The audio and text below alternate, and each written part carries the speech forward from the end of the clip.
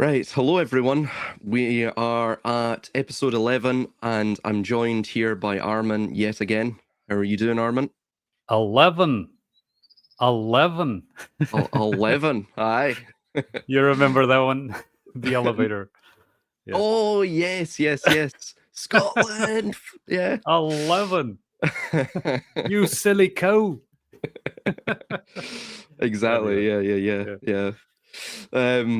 So we're going to continue on with this. We're actually nearly through iPet Goat 2. I think we've covered most of it. I also added a sort of hour-long addendum to the previous episode, just because I wanted to get. Basically, I don't want to be redoing this, looking at iPet Goat 2. So I just added that, and it basically filled out the esoteric symbolism. But so I'll play it from here, and just tell me when to stop, Armin, and we'll go. We'll just trace our Or you steps tell back. me. Or you tell me when to stop too. So let's go. Well, I'll try. Yeah, probably best not letting me to tell you when to stop, because we'll be here for more than 2 hours. So Well, another 5 seconds. another 5 seconds exactly. Yeah.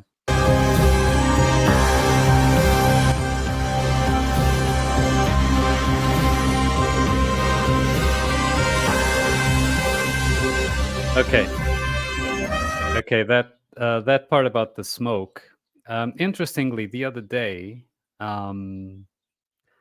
Linda Curtis had an idea that actually was very interesting. I didn't pick up as much as she did, I think, but that was very interesting, which was to watch this in reverse. Okay, watch iPad Goat 2 in reverse. Weird you say that, because I just did that yesterday. That's weird. Sorry, continue. Yes, and I actually put an unlisted video on my channel, so if you want the link, I can give that. But anyway, this was one of the scenes that in reverse really caught me, because it was exactly the opposite. So you see here that the ascension of this Christ figure, which in my opinion, again, I reiterate, is AI basically, clears out the vapor or the smoke people, like the people who aren't real, let's say, right? Who were living in this stagnant kind of merely automatic, if you like, state, right? However, if you see it in reverse, it is exactly the opposite. So the Christ figure descends and builds the smoke people. So the smoke people form out of this cloudy thing. The smoke people form. So I think that this is. I just stopped here because I remember that conversation with Linda, and this was the main scene that caught my attention when I watched it in reverse. Yeah, that was one of the scenes actually I was viewing at the time when in fact I think it was in the latter half of the previous episode, and I thought it would be fun, so I put the whole iPet Goat 2, I put the whole film in, or the whole, just in a sort of section of the video I was doing, just as a sort of video overlay, and I said, it'll be interesting if I reverse this. And so I reversed it, and I do actually recall this one where it's like he almost falls into the ground as a seed. He goes Yes. into the ground as a seed, and he forms these ashen people. And it was interesting because I came across, yeah, here we go. This is from Dark Souls, and one of the, I forget who states this, but one of the quotes says, quote, "Tradition is not the worship of ashes, but the preservation of the flame." And we obviously see the flame previously. We also see the masks. The masks are very similar to the ash. The ash is almost this paradigm of sort of a false husk, similar to the mask itself, right? And then it's got no substance, right? It's merely vapor, let's say, merely air. no solid, let's put it like, no solid Mhm. existence, right? Spot on, yeah. And Yeah. and also as well, it's the product. It's the decayed entropic product of an original. So, of the in the case of ash or charcoal or what have you, it is the imitation or the decayed original of the grains or the rings of the tree. So that's quite interesting as well. And then it states this quote: "Until the age of dark comes, that is the age that shall always precede the age of fire." Gwyn was the fool to think he could prolong the age of fire. Gwyn is the sort of demiurge, or you could even think of it like the Geist if you were to look at it in a Clegesian model. On my first playthrough, I refused to link the flame as I thought it would unnaturally continue, a world that had long since run its course. Everyone was undead, so the universe was ready for a new cycle. And then there's this statement from Virgil's, I think it's Virgil's Aeneid, and it states, Saturne quid non mortalia pectora cogis ori sacra fames, or Saturn, what don't you force mortal hearts to do, O cursed hunger for gold? And what they mean by this cursed hunger for gold is ultimately what keeps the cycles going. Now, in the Clegesian framework, it's Eros, and Eros is this deep longing for something that ultimately can never be filled. And this is what sort of pushes both man, but in its very, very inverted framework, it's what pushes power as well to gain more and more power. Because eventually it's like the Orphic egg, they want to break free from this all. Ultimately, they can't. What you're seeing in IPEC Goat 2 is the continuation of a cycle.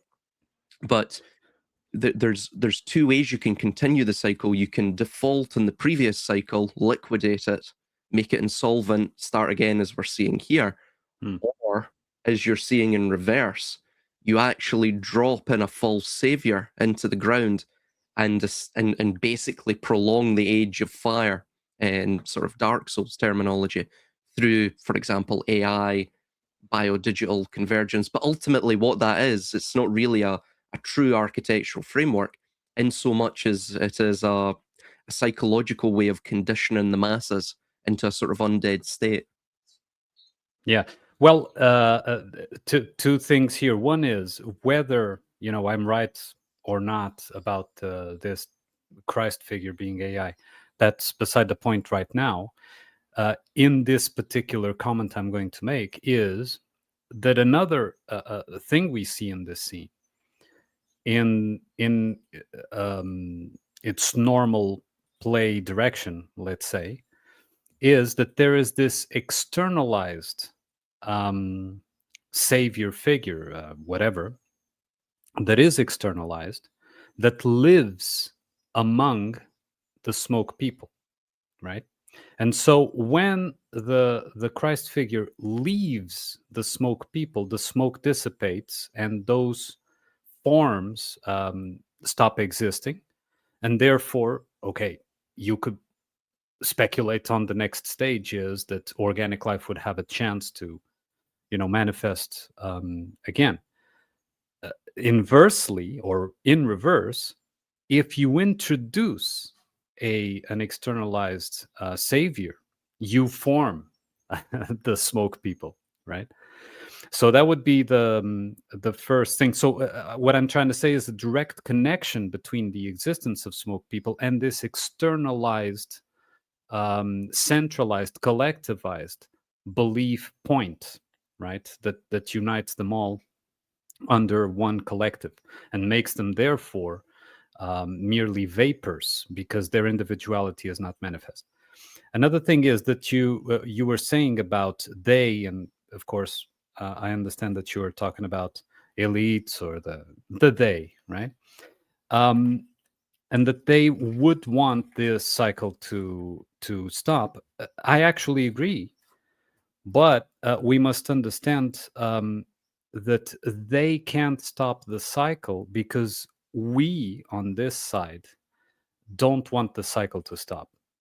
When I say we, it's not you and me in particular, but we as a general, humanity, want this to continue. We crave the excitement of the danger, the ups and downs, the story twists, the things that are introduced, and so we crave this, and this is why I think that there is a direct connection between the performers and the audience. And again, I link back to Rosencrantz and Guildenstern, the movie. I mean, the performers actually mirror, so they are performing what the audience pays them to perform. Of course, in a metaphorical sense of payment, we're not talking necessarily about money here. Money is merely a prop in the whole scene and the whole story, let's say.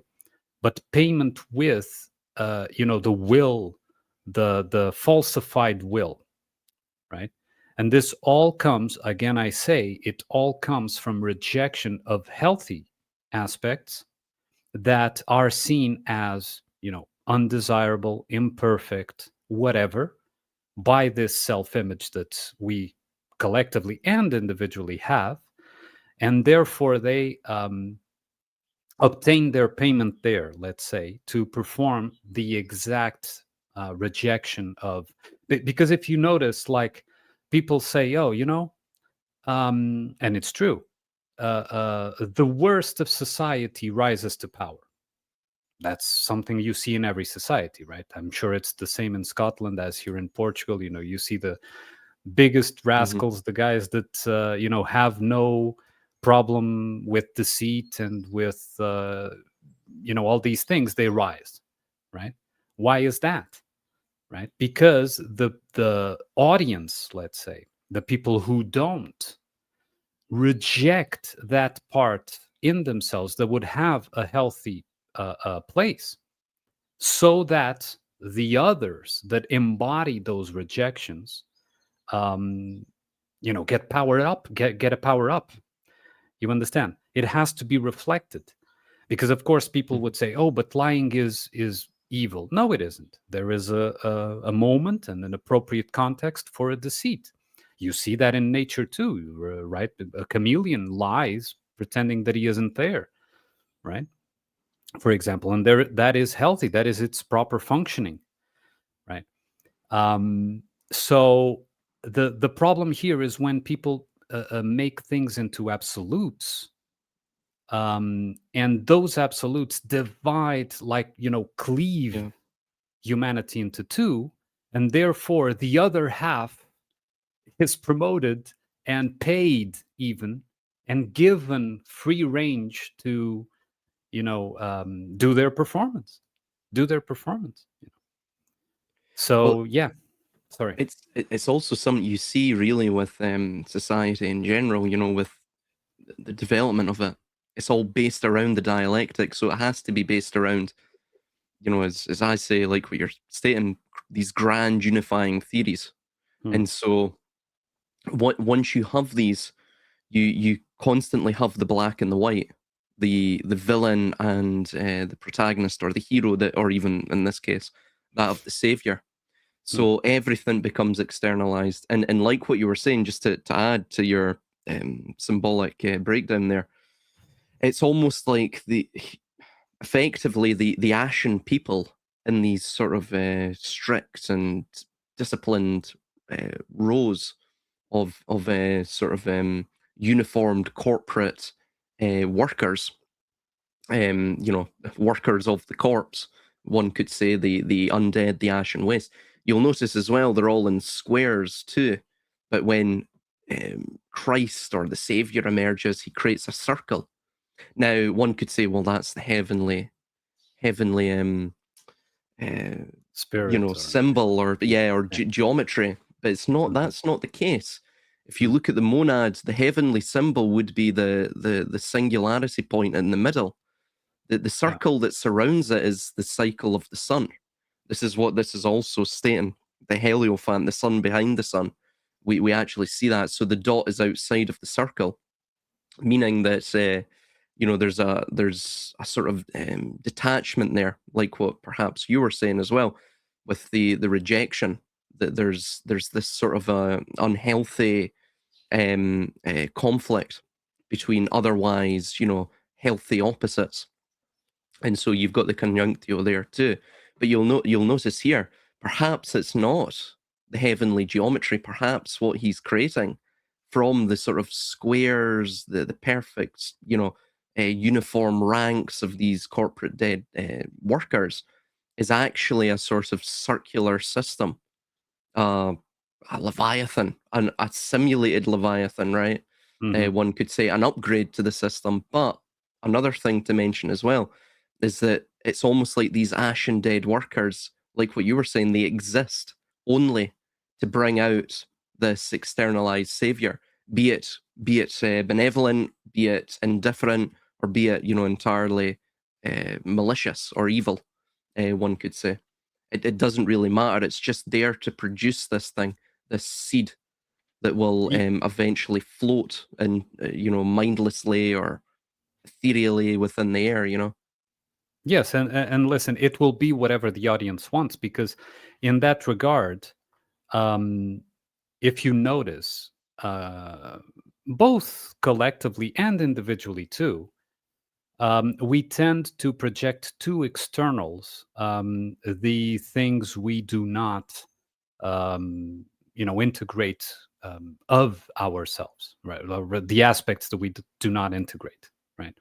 So in a past video somewhere, I don't remember. I talked about how, for example, a thief would constantly be concerned of being robbed, right? But he's constantly being concerned of being robbed because he is a thief. You understand? If he wasn't a thief, he wouldn't have that constant concern, right? Hmm. So he projects out onto others his own state, let's say. And this is a state of division because, of course, to be a thief, it means that, that aspect of himself has grown grotesque, has become completely unbalanced with the other side, meaning that there was a rejection of some other aspect that would balance it out, right? But when you get to that state, be it because you're a thief or be it because you're a gullible person that believes that everyone has goodwill and whatever, both are the same, right? Because the other one will be subject to the exploitation of others through this unhealthy, grotesque goodwill, right? It's the same thing. So you project onto an external, both, like I said, individually and collectively, Hmm. be it a symbol, be it other people, be it even corporations, even entities that have no actual life, like governments, whatever. It's this abstract thing, and it projects onto those symbols, onto those external, exactly what is going on, the unbalance that is going on. And I think that this is not merely a psychological thing that humanity has, like a trait that humanity has. I think that this is inculcated into, let's call them, the laws of this reality, of this manifestation. You understand? It's when we say that this manifestation is a hall of mirrors, in a Hmm. way, right? It's more down that line of, everything is projecting and being reflected back its own state, right? Hmm. So if you want the external to react and to give you different feedback, you have to change the original.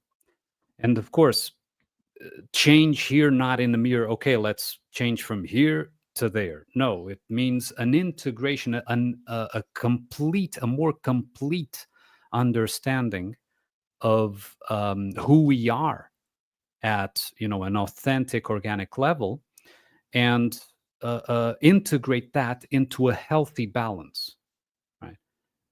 Not with, because of course, Nobody likes violence, but that doesn't mean that violence doesn't have a place.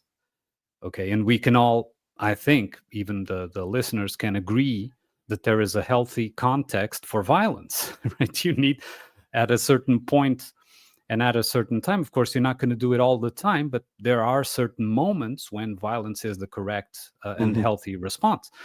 So, by the fact that we don't like violence, yes, nobody likes, I think, in a general sense, nobody likes violence. But to exclude it completely will only generate violence, right? Will only Yes. generate more situations where violence is, whether appropriate or not, called for, right? So yeah, I just wanted to, complete a bit more that thought on the mirrors. It also relates to a quote I was trying to find there, but basically it goes that if you want to affect the world, um, what was the quote again? If you want to affect the world, you you must alter. Oh God, I'll need Who to was find that it. from? Who was that from? It's actually an Indian philosopher, and Mm. it's in the book that I'm writing. I'll get the quote like later on, and I'll mention it. But it basically ties, from what I can remember, it ties in exactly with what you're saying there. But Mm. it's almost it's akin to this idea that, of the imbalance itself, and like what we're seeing here, this is almost like the squaring of the circle, or the circling of the square, you could say. Mm. And Mm. so you're getting, prior to, of course, his emergence, there was simply just, this sort of purely material, you could even say geistological meaning, just purely of measurement, purely of what we can see, touch, feel, um, that it's sort of spiritually devoid. And then, of course, comes either the artificial sort of spiritualization through, the deification of AI, right? Which again is an externalization, Mhm. but it could also be in another sort of breath, as we're seeing also take root in the world today, which is a sort of balancing out through perhaps a more healthy spiritual practice, one that's individualistic or even community oriented, one that actually truly seeks to tap into what it means to be human. Um, yeah, so Yeah. I think fundamentally that's what we're seeing here, everything that we've covered. Do you want me Yes, to and continue on, man? Yeah, I'm sorry. sorry. Sorry, we're Jump in. gonna spend 2 hours in the 5 seconds. But anyway, yes, and what you were saying is of particular importance, because note how the only way, well, not maybe the only way, but the way that was actually done for AI to be seen as okay, divine is, I think, the goal, but to be seen as sentient first and foremost, right? Which there's been a lot of push towards that. I think it's BS, but nonetheless, that's the script push for AI to be seen as sentient and then eventually divine. You must first promote the idea of an externalized application of will that is disconnected from your own will. You understand? So it's like Yeah. God decides, and you are subject to that, decision, to those things. So things happen to you, like Jung would say. Is what was that quote that if you don't integrate your shadow, life happens to is something that Oh happens to you. yeah. It's The you can only reach heaven if your roots descend down to hell. That type of idea, isn't it? Yeah, but there was a specific quote. I just also don't remember it now, but it was something to do, if you don't integrate or something like that, or individualize, I think that was the word, life is something that happens to you. After you individualize, you live life. You understand? So it Mhm. was something down that line. So of course, with all the externalization, and it's from both the religious side and the atheist side, the supposed scientific side, and so on.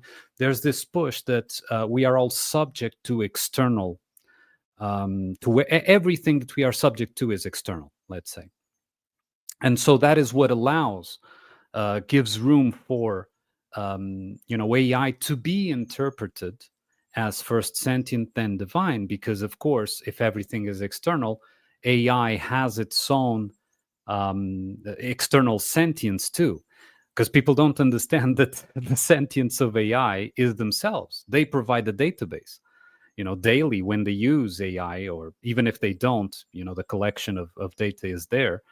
By just using and providing data, we are giving little bits to AI to seem sentient, right? To resemble sentience in its responses, which I don't think is actually very effective. Of course, it will get better in pretending that it is sentient, but we must really understand how AI works and how it will never get to that point. But anyway, I just wanted to bring that point.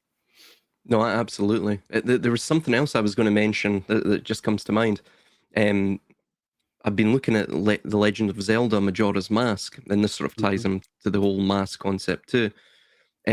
We have, so for example, within the game, there's 24 masks. There's 4 transformative masks, which are interesting, right? Of course, we have the 4 royal stars, but you also have 24 non-transformative masks that you get from basically helping the people of this alternate Hyrule or alternate reality within this game called Termina. Now, of course, Termina means the end.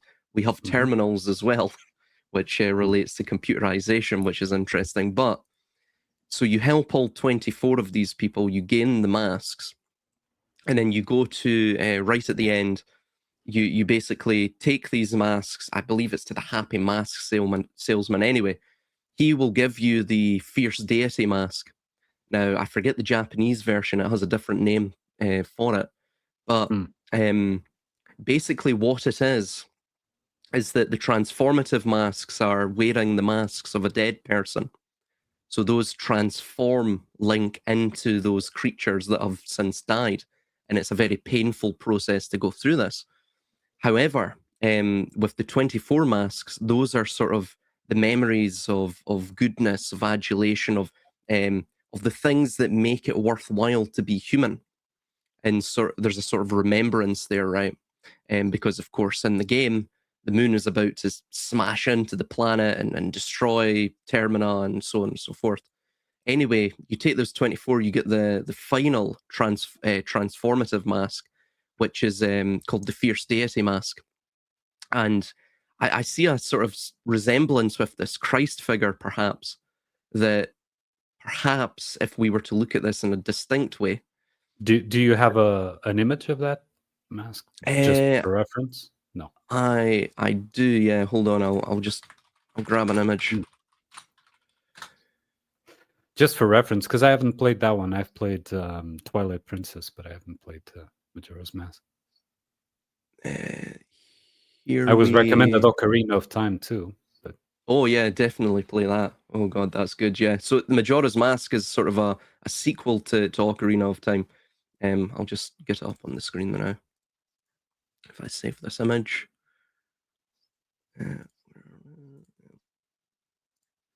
And it actually ties in with Japanese folklore, the Oni or the Kishin. And I found it quite interesting. Obviously, I'm not too clued up on Far Eastern mythology, but I found it interesting how this sort of ties in with this scene here. Oni in Japanese was a demon, wasn't it? It is. There were demons, yes. Yeah. Okay. So that's it there. So it looks like Link, right? And of course you have the blue. His eyes actually should be white, and then you've got the red. So you've got the 3 colors of course, the royal colors of Egypt. So there's 2 ways to interpret: either that Link is dead, and he's sort of through gaining all of these memories of goodness and of what it means to be human once more, he's sort of internalized this and established this mask. By the way, this mask makes the final boss battle against Majora, or you could. There's different ways to interpret Majora and where the term comes from, but one place is potentially the major arcana, or of Hmm. course even Mayura in Sanskrit means peacock, which is a symbol of Meliktaus or the Lord of the Earth. But it states here an Oni in Japanese folklore, an Oni is a type of demon or ogre. In the Japanese version of Majora's Mask, when you are given the mask, the child wearing Majora's Mask sets up a game tag of Onigoko, um, where you act as the Oni, the one who is it. And Kishin, the official Japanese title of the transformation, is Kishin Link. This term roughly translates to demon god or fierce god in Japanese Buddhism. Wrathful deities take on terrifying demonic appearances to protect humanity and destroy the obstacles to enlightenment. So the idea is that the only way to defeat evil is to almost become more, not necessarily more evil than it, but become more fiercely human than it, or even just fierce than it. Right. So I found Hmm. that quite interesting as well. I don't know if you have any comments to make upon that. Well, I don't know. It doesn't look to me okay with the black eyes, sure, but it doesn't seem to me as a symbol of death, more of a symbol of so when I'm going to say possession, but possession here not in the sense of an external possession, but in the sense of a performance. To it's like the idea of the berserker, right?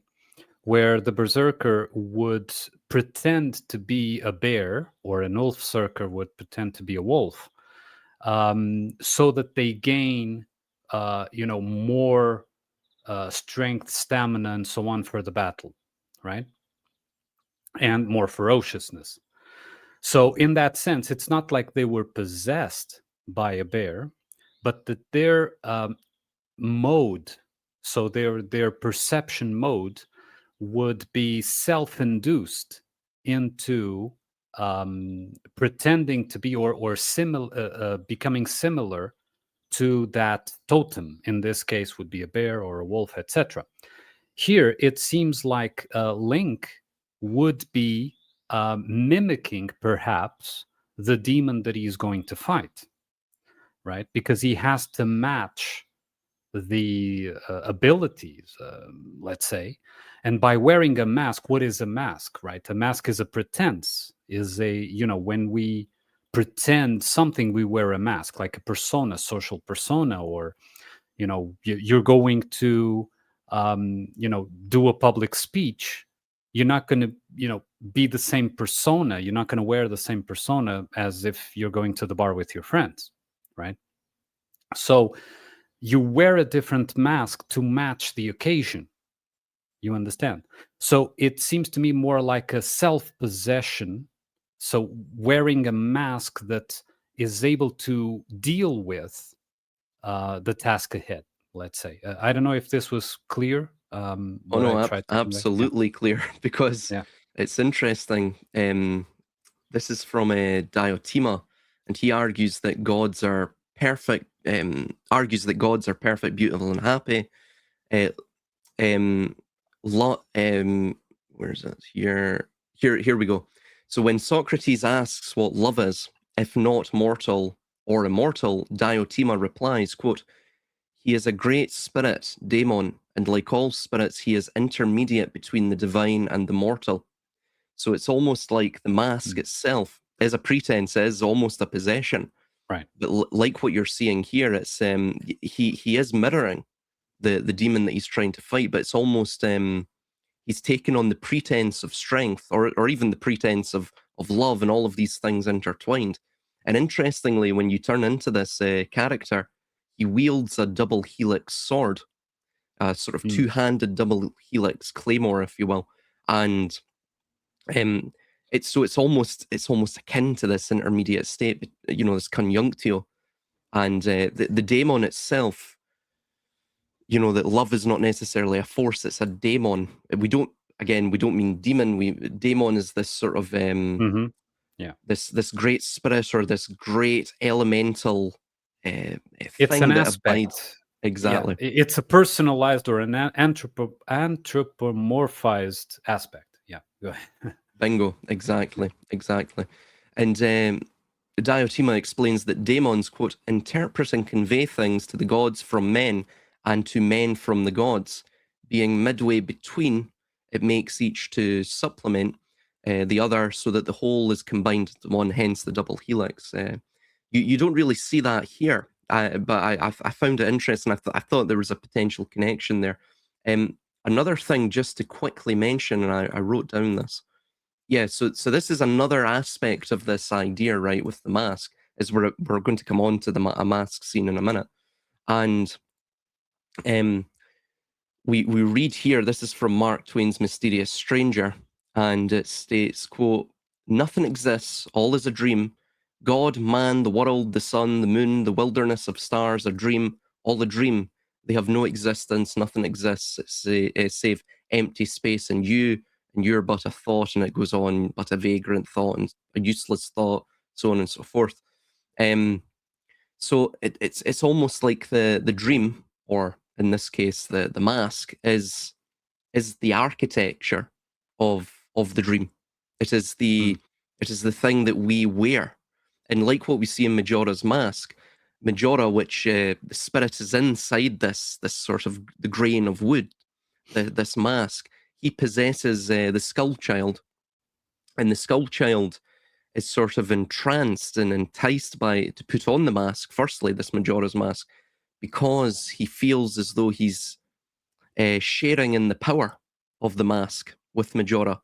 But Majora at the end discards of the Skull Child, and he says, "If the puppet has no, if the puppeteer has no use for the puppet, and the puppet is, is wasted, then we discard of the puppet." And it made me think everything.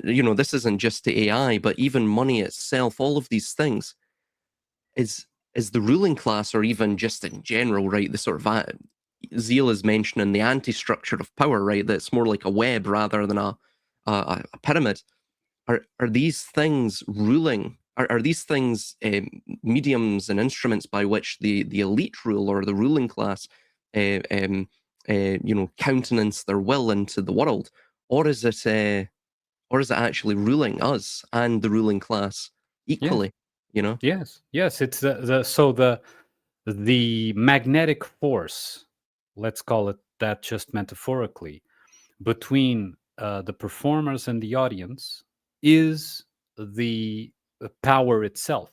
It's I think it's we have to come to a point where we realize that the ones we point the finger to, elites, okay, at the lower level, governments and public figures and so on, um, there comes a point where we realize that they don't have actual power, and more so, they're probably even more enslaved than we are, because they can never, um, uh, you know, come out of character, right? They can never stop the performance. You understand? And so the performance itself is the one with power, right? And where does that performance come? It's the magnetic force between the rejector and the rejected, and vice versa, right? Because then there's a feedback as well. So the rejected sends back to the rejector, which I think is, what the old myths about God and Satan and so on, all of these stories, whether, you call them God and Satan or something else, link back to, you know. So yes, the actual perceived conflict, and stories of conflict is where the actual power lies. I think on both sides, whether on the receiving end or the performing end, there is no power. That's why when people come to me and say, oh, all these, look at all the things that they can do, all the power they wield, and it's come increasingly evident that no, it's an old man. but it's an old man that is as entrapped as us. A bit like that old woman in that tower that we saw before in Hmm. the here in the iPad code. I mean, you could argue that old woman was the center of power, right? Like if we imagine that is the Catholic Church at one point, right? It was the center of power. But what power did the Catholic Church actually have, if not a mere performance of the actual magnetic force between the people and itself, right? So it's, if you want to really disable this whole thing at first individually, you really need to disconnect from this externalization of what they do or what they this or what they that, and just focus on your own balancing, integration, individuation, whatever you want to call it. And by doing that, the feedback changes.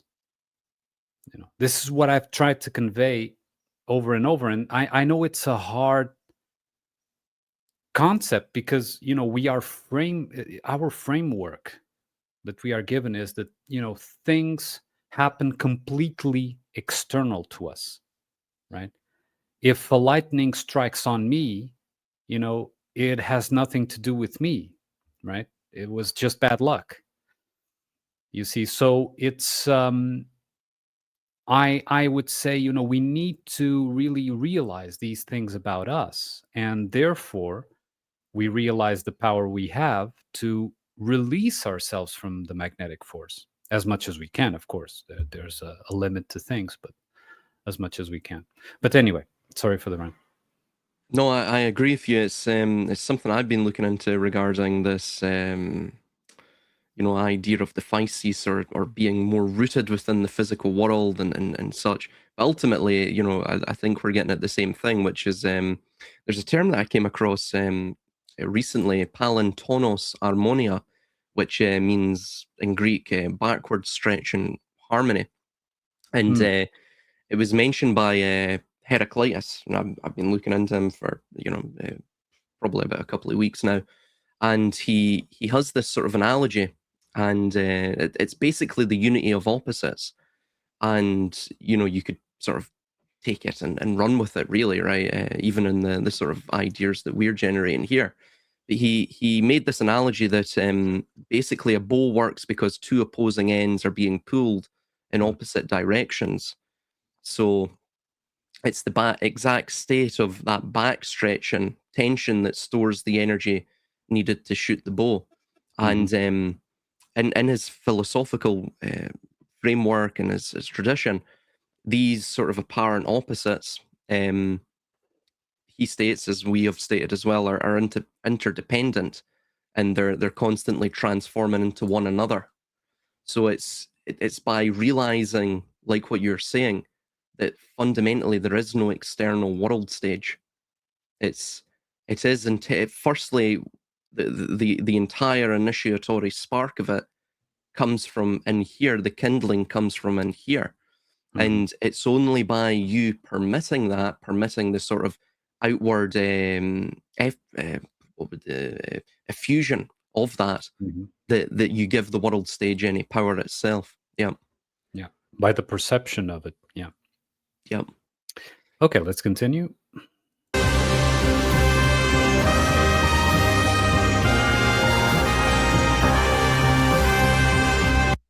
If you have anything to mention on that. He's already empty. Yeah, of course, this emptiness, you can see it two ways. One is he's been emptied of, organic consciousness, let's say, or otherwise he has emptied itself from, all the perceptions, all the beliefs, all the, things that we put in there to make up a coherence in this virtual perception reality, right? So it can be seen both ways. Of course, the way he acts afterwards seems to me to be that he finally released from all the, because one of the things that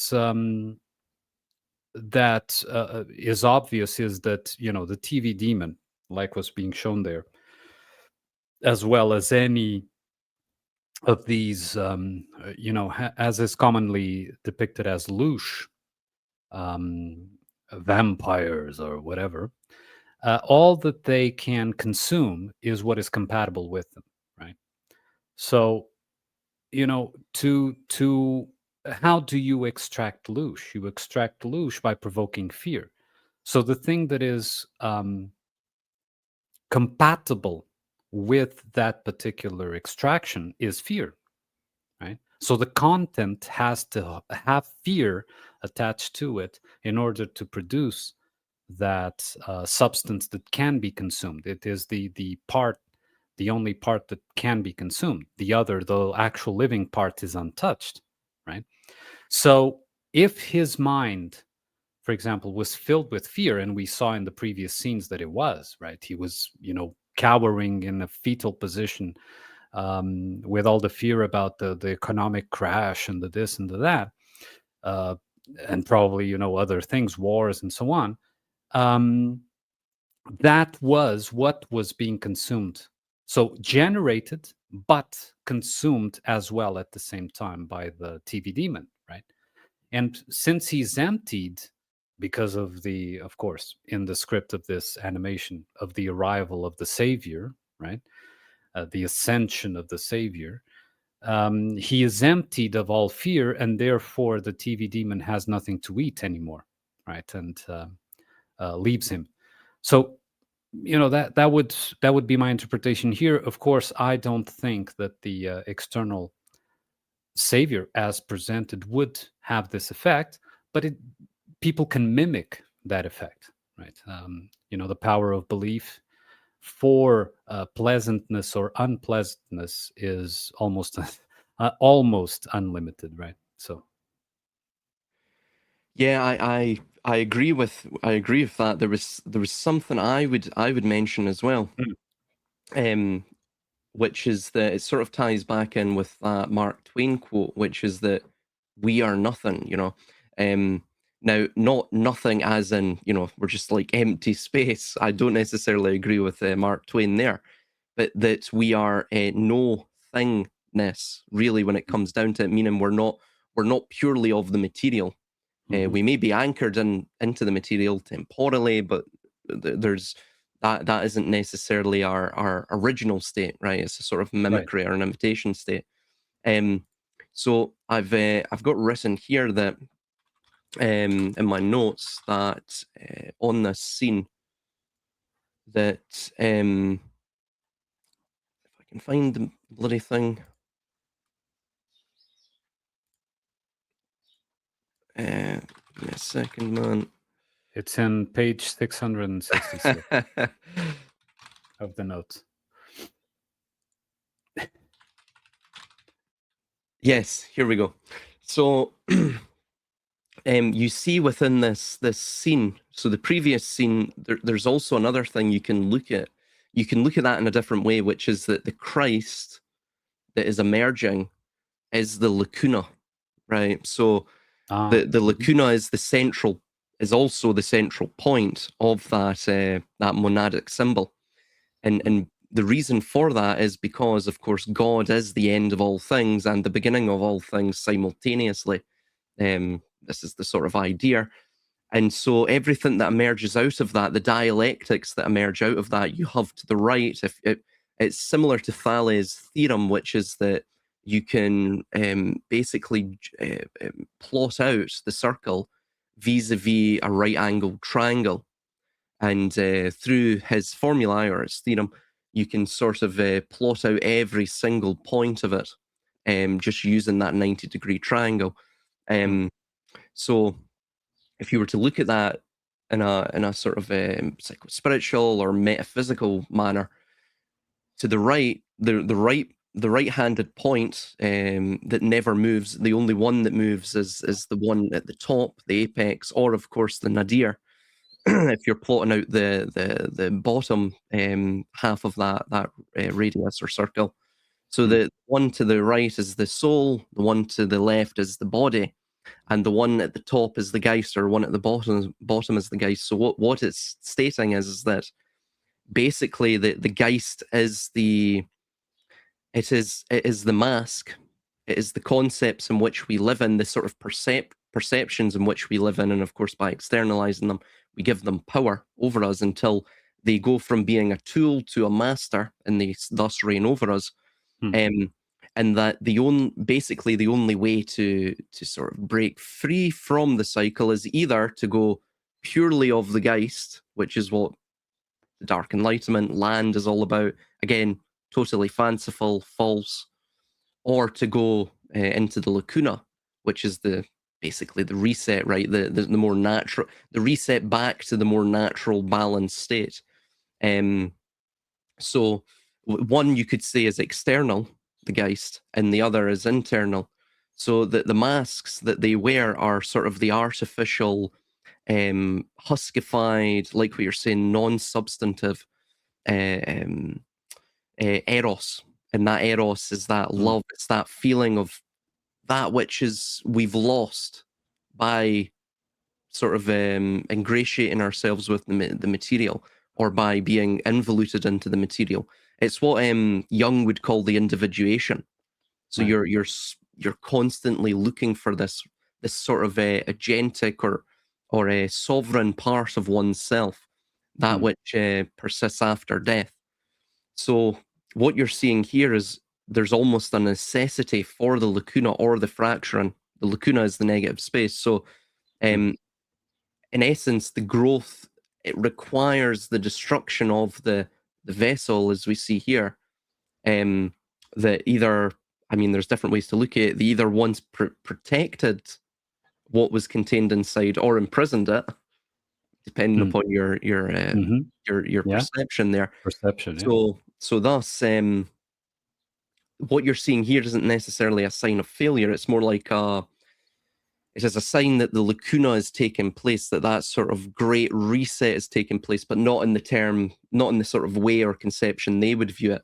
And you see, like what you're saying, the retreat of the serpent. So, in this sense, it's the TV demon. It is the Geist. It's the rejection of the Geist by the man, or by the humanity that remains after the fracturing, that was confined within, in this case, the Orphic egg. That it was either Mm. confined to it or it was being incubated within it. I mean, there's different ways to look at this, right? But there's also another thing you see here, which is that you're going to see it later on in the other scene, which is the children in this. Even this Ludovic is a boy. He's a child.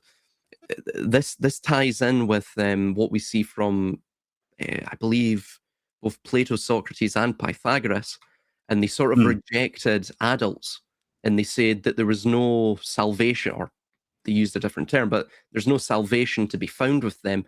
The only salvation that can be found, either psychologically or spiritually, is with that of the children, because, of course, adults are more rigidly conditioned Yeah. compared to that of children.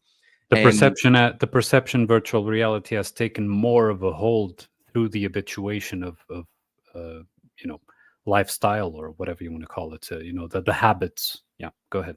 exactly, exactly. Mhm. So, for example, if you were to provide the child the truth on something, right? Mm. Even if it was inconvenient or uncomfortable to the rest of the society in which they abide within, because they have this sort of childlike innocence about them, they don't Mhm. necessarily have that fear of the truth, even if it's uncomfortable. Um, Right. so You have to be like a child to be able to enter the kingdom. And exactly. yeah. Well, this also ties in with why Christianity probably was in the beginning some sort Yeah. of mystery religion. But Yeah. you see this with Plato. And by the way, Plato and Pythagoras, Socrates was not, because it was stated Mhm. that he already knew the mysteries, so didn't have to be inducted. But Plato and Pythagoras were both inducted into the mysteries of their day. And Plato it sort of captures this in this quote. He states, quote, "We can easily forgive a child who's afraid of the dark. The real tragedy of life is when men are afraid of the light. And this is Pythagoras. He talks of the um, along the sort of angle of societal mechanics and the inherent purity of the uncorrupted mind, which he likens to the childlike innocence. And he states, quote, educate the children and it won't be necessary to punish the men. So you're basically dealing with this idea that, like what you were As if, saying, yeah. Oh God, yes. There would be so yeah. much to say about that, but go ahead. Go ahead. So it's tying in with this idea that you must become childlike. Not mean Mm. doesn't mean you must become unthinking. You actually must elevate your thinking to not be bound by the shadows of your own culture and your peer pressure, essentially. Yeah, yeah. The one thing that you mentioned previously, and it was going around in my head. You were saying about, so when you were talking about the lacuna as a central point. So of course, um, I believe you were referring to the point where the needle of the compass lands and is settled so that the compass can draw the circle, right? Yeah, I'm correct with that. Okay. So, so I don't know if I understood correctly, but you were saying there were 2 points. So if there are 2 points, both of them drawing a circle, you get a sort of vesica Pisces, right? That form of the interception or the intersection, better said, yeah, of two half circles, sort of onto each other. So that would be sort of the same representation as the yin yang, no? absolutely. Yeah, Yeah. this is Mm. see Thales' theorem when he brought that out. Um, I think it was several centuries later. You had Theodorus. Was it Theodorus? I think it was Theodorus, and Mm. he established a sort of spiral theorem that expanded upon that. And basically, the idea that well, what he found was, and he sort of showed mathematical and geometrical proof for this, that using Thales's theorem, that idea, Mm. and I'll show a picture of it in a minute, that Mm. you could that tied in with if you got the what was it the ratios of all of the square roots up to 17, if I recall. You could use that to plot out basically perfect spirals utilizing.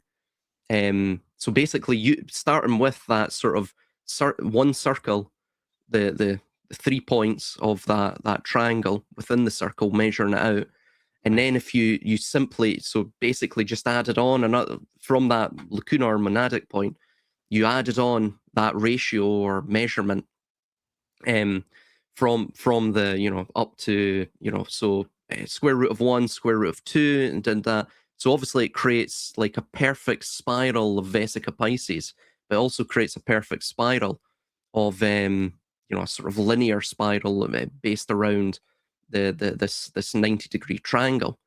So what it Mm. ultimately shows, if you take it into Heraclitus and Clagus and all of this, is that there's a sort of there's a Promethean engine at play, right? There's Right. like this constant battle between the external conception that man creates through like the Geist, Yeah. through measurement, or like what you're seeing, the icy worlds in which we create this false and depressing order, um, and that of the actual the total the pure order at play underneath, but it is a higher order, and to us it appears as though it's totally random or arbitrary or chaos, but it's actually a higher order at play.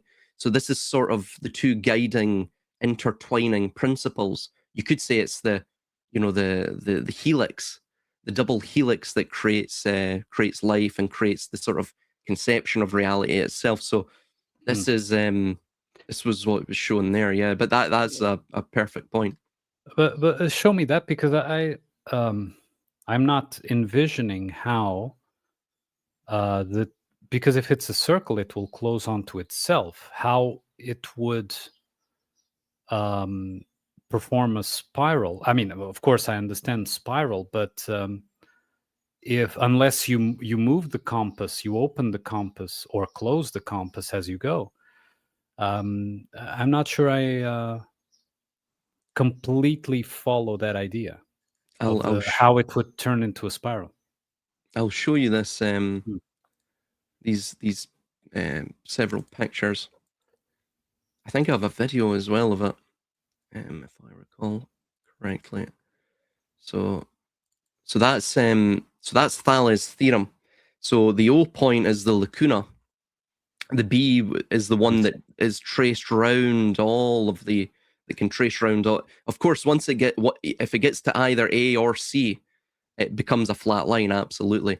But Hmm. it goes to 180 degrees. But beyond any of these points, as soon as it diverges from body or soul, the B, the Geist, will always seek to, it will always generate this sort of false order. You could view it that way as a sort of analogy. So it traces round all the way around here. And then if you expand that with the spiral of it was called the spiral of Pythagoras, but I think it's also Theodorus that developed it. And so up to it, this only goes up to 14, but you can actually go up to 17, and it closes off the entire spiral. Right. And beyond that, it doesn't work. But so basically, you're seeing that. So basically, what it's saying is that you shouldn't allow the Geist, which is the perception or the Right. conception of things, to break the sort of explosion or blooming of life. If you allow it to, it will basically any one of these, because all of these are sort of triangles within circles. If you allow the Geist to basically, like what we're seeing now, go to that singularity or omega point, it will stop this expansion of life, which is what we're seeing here. The sort of the spiral, the sort of additive structure. I have a video of this too, If if I you can find it. go back to the previous image, just yeah. Okay, so if you, I was seeing, so if you mirror that, you would get a sort of, so onto, maybe I'm seeing this wrong, but wouldn't you get a sort of pentagram if you mirror that? Because From the what A, from what point? From the O point, from the no, central point. so yeah, so mirror, the left becomes right and right becomes left. And you see, so the two horns, let's say, that would make up the left B and the right B. And then if you complete with the, implied points which aren't there below, wouldn't they form a pentagram, or am I seeing this wrong? I think they would.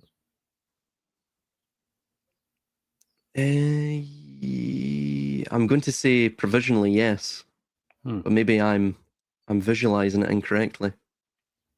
Because if all the points, so imagine a B Mhm. point also on the left. So you invert the triangle, which can be, it doesn't matter to the right or to the left. And since existence is mirror by nature, by the very, you know, let's say structure of it, whatever, the functioning of it, anything that goes to the right also has Mhm. also goes in the same level to the left. Oh yes, yes, yes. You understand what I mean? So in that regard, if you put two triangles inverted on itself, you would get a two B points at the top that would be Oh, I the see it. horns of the pentagram. Yeah, I've just created it here. Yeah, Right. I know what you're. Wow, You understand? Yeah. that's well put. I didn't even see that. Yeah, you're right. Hold on, I'll show you it here. Hmm. Is this what you were meaning here? Don't get the image up. That is well spotted. That there. Right, exactly. And so, Yeah. of course, a, a pentagram is the O point is further down. So it's not exactly the shape we are used to, because the O point would be below the actual line of A and C, right? But it's similar. Let's say it's very, very similar to the pentagram, right? You actually would get the perfect pentagram. See if you did that on all. See if you did it as a quadrant of sort of. So you have that, and then see if you flipped it down below and interspersed them, you would actually get the perfect pentagram. You'd be able to at least plot out a perfect pentagram. Yeah, probably a perfect pentacle as well. I believe, perhaps. But yeah, that is the pentagram. Yeah, that is the pentagram. Well spotted indeed. I didn't even notice that. A thought that occurred. Anyway. I think you were a mathematician from ancient Greece, Oh, or a no, geometrician in your past life, man. Maths spotted. is the demon language. There's some. So just to add to that point, it's basically what I'm meaning is this. That's I'll take that out actually. But so it's basically that. That's what you're. See if you're to go to pure Geist, it stops this. It stops this spiral. So that's the idea. That's just a way to view it geometrically, but it's the same sort of notion. It sucks into itself. The Geist sucks into itself the 2 points that actually provide organic life. So you become completely subservient to it. Let's say. Bingo. You lose your own. Yeah, which is similar to. We did a watch party of that Kino's Journey episode of The Tower, if you recall. That this country, they were building a tower, and it was exactly that, because there was this one guy there that wanted to talk to Kino, saying, I don't want to build a tower, right? Will you take me with you? And Kino just says, no, I mean, I'm not going to help you, but if you want to go, right? And he doesn't go, and the tower eventually collapses. And as the tower collapses, everyone is happy, joyful. And then Kino asks, okay, so what are you going to do now? Oh, of course, we're going to build it again. Because that's all they have, right? Yes. So but the guy they're didn't externalizing leave constantly, through that as well. Constantly. Exactly. That's the whole point. Yeah. It's, because it's one of these things. Okay, we know it's scripts, but nonetheless, whenever there's a revolt or a revolution, or a government is toppled, there's always this joyfulness, right? Oh, the past bonds were broken, right? So what are we going to do now? Well, let's build new bonds, right? Let's build new chains, looking better, with engravings like you saw in that episode. Yeah, the revolution. The revolution, as opposed to the evolution or what have you, But yeah, it's the same. It's constantly the same. There was something else I was going to mention with this, which is from my notes here. So, so this basically is the Orphic egg, but I found it interesting because you'll notice the sun, or the yolk, symbolized as the sun. Basically, the yolk has basically, completely what's the word, went everywhere. It's a sort of mess, right? And it's left as it's splattered. Yeah, exactly. So I've written here, in traditional alchemy, the egg, the world egg or Orphic egg, is usually a primary symbol for the hermetic vessel wherein transformation does occur, either the cucurbit, the alembic, or of course, if you were to view it in civilizational terms, the city itself. The city is this sort of a theatrum mundi, this world stage.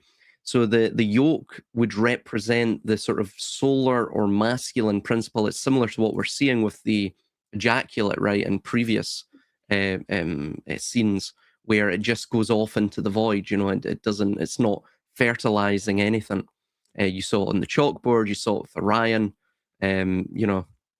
So it's basically the world is just it's what the Geist does. It expends the excess of the solar excess out as waste, just So aimlessly, the mindlessly. Geist builds a society of wankers, basically. Pretty much, yes, Yeah. yes. Yeah. That's that. I'm going to quote that. That's a good quote. Put that in my book. Because they ejaculate onto the nothingness. Yes. Exactly. Yeah. Until they're headless. In both respects, until they're the Orion, the headless, headless wanker dreamer, should we say? So, so that is the active spark of consciousness, or the divine fire. You could even say the Promethean fire. However, upon the violent fracturing of that shell, this solar essence does not necessarily immediately ignite into a perfect flame, or even, the continuation of the fire through tradition or a new cycle.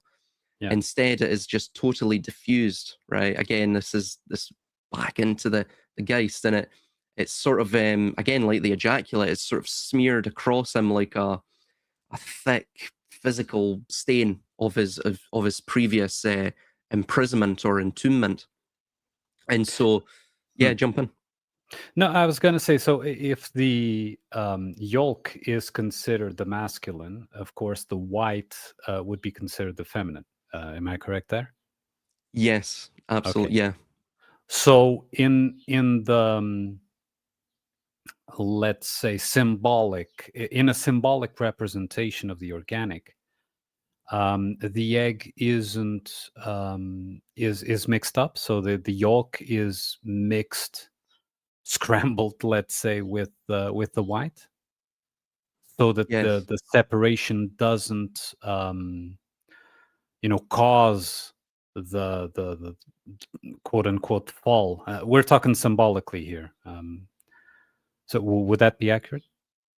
Yes, basically so if you were to view it in alchemy, it's the conjunctio, but you need the fracturing, which is the nigredo, Right. so that, or the blackening, the putrefaction.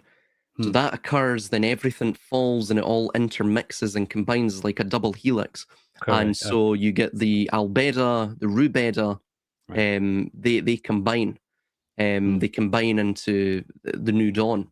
And so you also have the Trinitas as well, that is sort of the middling transitional point between each of those, but it's a sort of an immediate flash. But yeah, absolutely. Yeah, absolutely. So there's no separation that takes place. Yeah, I think that the stages of alchemy represent levels. And when I say here levels, I'm not talking at all evolutionary levels, but levels of existence, in the same way that you have, I don't know, feet is at one level, then hip is at a different level, neck a different level, head a different level, right? So the same structure, but at different levels, different heights, if you like, but nonetheless, all of them necessary. And so that the nigredo would be the first stage, like the perceptual stage, and if we're talking about the correlation with the psyche, so it would be the perceptual stage, where the mind character, the first gateway, the where the mind character perceives the world and sees things as external and so on, right? Then albedo is the emotional response, or the emotional it could be entanglement, it could be response, the emotional outcome of that perception, right? Then citrinitas is the mind, still a lower mind, in the sense of, it's the rational mind trying to make something out of that perception of the negredo and the emotion of the albedo. And then the rubedo is actually, the ego that is connected to the essence, and therefore a higher mind, more overseeing, more capable of realizing what it all was without separation, because the rubedo is actually the coming together of all, right? So that's how I came to see it, in terms of stage. So not in the sense of an evolutionary stage of you have to go from nigredo to albedo to citrinitas to rubedo, but that these whole things are components of the psyche. You understand? Absolutely, yeah. So Mm. so at this stage, it would be a sort of a commingling of albedo and citrinitas and nigredo, Hmm. and Yeah. what it's showing is when he rises up, Uh-huh. that is the rubedo, that is Hmm. the sort of commingling of all these things. Yeah, absolutely. They're all Mm. see they're all compartments of the psyche. Thus, if any of them are out of whack or rejected in any sort of way, it Mm. begins the cycle of the magnum opus. And like Yeah. what you're seeing in the center of that infographic is they're all intermixed together, and it's to ensure the continuation of the Ouroboros or the Leviathan, and that is not necessarily a bad thing, unless of course you're part of the Dark Enlightenment or Mm. Kabbalah, and you want to sort of break free from that, or even to simulate your own Leviathan. But it's how you maintain a sort of homeostatic and not control or management, but a homeostasis, a homeostatic harmony within oneself, within one's mind, within one's environment, within one's body. And yeah, absolutely. Interesting, because uh huh, I'm seeing there, Mhm. like, okay, the way they've written history was following that, because you have the Dark Ages are Nigredo, right?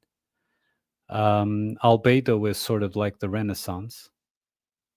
Citronita is like the illumination, the illuminism, post Renaissance. And what would the Rubedo be? But I Well, found, that's still to be written or played out at least. huh. Okay, this just occurred. Sorry, sometimes I go off on tangents. No, I think you're completely correct there. That's and funnily enough, if you look through most civilizations in their history, they go through these well, they go through 7 major social changes, but there you could, in terms of their psycho spiritual quality, Hmm. it really could mirror. You could use this as a framework to sort of interpret these changes. Absolutely, Dark Ages, then to Hmm. that of the more religious Middle Ages, if you will, and that of the Enlightenment. Yeah, yeah, Yeah, Middle Age. Yeah, you're correct. Yeah, it wouldn't be Albedo, wouldn't be the Renaissance. Renaissance is Citrinitas. Yeah, yeah, you're yeah, correct. and then Uh-huh. Rubedo would be either the sort of Dark Enlightenment, which is Hmm. the sort of black sun, the Soul Niger, where they sort of, like the Geistological omega point, everything gets sort of attached and anchored and basically Well, made into a concept. yeah, but history is by itself a story. So in their story, they would write Rubedo as an actual, um, you know, um, conjunction. So an actual um, elevation, if you want to put it like that, an actual spiritual awakening, etc. But this is in script, so we're reading script. The Dark Ages, I don't think the Dark Ages are as depicted. Neither the religiosity, fervor of the Middle Ages, neither the Renaissance, and so of course the Rubedo stage of that spiritual awakening is also BS.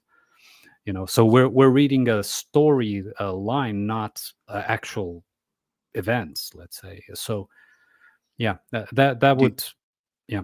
Mhm. do you know what's interesting as well? You just brought it up, which Mm. is the Rubedo, which is the Red King Hermes mixing with Yeah. the White Queen Aphrodite, thus the divine hermaphrodite. But you'll notice that the Queen also shows up here in this infographic with Albedo, also in Saturnitas too. But it's almost like the religious component of a thing, as opposed to that of Negredo, which appears to be a man, and then that, surrounding a cauldron, and then that of course, the rubedo male, which is the king. So it's almost like what you're seeing with AI. There's actually a strange commingling of religion, which is the deification of AI and all of this, and the demons in AI, and the AI is being Right. used as a Solomonic spiritual Right. Right. nexus, Right. and of course that of more geistological, conceptual, masculine will, which seeks to dominate and to categorize all things, more scientific will, you could say. Right. So it's interesting. Perhaps that may underline what we're seeing as well. Right. Well spotted. Yeah. Yeah. I agree with that. Yeah. Hmm. And Um, where did you get this hmm. image? Well, that was just randomly while you were speaking. I thought might Oh, as you well just picked it. post Okay. it. It Yeah, looks like AI generated. it is AI generated. Yeah, no, I just got it off Google Images, Huh. some thumbnail or something. But yeah, there was something else I was going to mention with this. Yeah, you'll notice he wears the trainers, and there was something in my work regarding it, my notes regarding this, and I think I've lost it now. But um, oh yeah. So yeah, he has the three stripes on his shoes or trainers. Now, the Where do um you see that? Um, oh wait, hold on, I'll take this off and I'll post this back. No, post that back up. So you'll see it right at the bottom. you mean in the image? Okay, in the video. Yes, yes. I was looking at the image. No, no. That's what you get at the end of a Rubedo. You get the Yeah, Adidas three yeah. striped. It was all a marketing campaign. It History was a was just to sell Adidas. Yeah. exactly. Wouldn't surprise me though. No, it wouldn't. So yeah, what you're seeing there, it's almost like he. So firstly, there's two ways to look at it, right? He's, of course, the trainers are used when one is walking, usually either on artificial grass or grass itself. You're doing Mm, something physical. You're doing something within the physical world, as say dress shoes or what have you, and those are typically only worn if you're in urban settings, right? right. But the three as well. The three stripes is basically the immutable elements out of fire, air, and earth. Not earth, water. So Mm, earth is, of course, the mutable element, and it's also the artificial element. So it's the element that's constantly generated by the commingling of these three. So it's the same with the magnum opus. The commingling of the Negredo, the Albedo, and the Citrinitas is what formulates the rubedo. right. So the rubedo state, or that of the artificial earth, and the continuation and perpetuation of the earth, hence the Ouroboros symbol, is what you're seeing here with Ludovic or the boy. Um, and or you could also see it as a corporate branding, that we're sort of, as he awakens and individuates, he is either walking out of or he is walking into a sort of hyper commercialized era or epoch, right? Hmm. So it's either Well, that the Geist wins or the Geist loses. hmm. That's what I see here. My intuition in response to that would say that he was originally meant to walk, and he wouldn't walk out of fear, right? So when here we say walk, would be to live life, right? Walk in life, in the sense of move, do your thing, do your vocation, do your have your effect, and so on and so forth. Explore as well, and do what you have to do, move, right? But although he was wearing the shoes, the walking shoes or running shoes, even the exploring shoes, he wasn't exploring. He was paralyzed with the fear of the TV demon that was giving to him and consuming from him at the same time. So that would be what my Mhm. intuition reads of that. You'll also find as well that, see, when he steps up, he wears almost the clothes or the attire of the and the accoutrements of the Hierophant. Now, so the Hierophant, obviously linking with Heliophant here, which is the revealer of the solar cycle, or the Hierophant would be the revealer of the sacred. So the Hierophant itself, for example, within the tarot card, is the High Priest. It's it's sort of like the interpreter of the sacred mysteries. Thus, like the mask, he is the sort of bridge between the two, the bridge between the mortal and the divine. And so, therefore, the primary function of the Hierophant is to almost act as that conduit between the divine realm and the earthly congregation. Right? It's sort of like a torch. You're passing one flame, the divine flame, to the mortal wick, and so on and so forth. Right? So so he pulls the infinite down into structured human understanding, and there's also this distinction between the timeless and the temporal, and this is what we see throughout IPEC Goat 2 as well, which is that the cycles that are occurring here in reality are ultimately there's a sort of timeless quality to them, even though they are temporal. So that would be I think that's pretty much it. That's the entirety of the symbolism here. But do you have any closing remarks on this scene, man? Well, I am assuming that his shirt, if you could move a bit more so that we can see his entire shirt. Yeah. Yeah, his shirt is the yolk going into the white, right? So, yeah. I see what you were meaning from the shirt. Yeah. So it's as if, okay, the egg broke and the yolk is dripping, let's say, onto the white. Both. So he is the egg. Yeah, I understand. Okay. I am the Eggman. I am the Eggman. There's also something to mention regarding the reflections in his eyes, but I can't quite recall that, and I can't find it in my notes. So What is there's the some. reflection? I forget the reflection now, but I sort of managed to pull something out of that, but it's more loose, and I don't think perhaps it's not meant to really be seen there. It's just my interpretation, perhaps. I do see something on his left eye, reflected Yes. on the pupil, but I can't make it out unless we would zoom in. But I don't know if this allows zooming in. No, it doesn't, unfortunately. No. Okay, well, seems to be an explosion of some kind, or maybe it's the Christ figure rising, and so he sees the Christ figure, and therefore he starts moving. Yeah. Yes. See, the thing is as well, like what you were saying with the magnum opus, everything that we're seeing here is almost like the psyche itself. And of course, there's multiple ways to look at this, but even the Christ itself is the Rubeda. But it can either be the sort of choice is it can either be a Rubeda of just the Geist, which arguably that's actually what we see at the end, or it can be a Rubeda where man sort of enters a peace and tranquility, understanding his true nature, with hence the Ophiuchus and the Scorpio, which is the mark of death. So you conquer death, or you conquer at least the fear of death.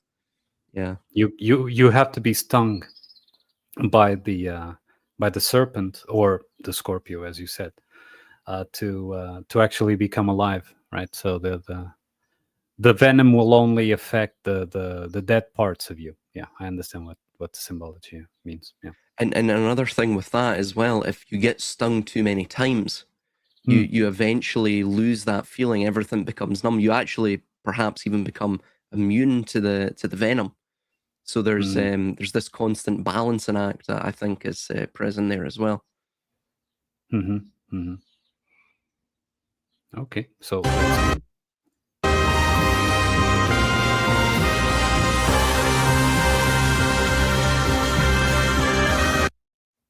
don't know if you have anything to mention on that. this was the kid that was being held in the arms of the Pietà, right? Yeah. With the black eye, right? He's got the black eye. Mm-hmm. And he's rising to the moon. Yeah, well, yeah, you go ahead. You go ahead first. Well, Firstly, the dance that's being done here is it's Sufi. a Sufi, yeah, it's the dervish dancers. And Mm-hmm. basically, the idea is that, from my recollection, is that they spin around continuously and eventually they lose themselves. It's almost similar to like Buddhist meditation. It's like a similar objective where they're seeking to lose themselves to the great expanse of God. Now, of course, to my Western sensibilities, you're just going to make yourself very dizzy. But Yeah. You're certainly going to lose your balance. That's for sure. you're going to lose your balance, exactly. But there's an idea there symbolically where perhaps you have to fracture, you have to lose Yeah. the balance to Yes. thus, of course, know God, because God isn't just a creator, he is also a destroyer. To create, you must destroy, and vice versa, right? So but everything must be kept in a sort of healthy harmony or a balance. And firstly, yeah, he's sort of like the Horus itself, and like what we see with Ludovic or the Eggman, on his left eye, I also saw a sort of bruise. Funnily enough, you sort of see the Black Eye Club as well, right? And the real Mm. world and the conspiracy culture, but you see here it's Black Eye too. So it's on the left side, which is that it's of judgment, it's of destruction. It's all, it's all of disillusion. These sort of putrefaction, these aspects of putrefaction. But so But this kid has on mhm, his right eye, right? his right, our left, Yes. because Okay. to us it would be destruction of the world, but to Mm. his perception it would be mercy, or it would be Mm. growth, or again, you must first die to thus be reborn. And so it's from, again, it's the idea of the perception from the external view, which would be of the Geist or the conception or the conceptualization of the world, as opposed to the introspective view of the soul itself. So the soul wouldn't see the destruction of, perhaps, let's say, the theatre as a destruction per se. They would see it as a mercy, or they would see it as, sort of, bringing forth the new cycle, bringing forth the new thing. So yes, absolutely yes. But I think that I think it was Manly P. Hall that stated this. I forget what book. It might have been The Secret Teachings of All Ages. But he stated that there's this constant within symbolism. There's this sort of law of perception at play constantly, and they utilize that. So I think perhaps something like that's happening here. Mm. Um, so I've stated here in Kabbalah, the whirling dervish also can be seen as a sort of living embodiment of the tree of life's central axis, which is the middle pillar. Um, so this would be the axis mundi, or the pillar of knowledge, the pillar of dat. So the dancer spins on a singular, perfectly aligned axis, typically. Sometimes they move around, it depends which Sufi tradition. In practice, a dervish holds one hand turned upward to receive divine light from the heavens, the Keter, or the infinite crown, and one hand is turned downwards to dispense it to the earth, which is the Malkuth, the material kingdom. Thus, they become like the Hierophant, the physical conduit that bridges the infinite and the finite. And as we see here with the moon, that is um, the Sephira of Yesod, or the foundation. So Yesod is the domain of the moon. It is the subconscious and the astral light. It is the final mediating sphere where the divine energy, quote unquote, the divine energia, is gathered and translated before it is solidified into the material reality. You see the same thing in Buddhism. The access and ingress point of souls is the moon.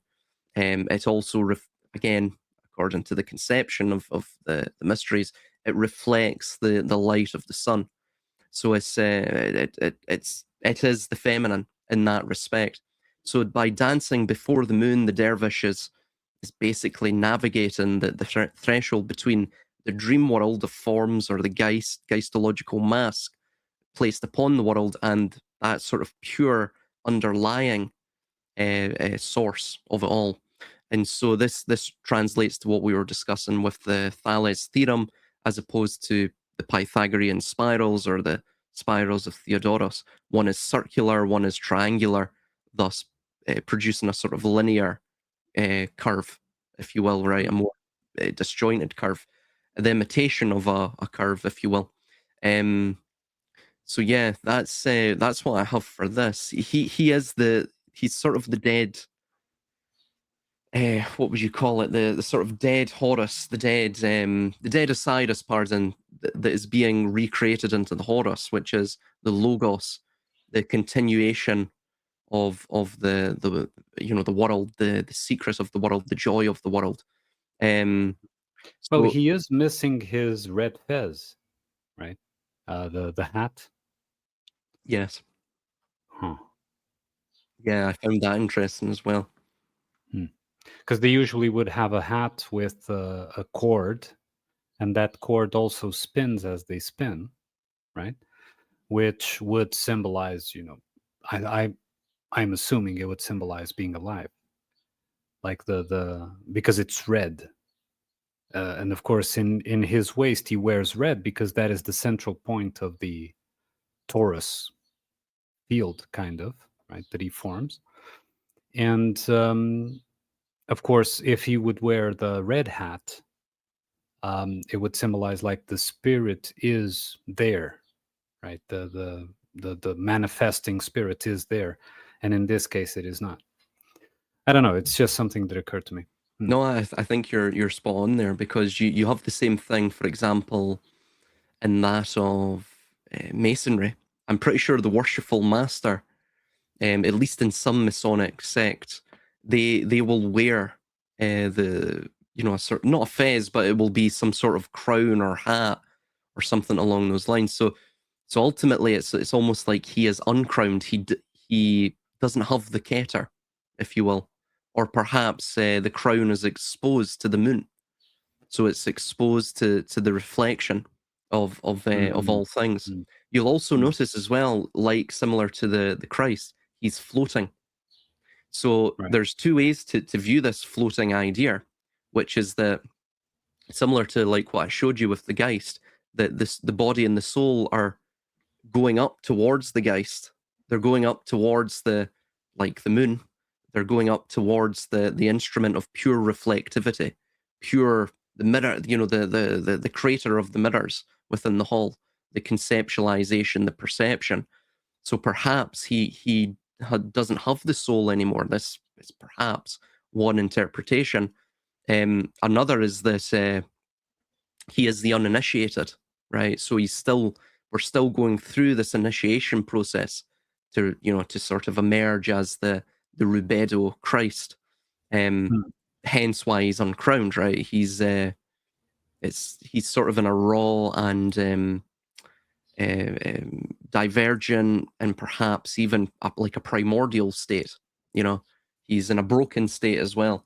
Well, obviously he's dead as well. There's that too.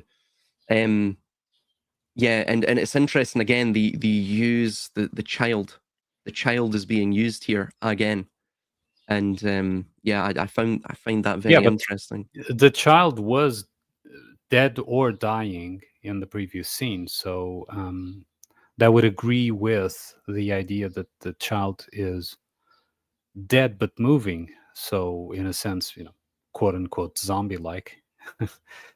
In the sense that it has been killed, but it is what keeps the world moving. Let's say what keeps, when I say world here, is the worldview, the perception, the story moving. Yeah. Well, quite literally, the world, isn't it? Uh-huh. The Yeah. whirling The around. But whirling. Yeah. Uh-huh. yeah, but you also notice as well that it is dead. Granted, absolutely, but it's all again. Look at the clothes that he's wearing. The sleeves are longer, or too long for him. So is of course the part at the bottom, the sort of frock, or the skirt at the bottom. So it's Mm. almost like whoever adorned him with these clothes took him out of his sort of mummified wraps, that they anticipate him to grow. They almost anticipate him to grow Ah. while he's dead, which is interesting. Again, it's a very, I think it's similar to the Osiris myth, where you see him at the beginning where he is Osiris, he's dead. So he's the Lord of Death. And of course, he's being held by Isis or the Madonna within this Pieta sort of frame or pose. But now he's taken on the Horus, which is that in his death, he shall actually grow and mature. So it's almost, perhaps it's a metaphorical idea of the world, which is the world is the imitation of something that's original, which is out with our grasp. And the love or the eros is that which is constantly keeping us whirling around trying to find this thing. Of course, the entire sort of irony of it is that, of course, if you whirl around on an axis, you're never going to find anything. But you may make yourself dizzy. You may actually make yourself sort of into a frenzied state, or you may feel ecstasy for some time until, of course, your senses leave or depart your body because, of course, the whirling. But so the idea is perhaps here that the death itself is what maintains life, but the life is not necessarily life is perhaps Louis Lefebvre would know it here in terms of this sort of Gnostic transcendent life of, say, the returning to the pleroma, or this sort of transcendental conception of life, the life eternal, that idea that what we're within is a Promethean fire. It's not necessarily the true heavenly fire that was stolen. I don't know, perhaps there's something like that going on there as well. Yeah, quite possible. Okay, so... And you'll also notice, just quickly as well, lastly, is that you'll see the white and the red there again. So it's just this same concept that he perhaps is probably the filius philosophorum, the child of the philosopher, the child of Hermes and Aphrodite, the child of the red menstrual blood and the white semen. So this basically all friction of course the sexual act. And like I said, the red is around the waist, which is the point of balance between the upper and the lower body, right? So when he spins around, that is the point that is more stable, let's say. It's the balance between the upper and the lower. So yeah. Spot on, yeah. And also the waist is the same pronunciation in English, at least, as waste. So the expenditure of waste, and this is what you see for Ophiuchus as well. Most of the art of Ophiuchus is the serpent's cauda, which is the tail of the serpent, or you could even say the worm. Of course, that's what generates the lacuna, the negative space. It eats out that space to allow for growth. So it creates death to thus allow for life, this idea. But it goes through the waist of Ophiuchus, and it emerges out of that waist, as, of course, the serpent's caput, or the serpent that is still to be crowned with the corona borealis, the seven gems of the north that adorn this constellate crown. And so it emerges as the head of the serpent. So the body gives way to the head, which is interesting. Again, it either gives way to the soul or it gives way to the Geist. It gives way to the actual true organic fire, or it gives way to, something that's indescribably monstrous, Yes. Mm-hmm.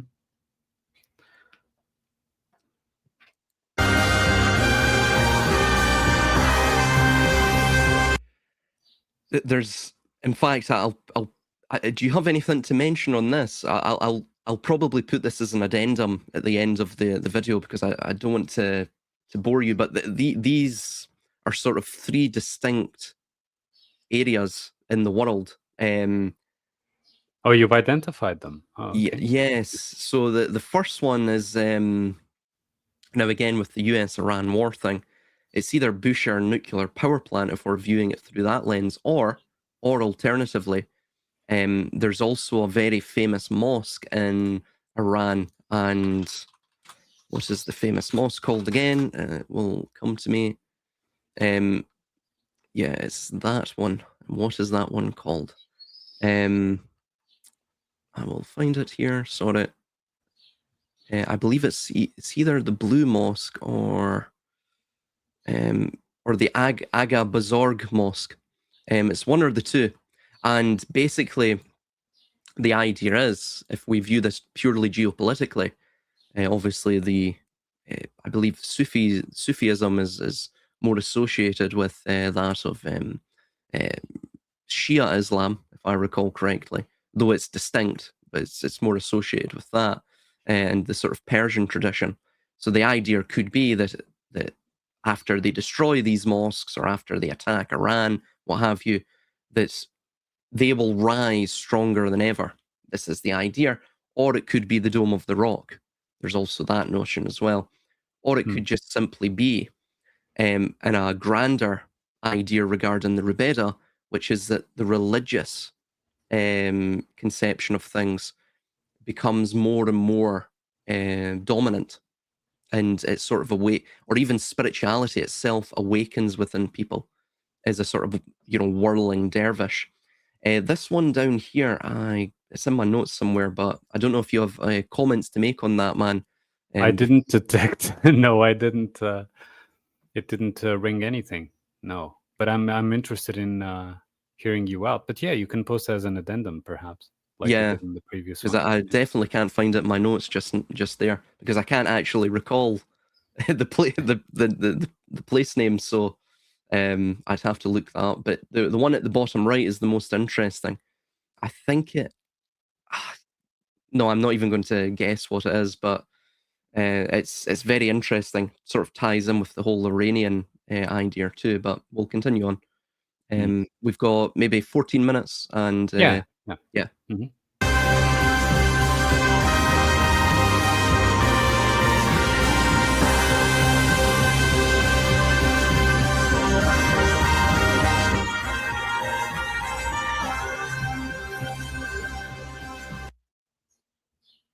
There's something just to mention with that. I'll actually have to do another addendum where I go through all of those masks because there's they change so quickly. I actually can't recall all of the symbolism of them. Uh, One comes to mind, of course. You saw the crow or the raven, yeah. Mhm. and it's a sort of it's an intelligent bird, but of course, in the Abrahamic view, it is a bird of evil, right? Because when Noah let fly a raven to sight for land, the raven didn't return. He sent out another bird that didn't return, and he sent out the dove, and that returned, of course, right? So the raven is evil. Of course, in Northern European tradition, that isn't necessarily the case. No, In it's the fact, messenger of Odin. Yeah. Mhm. bingo, yeah. So it's thought and memory, Thugin and Mugen, I believe the term is. Mm. But you'll notice, so the dancing is taking place. So you've got, this is basically the brain or the cranium, right? And everything is this sort of, what you're seeing here is the sort of epicantic folds of upon the brain. And you'll notice that the sort of fleshly or grey matter parts between them have been almost completely huskified, right? And it's all it's Mm. left is this sort of rhizomatic root-like structure of the folds of the brain, where the fold is where the conjunctio is occurring within the brain, right? And it's what, of course, actually gives us intelligence, supposedly, according to neuroscience. So I found that interesting. And then, of course, the dancing that's occurring here, he's almost trying to keep the flame alive. He's like this human spirit. He wears the masks. He wears the masks because he understands that all of the zodiacal archetypes, all of these things, you must go through them. You can't reject them. Every part has its organic place, right? It has a Yeah. place within the Yeah. natural order, Mhm. and you have to wear these, even though they may be painful. They may take away from oneself, at least temporarily. It's what maintains the true organic fire within the thalamus, which is the meaning inner chamber of the mind, right? Um, so it's almost like this is the soul. This is the soul of man. He wears the four on his chest. The cross, the light cross, but he was also dancing over the waves. I don't know if you noticed that he there was some waves coming out of the ground. Exactly. Yes. Yeah, Yes. yeah, mhm, Yeah. yeah. Very well spotted, man. Very well Mhm, spotted. So it's almost like spectral waves that you saw there. mm. Um, that was when he was wearing the frog mask, if I do recall. Now, the frog is In the Egyptian mythology, it was related to darkness, Kek. There's more I can say upon that. Again, I'll put it in the addendum. Kek is a very well-known Glaswegian word, right? Cake. Oh, yeah. Yes. Well, depending on where you are in Scotland, it could probably mean cake. But Oh, okay. Oh, sorry. cake is. Well, people eat anything nowadays. No, I mean the pronunciation, but Oh, cake, right. cake would be shit. Actually, funnily enough, it's not an English or Scottish word. It is from the Greek kakos, meaning crap or shit, but Oh, hence interesting. kakistocracy. You're In rule Portuguese, we rule have by evil. caca. Caca would Kaka, mean shit. Yes. yeah. So that's where kakistocracy comes from. The rule by evil or bad people or shit people. Shit In the people, yeah. literal translation. But And then the yeah, apis cac would be the bullshit. the apiskag, yeah, bullshit.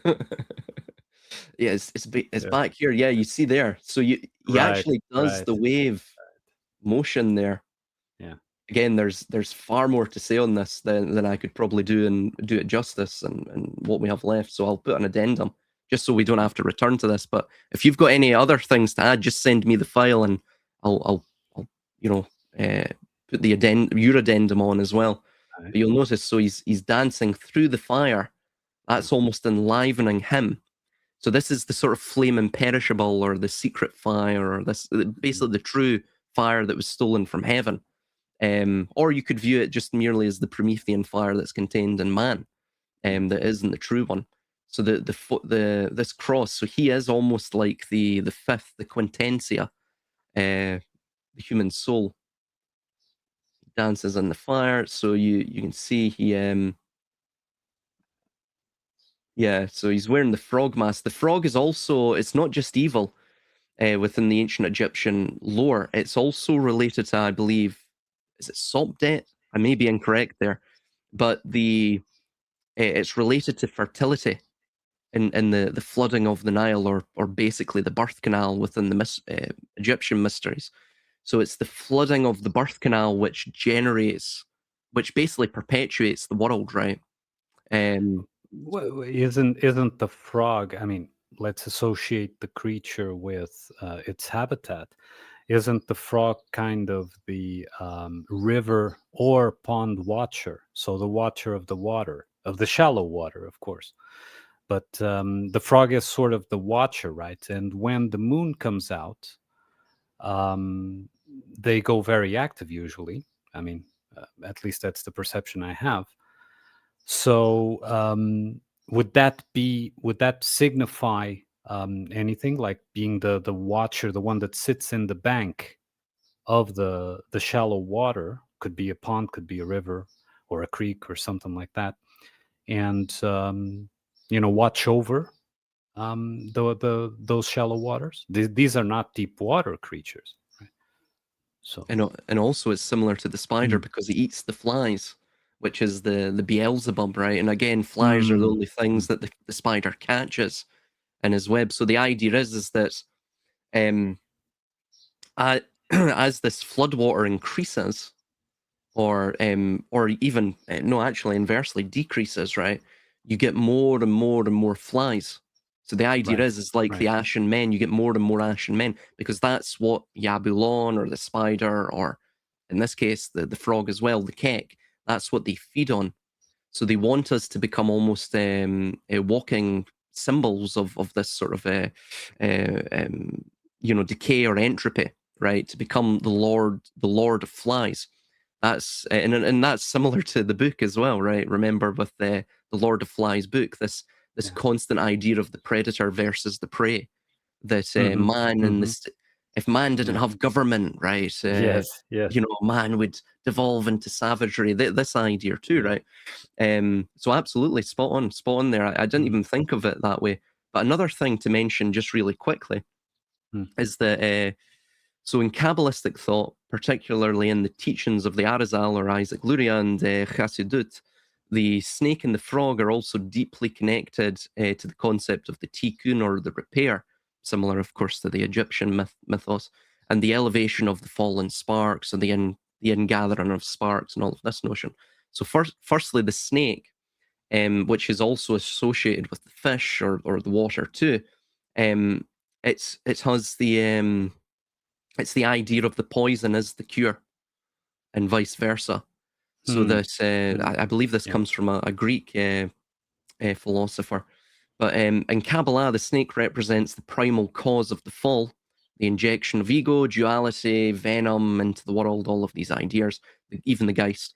However, because its numerical value, which is 358, which is also the same value as the Mashiach in Hebrew Gematria 358, the ultimate tikkun is not necessarily the destruction of the snake, or the Leviathan, the serpent, but it's transmutation of sorts. So the idea is that the Kabbalist must extract the holy sparks from the serpent, or the earth, the Leviathan, and thus through that the venom that is purified. Venom is purified into a cure. It's synthesized through dialecticism, and it becomes almost the ultimate medicine, which is, of course, the Messiah. So it's this sort of idea Well, we see there too. I would make note that the idea that the poison is the cure is basically the principle of the supposed idea of inoculation. So I would just call the attention to that. Exactly. Yes, and this comes from Kircher, and that's also the basis of allopathic medicine, which is the Yes, yes, yes. ingestion or injection of sublethal doses of poison, which turn out to be a cure. I mean, it's baffling, but all of it has roots within this sort of alchemical weirdness, you could say. And then finally, the frog, which is known in Hebrew as the Sephardia, is almost viewed as a sort of an animal symbol of an alchemical furnace, right? So in the Exodus story, which Kabbalah views as a sort of blueprint for liberating the soul from the narrow straits, or the Reed Sea, or the Red Sea of the physical body, Egypt, this also goes back to the Epic of Gilgamesh with Enkidu, which is the Lord of the Reeds, as opposed to Gilgamesh, which is like the geistological man, the man of the city, the man, the kingly man, the king itself, who has established a sort of artificial nature within the city, and then that of Enkidu, which both of them have to gain a conjunctio, or a fellowship. Enkidu is basically the more primal, buried aspects, the atavistic aspects of Gilgamesh. So the idea is that he must sort of, bury the hatchet, and conjoin with the two. So the second plague is the frogs, Sephardia. So Mizrut and the fish, or the self-sacrifice. So on this idea, the Talmud and later Kabbalists note a peculiar detail that the frogs were commanded to enter the ovens and kneading bowls of the Egyptians. So the frogs are, of course, cold-blooded amphibians, creatures of the lower, sort of lower domains of the mind. They are complex, yet they willingly jumped into the blazing fires of the Egyptian Athanor, the furnaces, to fulfill the divine will. So the idea is, and this is why I actually think they had, the idea of meme magic, and Keck and Pepe and all of this. Basically, they wanted people to become the similitudes of Pepe. This is why they wanted people to use Pepe, because by using it, you actually wear the mask of it. And by wearing the mask of it, you become it.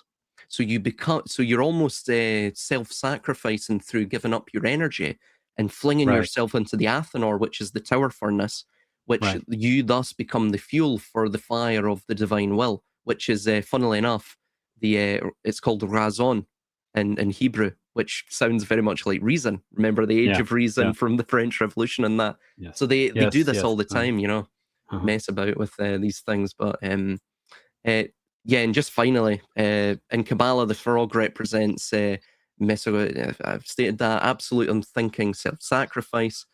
Again, the unthinking idea, the mindlessness of it all, even the meme magic idea.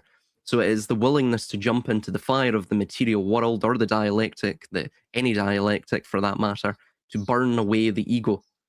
So again, it's basically to create ego disillusion, to Collectivize. Christians want to. Yes. Exactly, yeah. Collectivize. It's always that is always the engine that keeps the collective story going, is the externalization through the collective.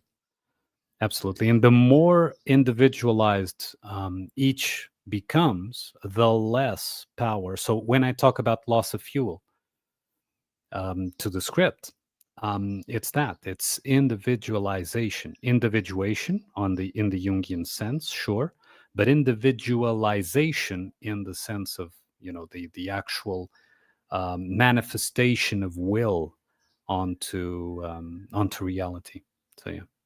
Absolutely, yeah. So it's um just basically finally it's the mechanism of return, which and also just to mention too, that coquette can come from two etymologies. One is the raiser up of the light, or the raiser up of the night, and this may derive from literally kek, which means darkness, or kaku, Mm. which means darkness. Just another interesting thing to mention. I don't know if you have to leave the now, man. I do, man. I Yeah. do. But anyway, we'll continue at a later time. It was a great episode, I think. We moved a bit more than 5 seconds, maybe 10. Yeah, maybe 10, yeah.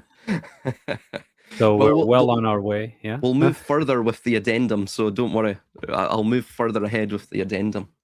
So, Well, as you prefer. It's fine. But yeah, I do have to go now. It mhm. was a pleasure. Thank you, Silas, and thanks all the listeners. And I hope something interesting came out of this. So as we see from the screenshot there, it captures one of the most highly cryptic and layered scenes, or various scenes from Louis Lefebvre's 2012 animated short film. And what we're seeing here is, firstly, with the scene and the character. So we see the figure dancing frenetically around the fire, which one identifies this character as L'Enfant Bleu, according to the film's official lore, as put forth by Louis Lefebvre. This is French for the blue child. He is also described as the keeper of the flame. So the fire he dances around is linked to the fire of truth, which the creator Louis Lefebvre describes as the awareness of one's connection with the divine and the brotherhood of mankind. In essence, this is the part of the mind. Again, as you can see here, this is a dome. And so it's a sort of hollowed out dome. So you could think of it like a cranium, like that of the brain itself. That it's got all of these compartments. Because it's compartmentalized, the only thing that remains are the folds of the brain. The folds are where effectively the multitudes of connections are made. In fact, it's the folds of the brain themselves and the number of the folds, as opposed to, say, the size or the mass of the brain itself, which provides the complexity of the brain and the complexity of the thinking of the species that has that given brain. So what you're seeing here is ultimately once the entire once the brain has been hollowed out by the world itself, this icy world that is stagnant, that is in stasis, this is this highly controlled environment. All that shall remain is the fire in the centre of the thalamus, which is Greek for inner chamber, the seat of the soul, if you will, metaphorically, and that of the folds of the brain, which are the hieros gamos, the conjunctio, the points of conjunctio or conjunction between between the brain, right? Between the brain's tissue. So the idea with this is that ultimately, even if you become totally hollowed out, you will still have this part of you that screams out to be heard, that reminds you incessantly and may remind you subtly, depending on if you've buried it quite deep within your subconscious or what have you, your psyche. It will scream out to you that you are still human. It's this point of remembrance that cannot be, it can't be manipulated away by the system itself. So this is what this represents. So we also have this idea of the changing masks, and we're going to go through this in greater detail. But to give a general gist here, the symbolism of the changing masks within this ritualistic dance, and again, the swapping of these masks, it carries a deep spiritual and psychological symbolism that is tied to the film's themes of awakening and, of course, liberation. So firstly, the masks universally symbolise the personas, the egos and the facades that we present to the world. So in the context of the film's critique of societal control, the changing masks would represent the various cultural, religious and political dogmas that condition human behaviour. Thus, we are shedding these false identities. Moreover, as well, this ties into the Geist, and it also ties into the idea that within late stage civilizations, people typically, well, firstly, they become completely possessed by their mask.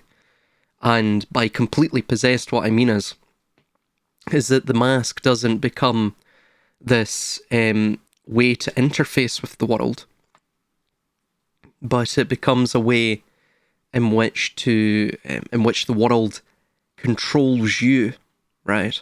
So it basically becomes re-rendered from a tool to that of a master itself.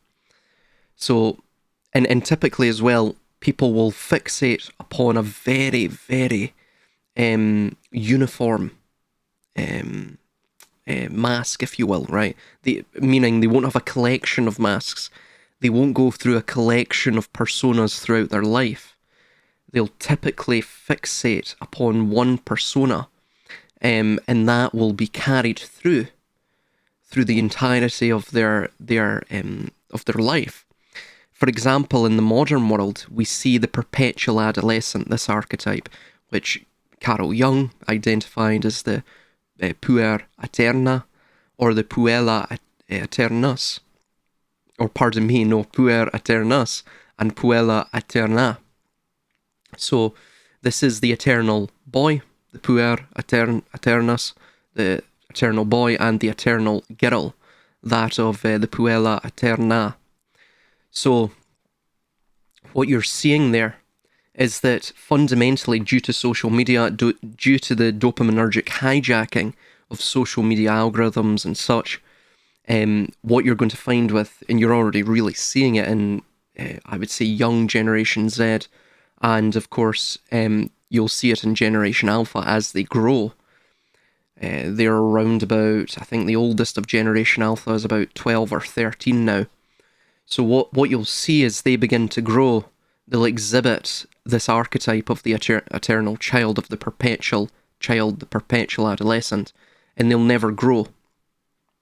And so what you'll tend to find as this civilization trundles along is that you'll get less and less and less change, or you'll get at least the semblance of change, but ultimately it'll just be the same fixation upon certain pop cultural references.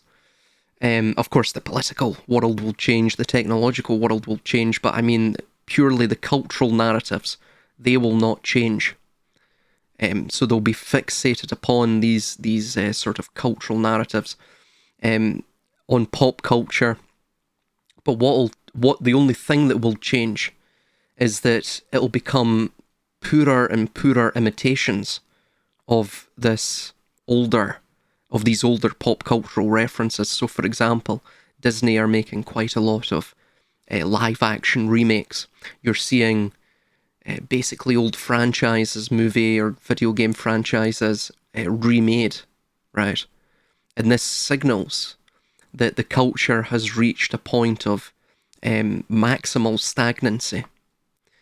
Because again, it's fixated upon one or just very, a small number of masks. And it doesn't want to change those. It doesn't want to change itself. It doesn't want to self-reflect. It doesn't want to look at itself in the mirror and say, I need to change. It wants the sensation of progress, but it doesn't want the consequences of it, right? So when they talk about progressivism, this is what this is. It is an ism. It's an ideological or geistological sensation of progress without, again, those physical consequences of reform, of progress, of all of this, right?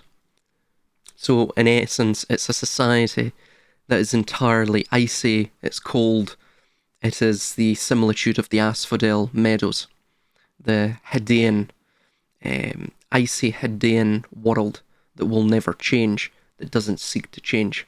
And it is, of course, populated by zombie-esque creatures. So we also see as well that the film frequently focuses on how society is artificially divided by propaganda and ideological conflict. So the frantic changing of masks illustrates how these identities are ultimately superficial. They are just roles worn over the true self. They are an illusion of division.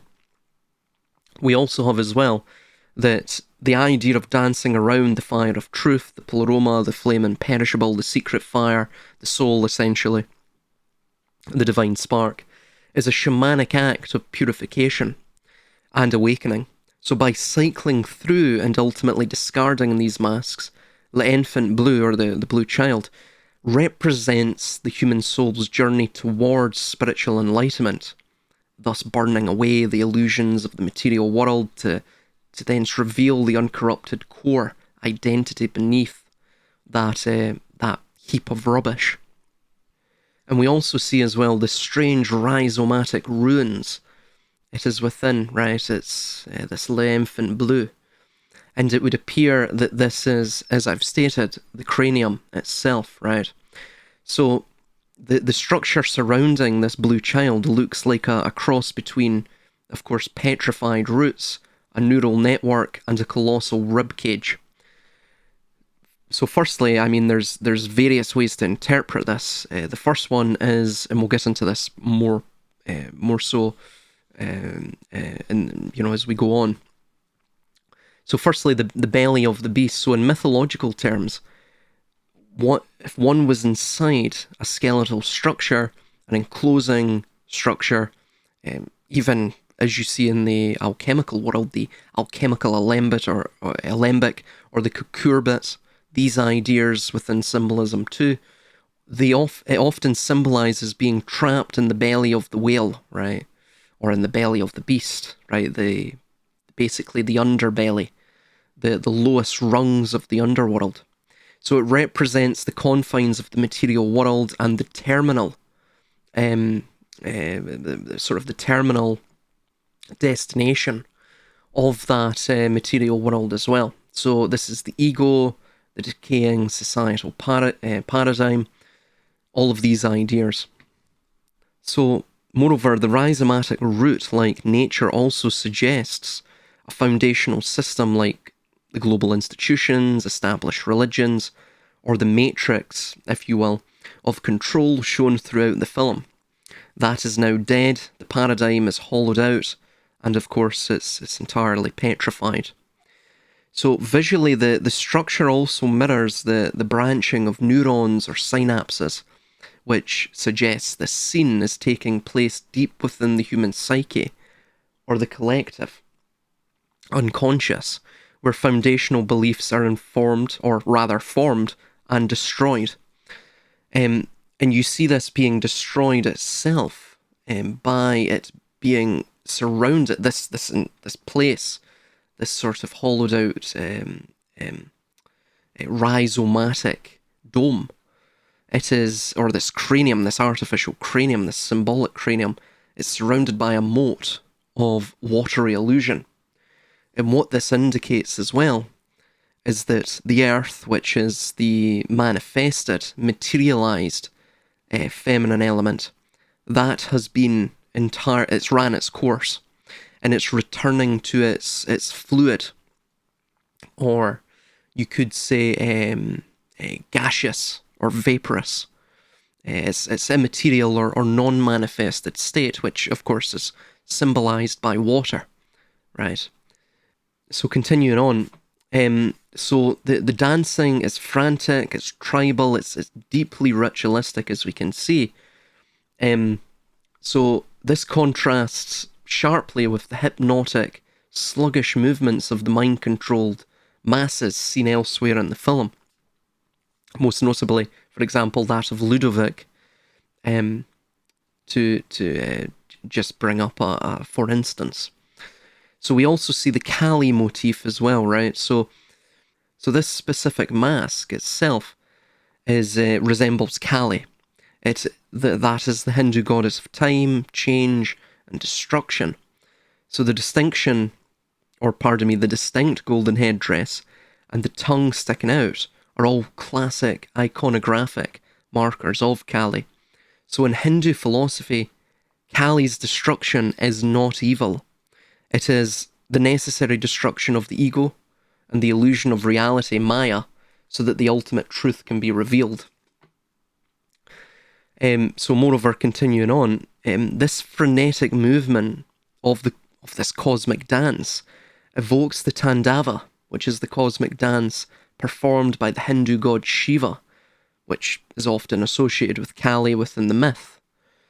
The Tandava is the source of the cycle of creation, preservation, dissolution, also the mutually interdependent yet mutually contrasting forces that intertwine and repel each other simultaneously within a looping, recursive paradox. This is what establishes life and time, and the peculiar, bewildering, perplexing sensation of consciousness or awareness.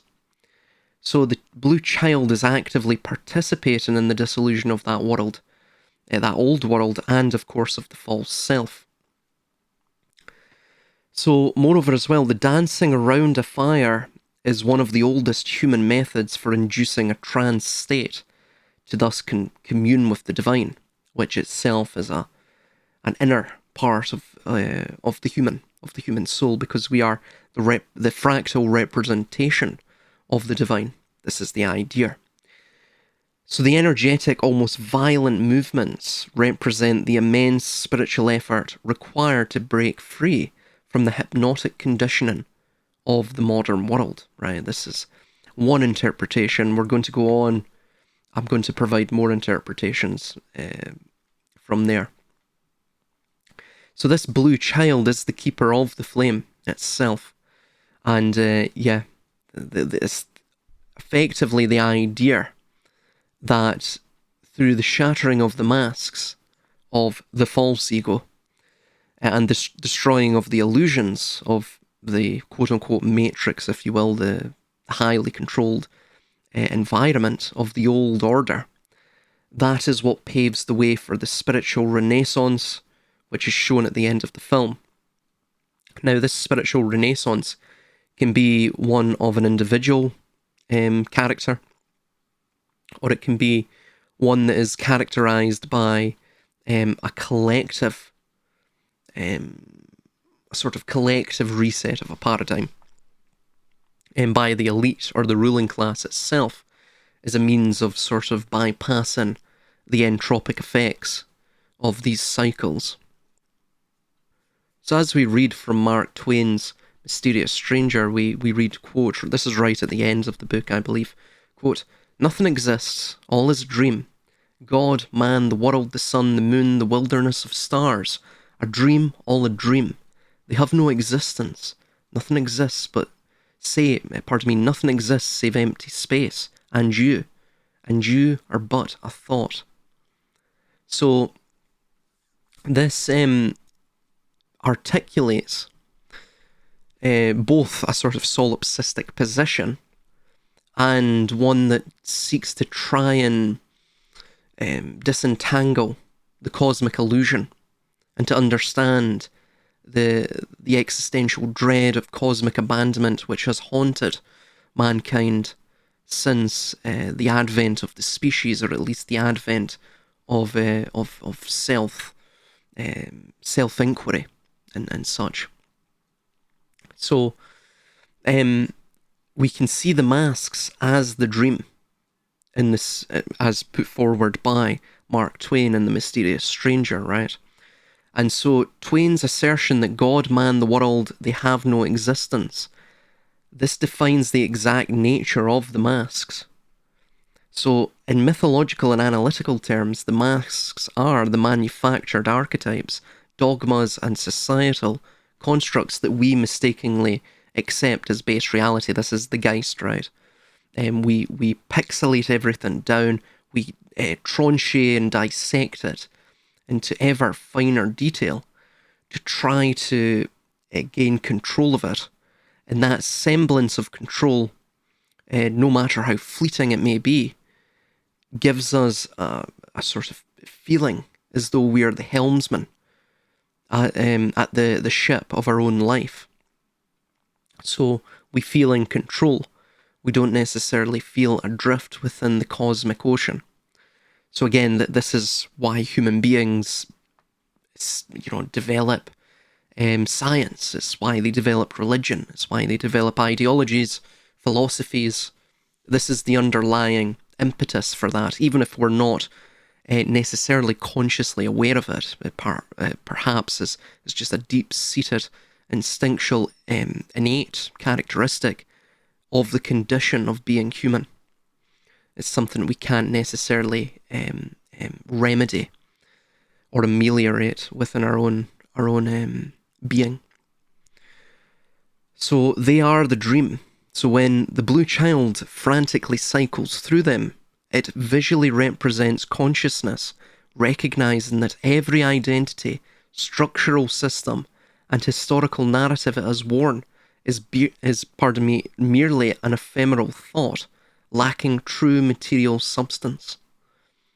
And moreover as well, and because Mark Twain, he was I believe he left the Masonic Brotherhood.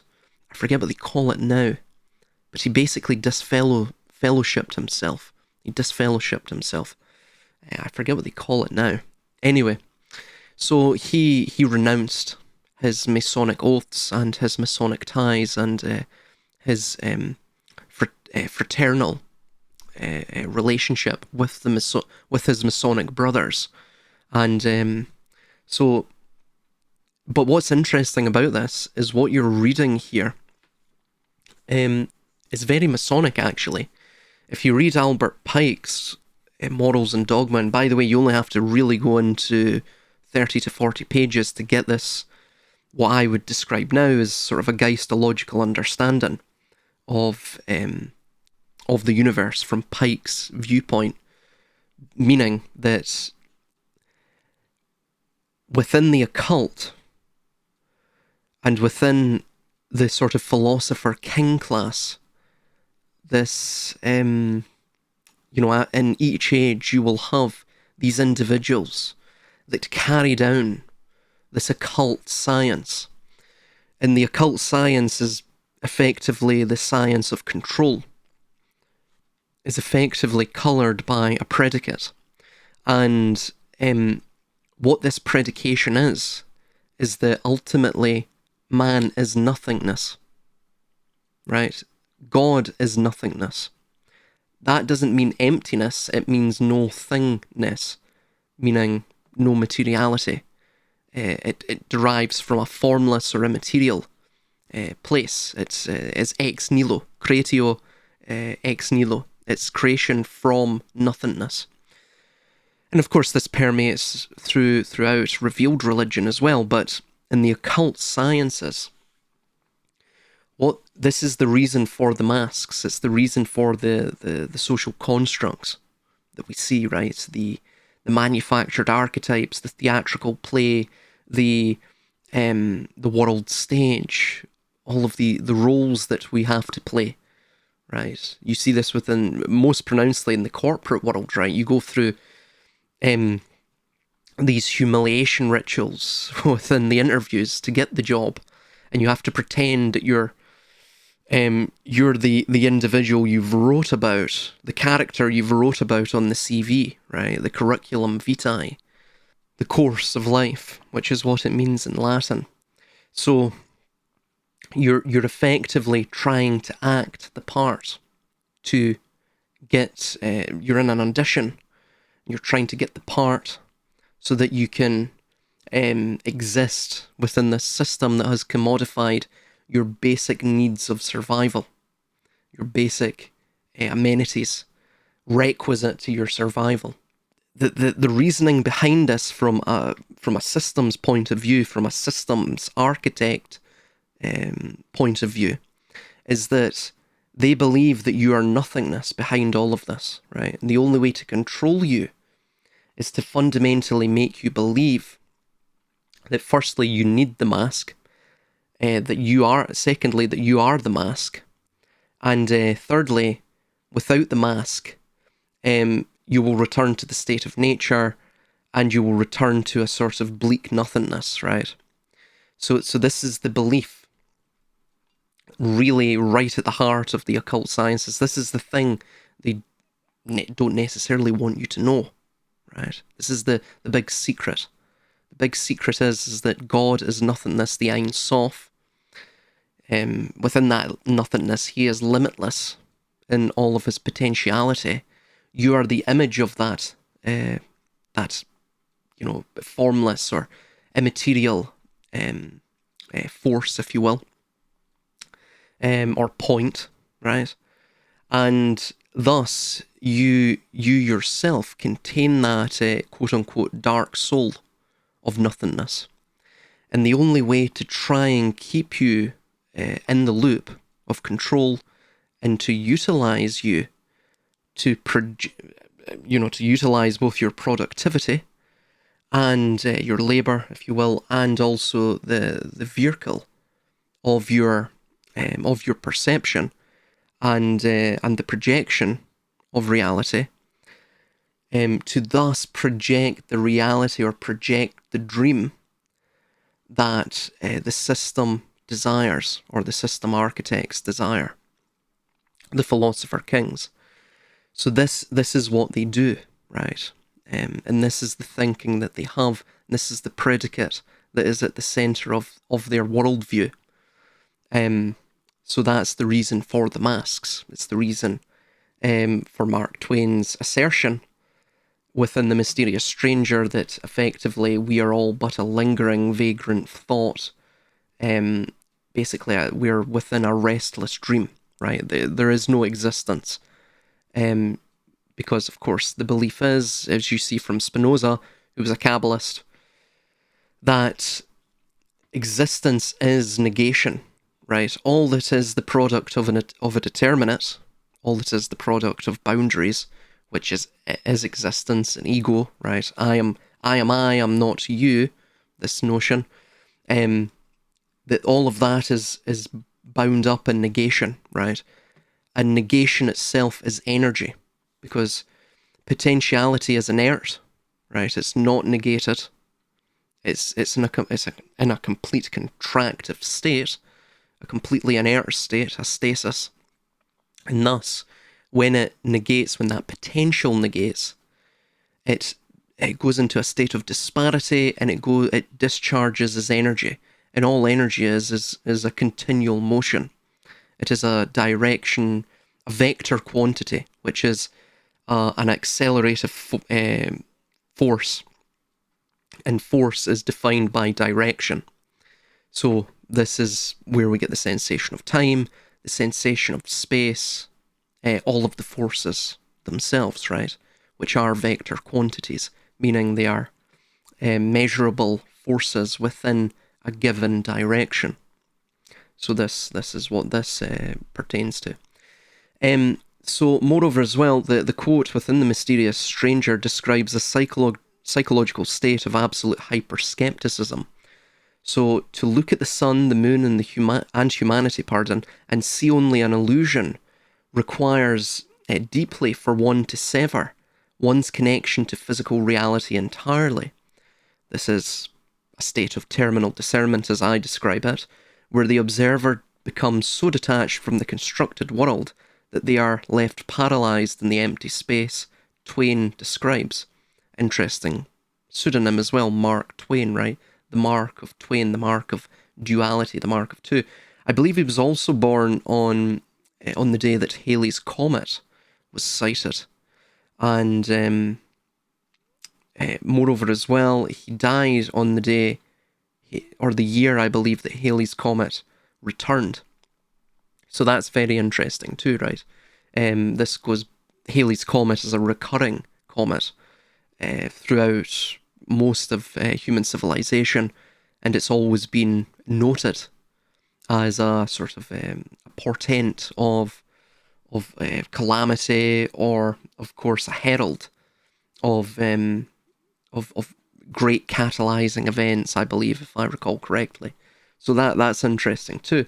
So the skeletal rhizomatic rune, the blue child dances within, is the perfect sort of metaphorical grounds for this realization that Twain mentioned in the quote, because it represents the dead, calcified framework of a material reality that the dancer now understands never truly existed.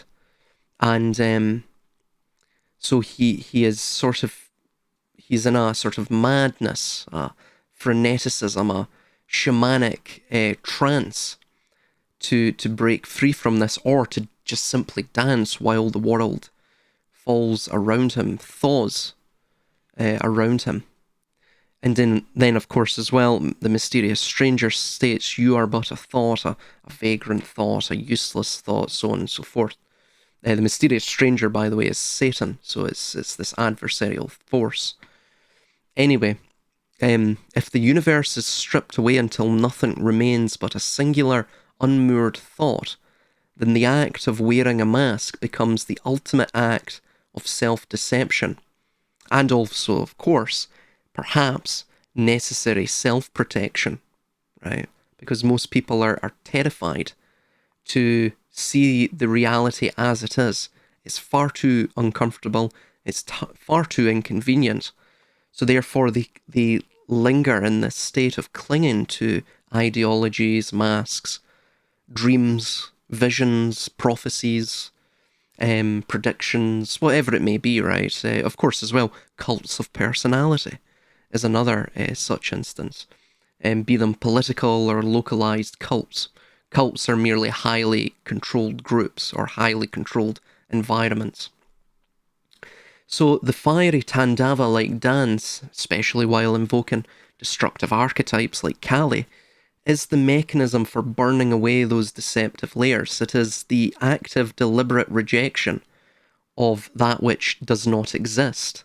Ultimately, of the dream, the substance, or substanceless substance of the dream, if that makes sense. Thus, it prevents the mind from being absorbed by the illusion anymore. So in both Twain's narrative and Lefebvre's animation, the revelation is a sort of double-edged sword. The structures that govern and divide humanity are just shadows cast by our own consciousness upon the Platonic cave wall.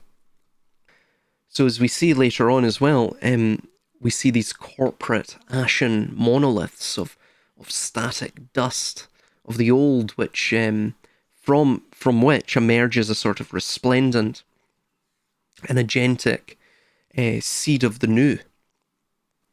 This effectively is the precise dichotomy that the film is attempting to establish. Moreover, as well, it's what the occult sciences establish. The idea is that you must become the similitude of the green man, the wild man. In fact, the philosopher kings see themselves as this. What this means is that they understand, for you to accept the new, which is the seed you have to accept that the seed is birthed from the death of the old. And moreover, that the seed is the only thing that shall remain from the death of the old, right? The death of the old manifestation. So the seedling is the potential. So the belief is that all the world, all the universe, emerges from potentiality, which is inert, which is death, right? Death is potentiality. This is the belief. Hence, death is related to rebirth. This is why you see throughout all of literally all of the mystery religions, their initiation ceremonies will involve, and of course the revealed religions too, most notably that of Christianity. Judaism follows a certain Judaic sects follow this as well. I think Islam has a similar notion too, but don't quote me on that. Anyway, that baptism, right? You submerge yourself in death. So you have to die to your old self to be born anew. This is because the belief is that life emerges from death. This is the entire Christian mythos, right? By the way, it's the entire mythos surrounding the Kabbalistic eschatology of the Messiah, right? The world must die. It must be burnt up in fire, because the fire basically sorts out the wheat from the chaff, the real from the dream. And thus, only the worthy, the pure, can remain. This is, again, the belief system of Kabbalah. It's very elitist. You could say they've taken this universal truth of the seasons of life and death and what have you, in the circle of life, and they've distorted it. They've weaponized it. But this is the overall belief there. So, firstly, the endless ranks of identical suited men carrying briefcases are a stark visualization of mass psychology pushed to its absolute limit.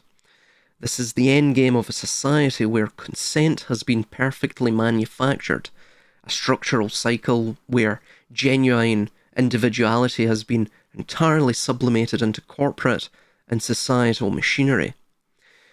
So what we see here is that the vast masses have no eyes, they have no mouth, they don't speak, they don't hear, they don't see, and of course, they carry the briefcase, which itself is really they're carrying their own coffin in a sense. So what they are is featureless masks, right? And unlike the blue child, who cycles through and discards specific ideological masks, these figures wear one monadic, featureless, identical face, right? And of course, identical attire as well. Again, it's the same idea as I'm stating. This is the geistological omega point, right? They don't want you becoming the magician, the one who wears many masks, the green man, the one who cycles through all of the seasons and understands and accepts the sort of flow, the ebb and flow of life, and tries to live in accordance with it. So the Geist is seeking control. It wants to try and escape from those cycles. In fact, it wants to become perhaps the architect, the Godhead of those cycles. So they possess no inner identity to hide. They have become the mask itself, completely devoid of agency in its entirety. You also see here as well, there is a sort of march of the somnambulists, the sleepwalkers, the dreamers who are dreaming they are being dreamt, right, if you will. So it's this sort of looping paradox of control and of manipulation. So their rigid uniformity highlights the hypnotic algorithmic manipulation of the masses. They are sleepwalking through a constructed reality, bound by the economic and social scripts, the blueprints, which have come to encompass and constitute the entirety of their lived experience upon this here earth. So, of course, that's symbolized by the briefcases and the suits. These have been handed down to them.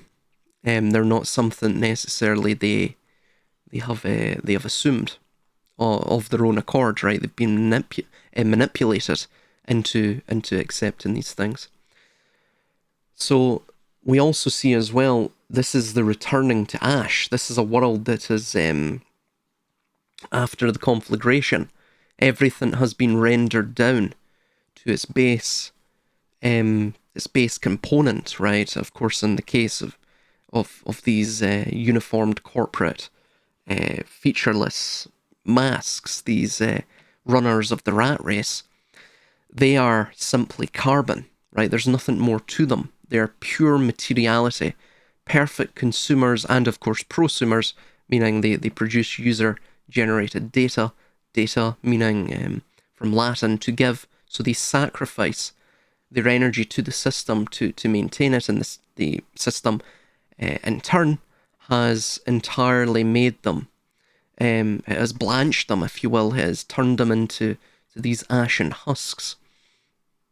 And so all that remains after this conflagration are these individuals, these hyperconformists, who have been dissolved into dust and smoke, and who will inevitably collapse come the emergence of the next seed, the next generation of potential within the new system, the new cycle.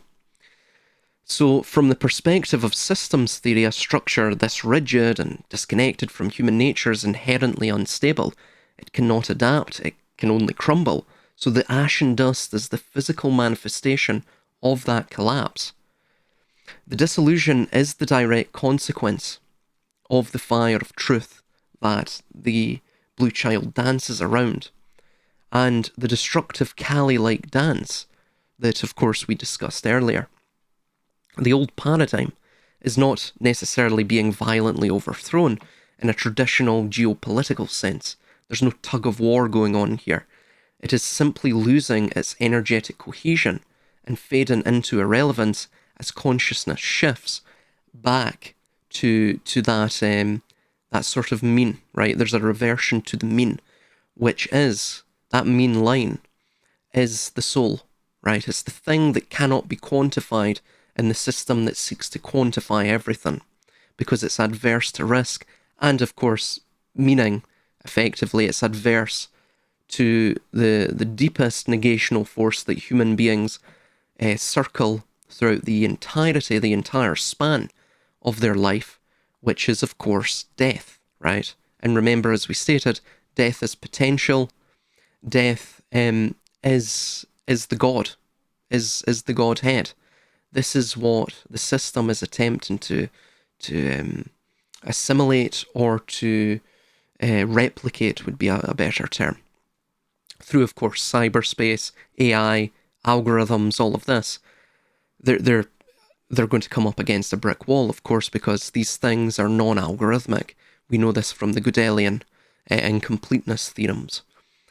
So ultimately, the essence of humanity, the soul of humanity, though our body and perhaps our geistological, meaning our active intellect, these things are inframing of reality. These things can be quantified and computated and turned into a computer model, right? A digital twin.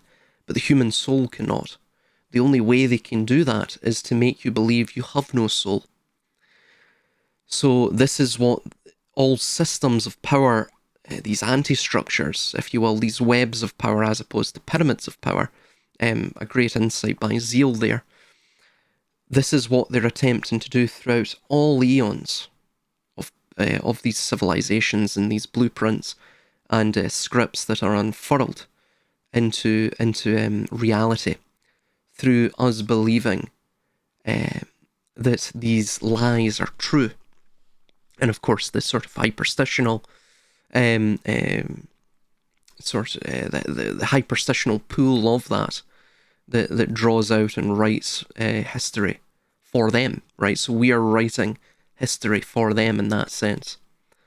So the old architecture must be reduced to ash so that true individualized agency and sovereignty has the empty space or the lacuna to take root, right? Where the soul takes root once more. And it puts the Geist in its place. And it says to the Geist, you are not my master.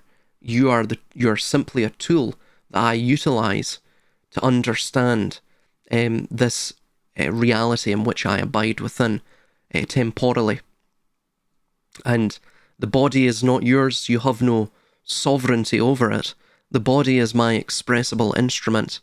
It is not the hands in which you utilize to build the tower. So as we read from the Dark Souls video game series, quote, tradition is not the worship of ashes, but the preservation of the flame, which is, of course, what we see the Blue Child doing. Quote, until the age of dark comes, that is, the age that shall always precede the age of fire, the age of the Geist. Gwyn and the age of the dark is the age of the soul being reborn. Gwyn was the fool to think he could prolong the age of fire on my first playthrough.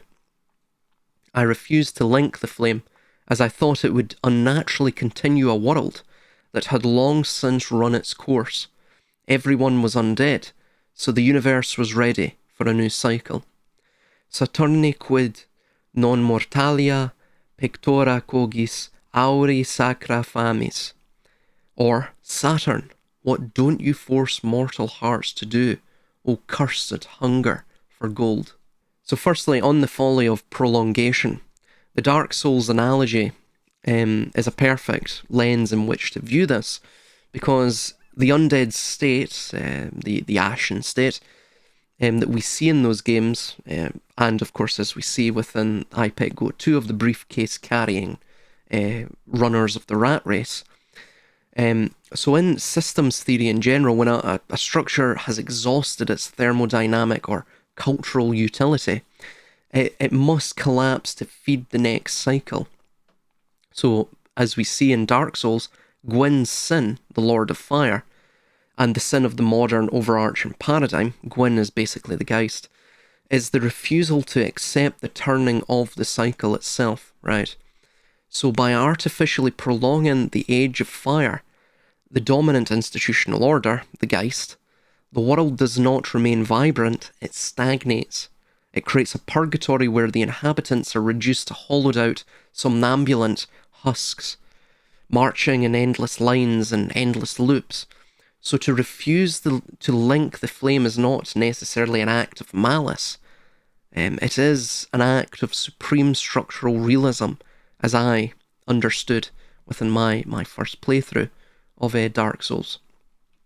So it is the recognition that the current age is functionally dead, and that the age of dark is a necessary natural reset. The age of dark is the soul, the Lib Sila, the body-soul rebirth.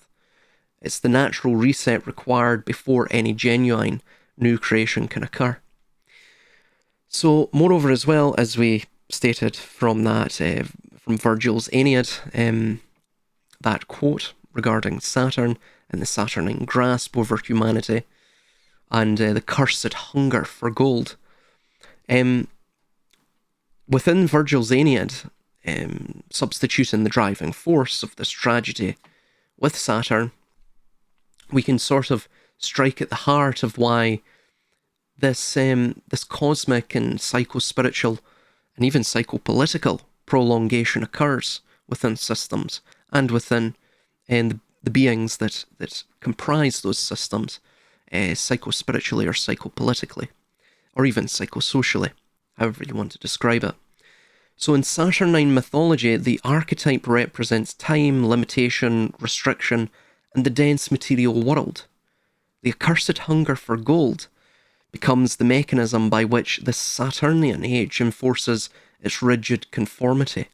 It is the gravity that pulls those men into their identical suits, binding them to a purely material, quantitative existence, just as the mythological Saturn devoured his own children to prevent them from usurping his throne, the decaying systemic paradigm consumes the individuality and agency of its populace to artificially extend its own lifespan. It forces mortal hearts to abandon the spiritual for the strictly material. And moreover, this brings us to the triad, together with the conception of tradition, the sort of the ash versus flame idea. And so, as we see the men dissolving into dust are the ashen ones, right? They are representative of the calcified dead forms of a civilization that has forgotten its animating spirit in favour of maintaining its outward architecture. It's forgot the Rosicrucian mantra of dat rosa melapibus, the bees gain honey from the rose, the idea that the bees of the hive, this is the notion of the Geist and even the body, that gains sustenance and it gains its awareness and its consciousness and its erotic, frenetic, mellifluous vitality from this impenetrable, compartmentalized rose, right? This rings within rings, circles within circles. And that is the soul. It gains it from the soul. And it gains it from this crux of life. And it forgets about that animating spirit. And it does so in favour of maintaining that outward architecture. So it worships the ashes. And that is Gwyn's artificial prolongation. It's the reason for it. It is the algorithmic enforcement of the status quo. And the belief is that the elites, the ruling class, ultimately see this as a safety blanket. In fact, not just the status, the establishment, that is, the status quo, that it's actually the people that are the victims of this system, that are held in bondage by this system, that are shackled to the post within the cave, that they themselves want to worship the ashes because the ashes do not change, and they provide the comfort and the convenience, the consumeristic convenience of stasis, of inertia, of predictability, right? Because people ultimately do not want to live, right? They don't. There's a deep-seated sense in people, especially as they become more and more materialistic and fat upon the banality of luxury, that they don't want to face death, right? Because they have too much to lose.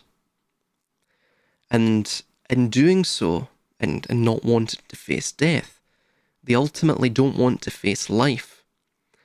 And the reason being is because life and death are entwined like two lovers in a perennial embrace. And so people are lost in this. They're lost to their lack of courage. They're lost to their perpetual need to find that part, that erotic part, that essence, that grail of Eros, which one can never find, while peering into the ashes perpetually. One must feel the physical friction of the world. One must touch the grass, the breathing, living blades of grass, which ruffle the icy feathers of the troglodytic Platonic cave, Platonic shadow watcher, and bring him, catapult him, foist him into a world that is living, that is breathing, that is actually progressing, that is in motion. not in just the mere semblance of motion, but is in motion itself. Because in doing so, they may have to confront their own mortality. This is why philosophy, all of philosophy was created, and of course, from philosophy comes, hierarchical religions, organized religions. It's why that was developed. It's why ideologies were developed, even science to a degree. Well, not to a degree, entirely, really. All of these things were developed so man could escape through the production and consecration of hallowed concepts, that of life itself, right, and that of death. So it's all about escapism. Even language itself, even the word death, in a sort of weird and wonderful sort of way, it allows us to conceptualize of death, to glimpse it, and in glimpsing it allows us to quantify it into human terms, to meet death upon our own human-based vantage point, and to, in a way, gain some control over death, to rein in death in some way. So this is what is ultimately at the heart of all of these systems itself. It's what, of course, is at the heart of all of the Geist, this sort of Geistological impulse in man, the active intellect. It's, desperate for control, even if that control leads to slavery. Because, of course, security is the security of slavery is the greatest of controls against having to think too deeply about these things. So conversely, the blue child represents the preservation of the flame. He's not trying to save the rhizomatic ruin or the ashen men. The fire he guards is the primordial spark of truth and consciousness to carry the specific flame forward. One, of course, must be willing to let the dead structures burn and blow away in the wind, willingly walking into the unknown of the next cycle.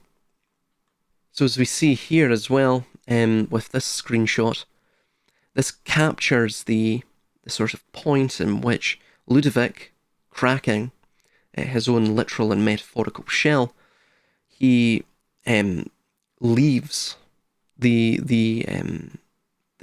control, the sphere of influence and control and manipulation of the TV demon, of the demiurge, the architect. The reason for that, of course, it is the screen, it's the Geist, it's the abstractions. That's what controls the shattered or fractured mind. The fractured shell as well of the body of man. So he embodies the excruciating process of exiting the engineered incubator of the old paradigm. So I've went over most of these ideas, so we'll go on from here. So as we see here, there is a rejection of the passive salvation that the Geist offers. Again, this passive salvation is a stagnancy, it's a solidification, a calcification, an ossification of man into these ideological frameworks that are, of course, foisted onto him through coercion and undue state influence. So this is the ascendant defying of the Saturnian gravity, if you will, of the Geist. So he's attempting to escape from the dense material restrictions of the old age, and thus he is the emergent seed of potentiality, the flame that has not only been preserved, but fully internalized and weaponized as the glowing heart, which provides the lift required to break free from the cycle's decay. But you'll notice he is a minority within this. So only a minority who embody this flame eternal, this flame imperishable, shall emerge as the active agentic force and going forward into the New Age. And that's because they are the dynamo of living power, if you will, as opposed to the dead, detached void of a passive retreat. So, as we see in Plato's Symposium, within the philosophical framework laid out by the priestess Diotima of Mantinia, as recounted by Socrates. So in this dialogue, Diotima corrects Socrates' assumption that love or eros is a god. And Diotima argues that gods are perfect, beautiful, and happy. Love, however, is characterized by desire, and one can only desire what one lacks. Therefore, because love desires beauty and goodness, it cannot already possess them, meaning love or eros cannot be a god. When Socrates asks what love is or eros is, if not mortal or immortal, Diotima replies, quote, "He is a great spirit, a daemon, as opposed to a demon, not a demon, a daemon, from the Greek great spirit. And like all spirits, he is intermediate between the divine and the mortal." So again, the daemon, the great spirit, is, which of course eros or love is this vector quantity. It's this accelerative directional force which carries us along with it. It is the current of the river of life. And the reason for it is because mankind is caught between the Geist and the soul. And the Geist is that which states what we can find what we're looking for, this eros, through the cold, binary, dissecting intellect. The concepts, the dead concepts.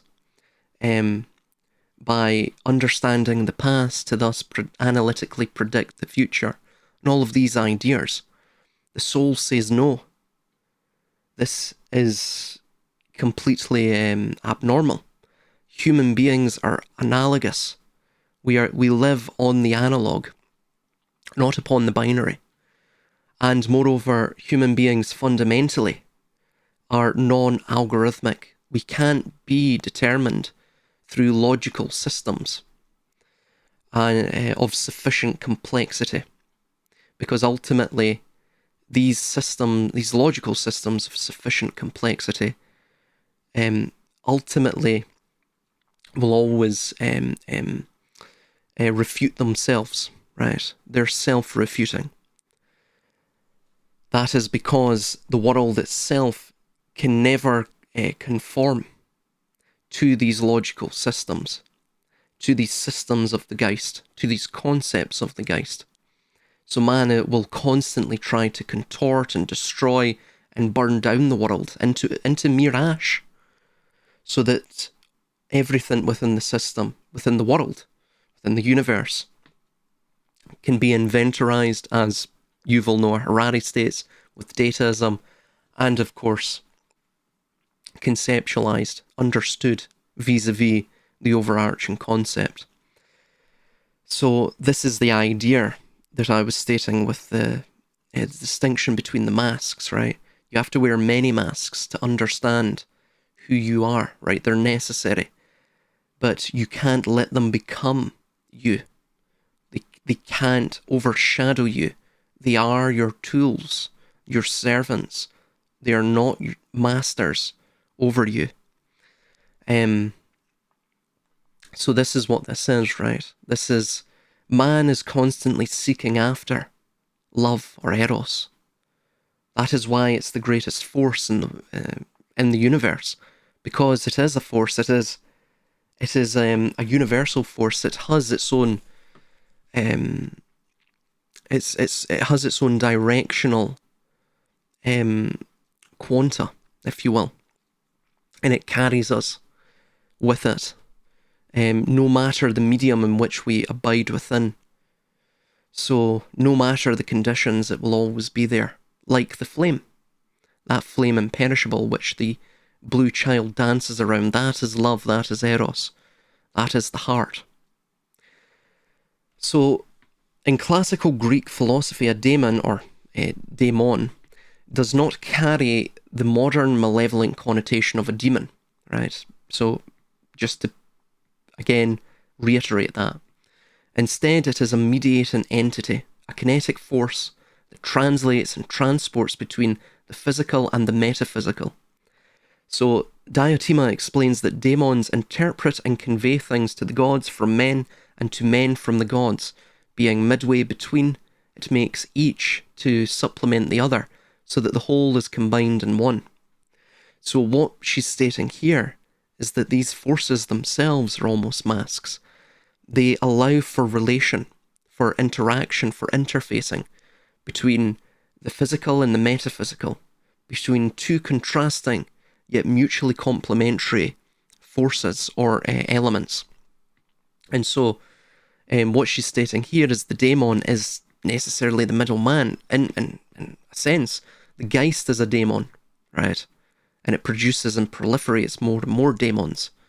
And to effectively ossify everything, to catch everything and to strangle everything in its tendrils.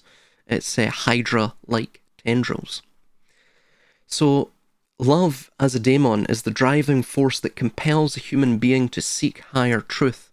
It is the philosophical engine of desire that pushes an individual to ascend from the love of a single beautiful body to the love of all physical beauty, to the love of all beautiful minds and laws, and ultimately to the realization of the form of beauty itself.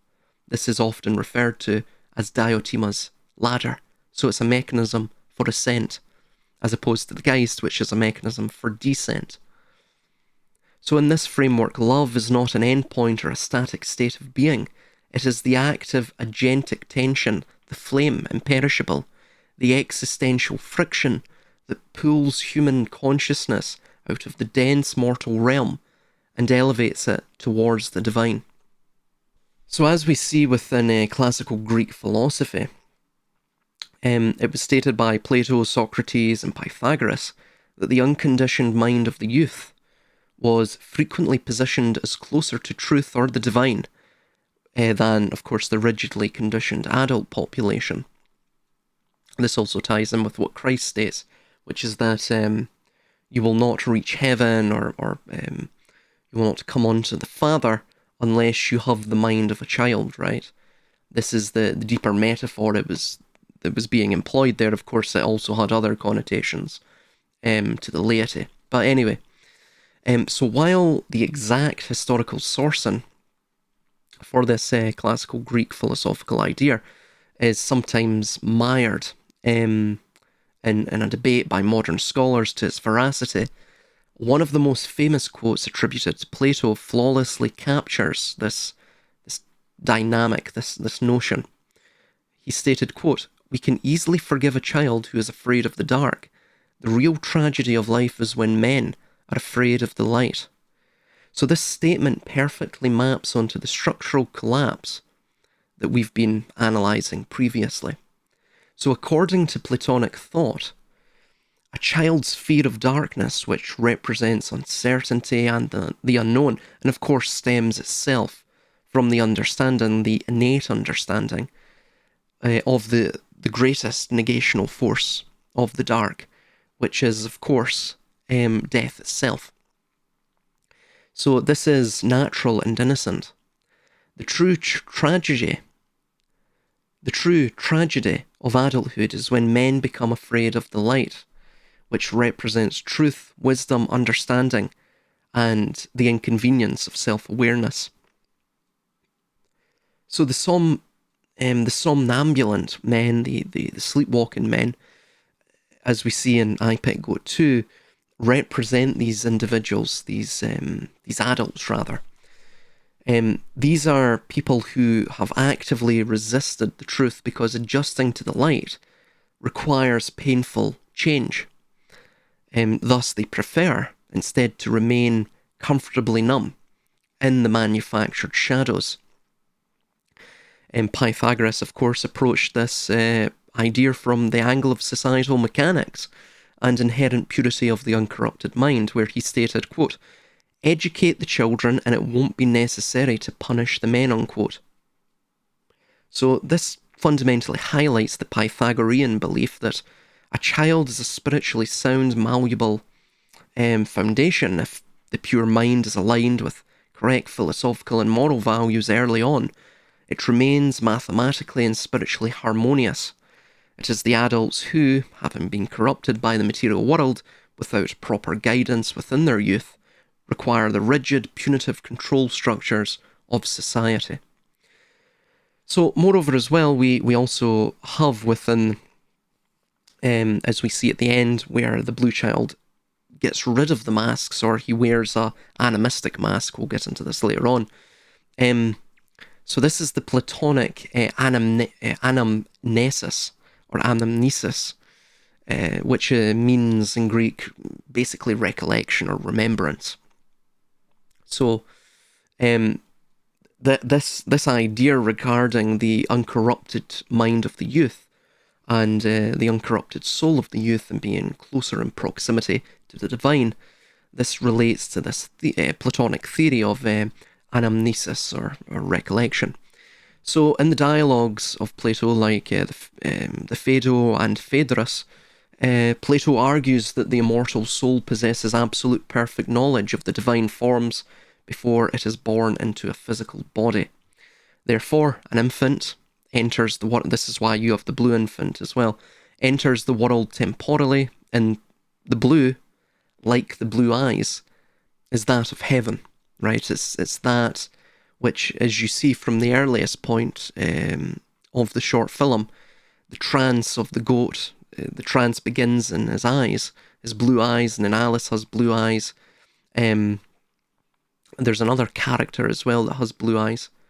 But of course, as well, you have the blue infant here too. So the idea is that this is what is trying to be controlled by the system itself, right? It is the semblance, the representation, if you will, of the heavenly soul, of that fragment of the divine that is carried into manifestable life, into temporal existence. So, therefore, an infant enters the world temporally and spiritually closer to the pure truth, as stated. As the child grows into an adult, the dense Saturnian demands of the physical world and the conditioning of society cause the soul to forget its divine origins. So in this system, learning is not acquiring new data from the outside world. It is more so the difficult process of remembering what the adult mind has been forced or is fighting itself to forget. So, therefore, the child, or the infant blue, the blue child in this case, is closer to the divine source, right? Hence why he dances very close to the flame imperishable within the huskified cranium, right? The adult represents the mind that's fully calcified by the material illusion. So as we see here with Ludovic as well, the yoke of the sun is being diffused from the broken material shell. So this is the Logos being fully realized and concentrated, if you will, within the occult. So it's the prima materia, or the materia prima, depending on how you want to exhibit it, of the sun. So in traditional alchemy, the egg is a primary symbol for the hermetic vessel wherein transformation occurs. The yolk represents the solar, masculine principle, the active spark of consciousness and divine fire. However, upon the violent fracturing of the shell, the solar essence does not immediately ignite into a perfect flame. Instead, it is diffused, like the Shevra HaKalim, the shattering of the vessels in Kabbalah. It is smeared across him like a thick physical stain. This illustrates that the initial awakening from the incubator of mass psychology and mass psychological control is not a purely ethereal experience. It is a heavy, sticky, and laden with the residual matter of the old paradigm.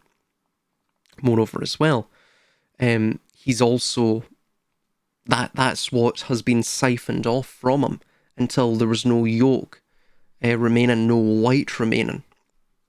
That the demiurgic snake, sucked up all of that until there was nothing left, and then it scurried and retreated back into this dead and decayed and a completely ossified world in which it had established from its own greed and its own need to protect its conceptualization, to protect its falsehood of a vision of the world, right? So it's also as well from the perspective of systems theory, the yoke would be the dormant potential energy that sustained him and sustained the system while he was unconscious inside the egg, right? Again, relating back to the Orphic egg or the world egg symbolism. So once the structural boundary of the egg is destroyed, that energy loses its containment and diffuses. So the yoke is visually burdensome. It sits squarely on his back, representing the psychological and existential weight of newfound awareness, breaking out of the matrix of control, of manufactured consent. Of course, is exhausting, and the newly awakened individual must drag the messy residue of their former conditioning with them onto the new horizon. Moreover, as well, because the solar energy is diffused rather than concentrated, Ludovic, or the Eggman here, lacks the escape velocity, if you will, the quote-unquote escape velocity of the ascending figure of the Christ. He is still grounded, struggling to rise under the weight of his own genesis. So he's a symbol for the common man himself, struggling to break out of these systems of control, of labyrinthian control. So, moreover as well, when the shell breaks, the individual expects the immediate clarity of the light. Instead, they find themselves covered in the chaotic, sticky residue of the very illusion they just destroyed. The individual looks at this mess and responds with absolute hyper-skepticism, concluding that the outside world is just as corrupted and chaotic as the inside of the egg. They then risk falling into a state of terminal discernment, as we've stated. So in this state, the connection to physical reality is severed entirely and solipsistically out of a refusal to engage with the imperfection of the new cycle. This results in complete social and kinetic paralysis for that emergent intellectual class, which is my primary criticism against conspiracy culture itself. So we'll now go through all of the various masks that he wears. So firstly, and by the way, I'm going to repeat myself here, and I'm going to add to this, because again, as I've stated, this is sort of disjointed. I was writing this over well, for this section, a year or two. So firstly, the frog mask. So the frog is an amphibious creature, right, bound both to the heavy mud of the earth and the emotional, chaotic waters. So firstly, esoterically, the frog represents humanity's baser, unevolved state, driven by base instincts and trapped in the muck of material existence. So, moreover as well, drawing from the Book of Exodus, the frog is also synonymous with a plague in the context of the film's critique of the modern world. This mask represents the spiritual sickness and the algorithmic curses that infect mass psychology, keeping the population docile and, of course, degraded. And we also have the tragedy mask in the beginning. I went over this prior, but just to add a little bit more to this. So this is the classic hollow-eyed theatrical mask of Greek tragedy, the persona, the mask that the actors wear. So it represents the concept of Maya, which is the illusion that the physical world is absolute reality. And of course that the conceptualizations within the physical world are also absolute reality. I think that's more accurately put. It signifies that the political and social conflicts of the modern epoch are largely manufactured performances, right? Future generations will not even recall the greatest questions of our day. This will be, buried to them, probably forgotten, reset within the digital records sometime in the future, lost to history, if you will. So the tragedy mask specifically highlights as well how the overarching control structure feeds on emotional reactivity. So by forcing humanity to wear the mask of the eternal victim or the tragic actor, The system harvests their emotional energy and prevents them from recognizing their own agency. This is why they also want to bring you into a state of depression and anxiety and madness, right? The system is designed to make you mad.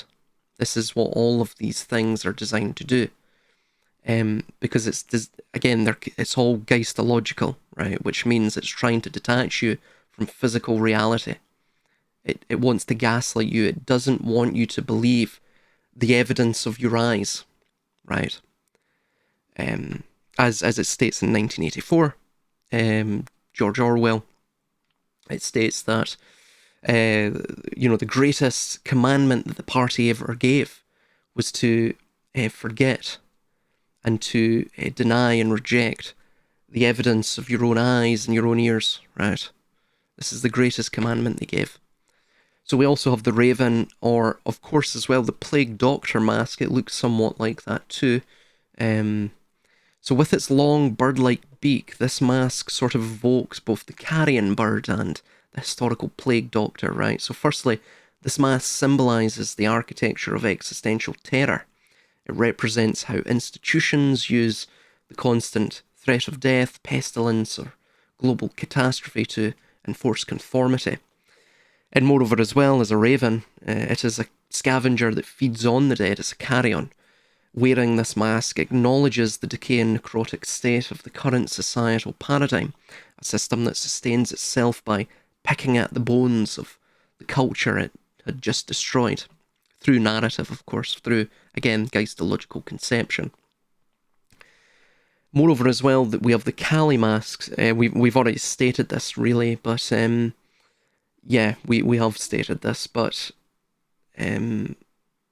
it's an active, terrifying force required to ruthlessly dismantle the ego, or the false mind characters, or the false ego, and thus shatter the illusions of the previous old paradigm.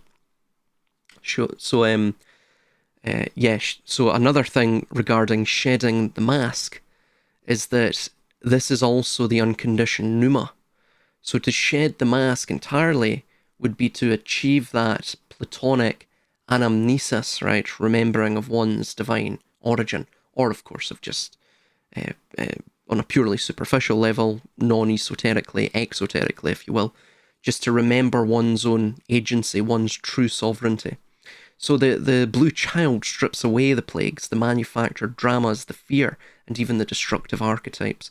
Thus it leaves only the unvarnished, raw truth of the soul, which of course is terrifying. It's totally terrifying. It's totally caustic as well. It can immolate as well as comfort, a bit like the flame itself, right? It's dualistic. So we can also see as well that we see within the demiurge a sort of Armanic geistological concept, right? Which is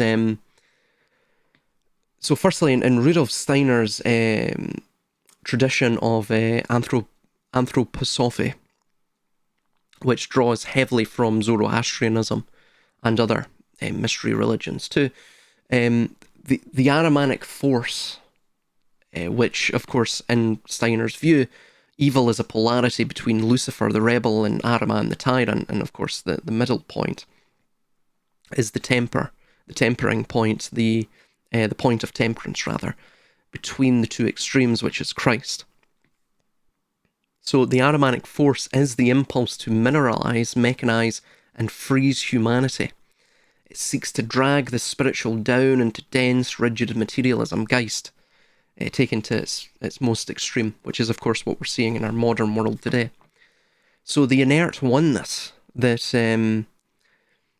we see within this sort of featureless, briefcase-carrying army, and of course the cold, calcified eggshell of the world itself, right? This is not necessarily the divine unity of, say, the Gnostic pleroma, right? This flame imperishable. It is more so the sterile, algorithmic uniformity of the demiurge, right? Of Ahriman, of the Geist itself, the active intellect.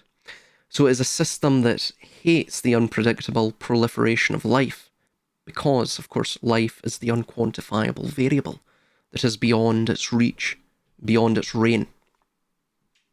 So it seeks to freeze all human variables into a controllable, icy grid of pure predictability. So to live in the Ahrimanic or demiurgic matrix is to live outside of true time. It is a closed thermodynamic loop, a manufactured stasis, like Gwyn's artificial prolongation of the Age of Fire in the Dark Souls video game series, where nothing truly grows, though there's a semblance of it. It's a sort of undead state as opposed to a dead state, and everything simply decays in place. And everyone is entwined in their own sort of echo chambers of truth. There's a deep-seated loneliness there that all they have to come to accompany them within this sort of lonely wasteland of Lordran is their dreams, it's their beliefs, they're locked within their own solipsistic minds, within this dead and decaying world at the edge of the precipice of calamity and terminus. So, firstly, opposed to this icy stasis is the fire of the blue child, as we've stated, right? That fire is inherently metabolic. It's the ultimate symbol of thermodynamic consecration, if you will, or concrescence, rather, and consumption, transformation. So again, that is what remains. It's what will always remain. It's the non-algorithmic part, the part that can't be computated. It can't be merged into a digital twin. It is the middle path between the two extremes, right?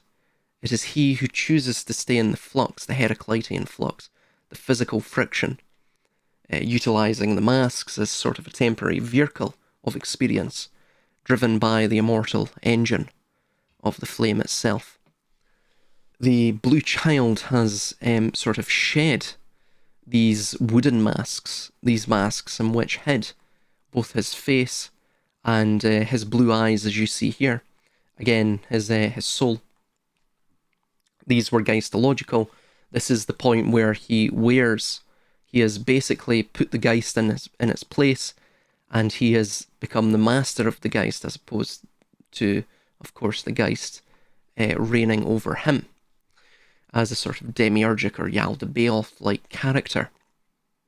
So, what appears as face paint here is actually a physical, tightly fitted mask designed in the distinct style of the Pacific Northwest Coast indigenous art, reminiscent of Haida or Tlingit or Kwaka, pardon me, Kwawaka Waku formline design. So, firstly, unlike the Greek tragedy masks or the other masks of the animals, which represent a false persona or theatrical deception or what have you, these masks in these indigenous traditions are actually animistic. They are not used to hide the wearer, but to manifest a specific spirit, again, a great spirit, a daemon, or an eidolon, or elemental force, right? So, moreover, as well, as we see with this sort of red band at the top, this red, black, and white teal color palette is traditional. It's historically derived from natural pigments like red ochre. The red band and markings typically represent the life force, blood, and the energetic pathways of the manifested spirit. The coagulation of light. That's what blood is, according to Kabbalah and the mystery religions. So by wearing this specific mask before looking into the light, the blue child is adopting a shamanic frequency of sorts. He's sort of connecting to the primordial earthly roots of consciousness as a final grounding measure before that anamnesis, that recollection or remembrance, as we explored in the Platonic ideas. So the outstretched arms as well are, of course, invoking the crucifix, but of course, beyond the specific Christian dogma of it all, that this pose represents the ultimate geometric and structural fulcrum of the universe. So it's the axes of reality, right? In esoteric geometry, the horizontal line of the cross represents the material plane, time, the flux of physical life, and of course the vertical line represents the divine axis, the eternal, unchanging descent and ascent, of spiritual energy back to the pleroma if you want to view it through a Gnostic framework. However, by holding his body at the exact intersection of these two lines, he is almost occupying the 0 point, or the quinta essentia, the fifth element of reality, the spirit, right, or the soul. So it signifies the complete surrender of the ego, offering himself up at the threshold where the heavy Ahrimanic material world dissolves into the divine. So he's surrendered to it entirely. Moreover, as well, as you can see the belt around his waist, yellow and black in colour. We've already went over that four rayed star, that sort of tetramorph. I've went over that in earlier episodes, so I won't rehash that. But as of course Armunn stated, this regards the toroidal field, right? So while the lighting in this frame sort of casts a warm reddish-orange hue over the belt, its mechanical function in the scene, it perfectly mirrors the sort of toroidal field motif. And so, firstly, the belt, or the waist, we see that with Ophiuchus, and we also see it with Orion. Orion's belt, Ophiuchus, that's where the serpent's cauda, the worm, or the tail of the serpent, goes through the waist of the waist, right, the expenditure of the excess, the solar excess, and becomes the serpent's caput, right, and is crowned with the northern crown, the corona borealis, which is that star is 7 in number. Or pardon me, that constellation has 7 stars in number. So what that relates to is that the belt, in that sense, that belt line, is acting as the centre of flux, right, within the torus, which is, of course, a self-sustaining motif, symbolically speaking, and geometrically speaking. So it's the infinite loop of energy that cycles inward upon itself and expands outward simultaneously. So the human body's energetic torus centres around the heart, where the glowing star is, right? But the equator of that field is the waist. So this is the dividing line. The belt acts as the structural seal between the higher spiritual chakras or realms or what have you, and the lower animalistic survival drives. So by highlighting this band, the short film visually establishes the Blue Child as a fully integrated, self-contained energetic system. Right, he is no longer necessarily relying on the external matrix for energy, or of course the masks themselves. He is generating his own recursive toroidal flux, and he's even embraced the toroidal flux of the world itself. So moreover as well, he gazes upon the blinding white light, entirely abandoning the dark rhizomatic runes below. So in the Kabbalistic tree of life, this sort of pure unrefracted light is known as the Keter, the crown. I've spoken about this previously in other videos. So it is the absolute source. It's the existing, it's the absolute source, right? That exists before the divine energy fractures down into the lower Sephiroth.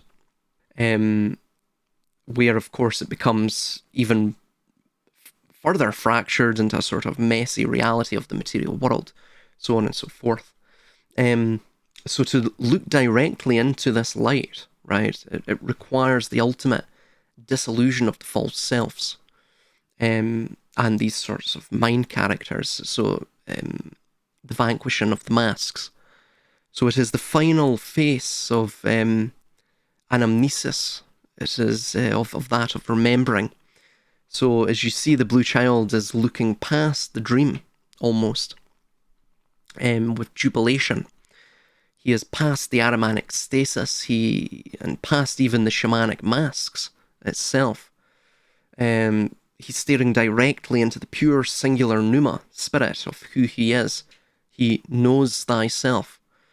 And that's the place from which all consciousness originates, right?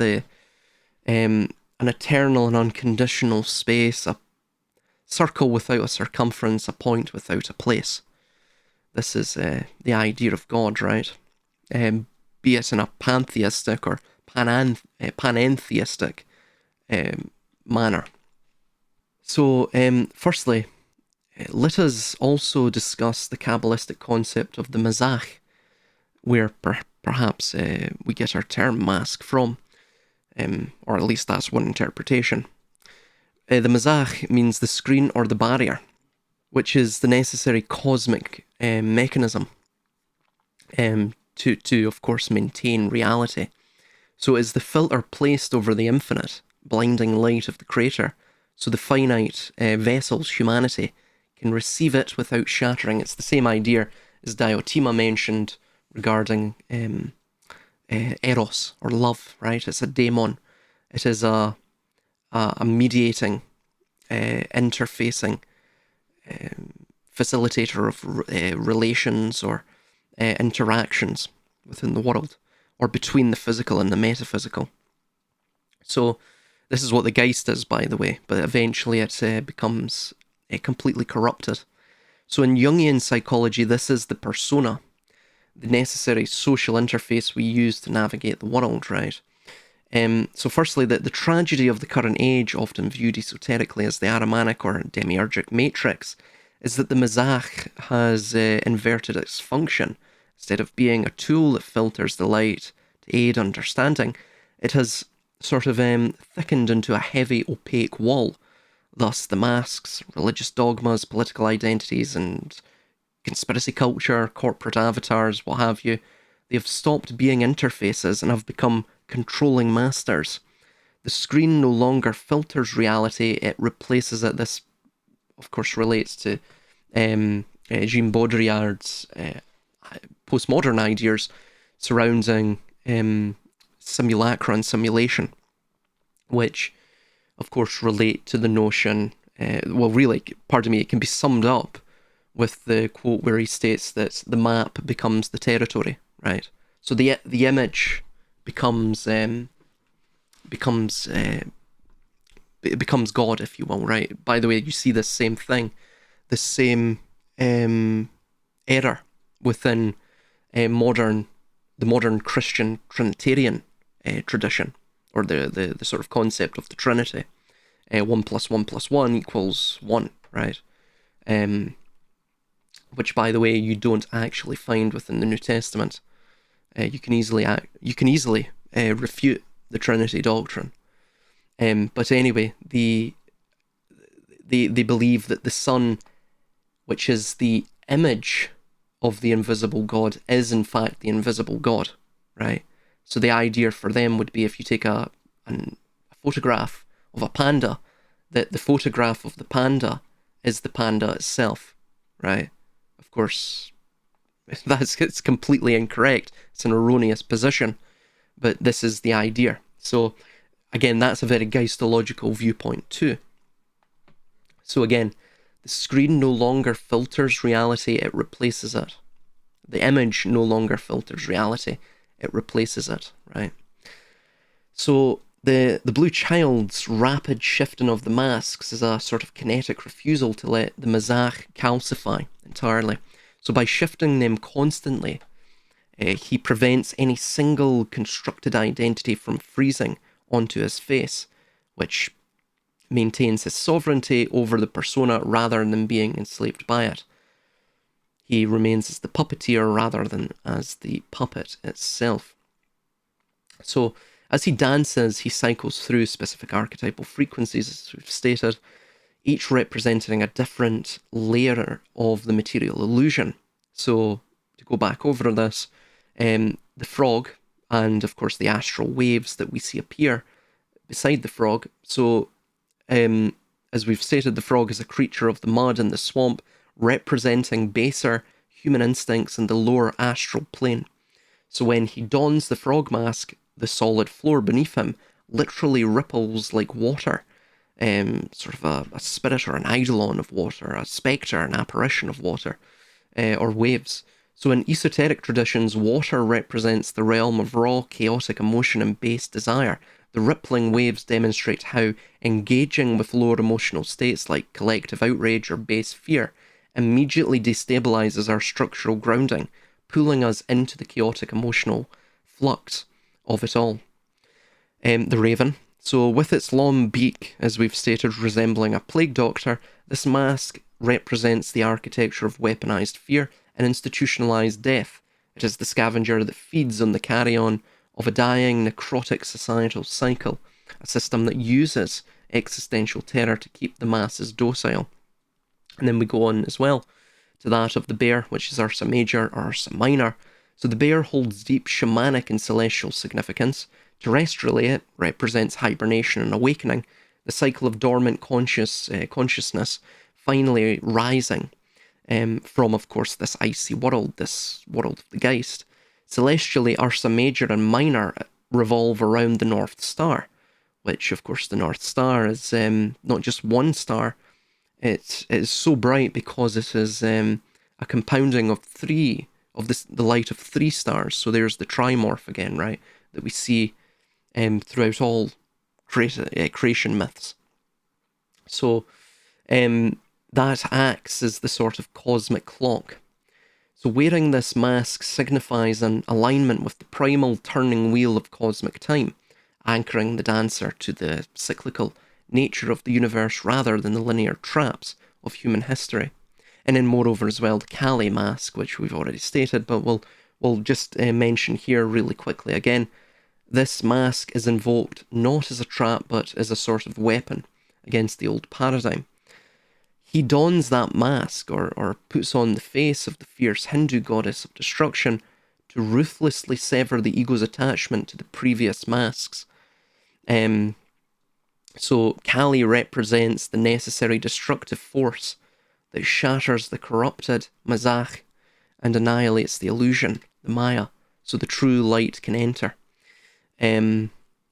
So yeah, so you'll notice as well, after he wears the Kali mask, he doesn't go back to the humanoid masks, he goes to the animalistic masks, because he's trying to find who he is, and yet he can only do that through descending into this sort of a shattering atavism, right? Atavism meaning regression, wild, natural or naturalistic regression.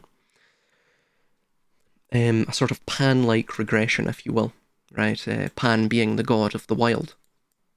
So you become the green man. You accept the world for what it is, rather than trying to contort and conform the world to your conceptions of it, which is geistological. Friedrich Nietzsche stated, "I would believe only in a god that knows how to dance," unquote. So Nietzsche despised the heavy static and gravity-obsessed dogmas of the world, recognizing that true divinity is found in kinetic creative expression. So the blue child embodies Shiva Nataraja, the lord of the dance. In Hindu cosmology, Shiva's dance, the Tandava, is the energetic force that continuously creates, sustains, and destroys the universe. So firstly, within that, we have this dying paradigm of the modern world, which is one of icy, algorithmic stasis, as we've stated. So the chaotic, fiery dance around that flame is this ultimate thermodynamic countermeasure, as we've stated. So it's the birth of a new cycle. We've already stated that. We've also stated as well the toroidal field. I've just repeated myself here. Yeah, here we go. So we see at the climax of the Yes, so we see at the climax of the ritual, which occurs within the short film, he dons the blue child dons the final mask, which is that Pacific Northwest Indigenous formline face that we stated. So again, he sees with his own two eyes, right? He's not corrupted by the mazach, which is the screen or the barrier, the monitor, if you will, right? The instrument, the vehicle of the projection of abstraction. And he doesn't look through the tinted glass of an ideology, the darkly lit glass of the persona, the manufactured persona. He has achieved true anamnesis, the remembrance of his own self, and he has assumed an unmediated light of the infinite, which he utilizes to gain a sort of sovereign vision of the world.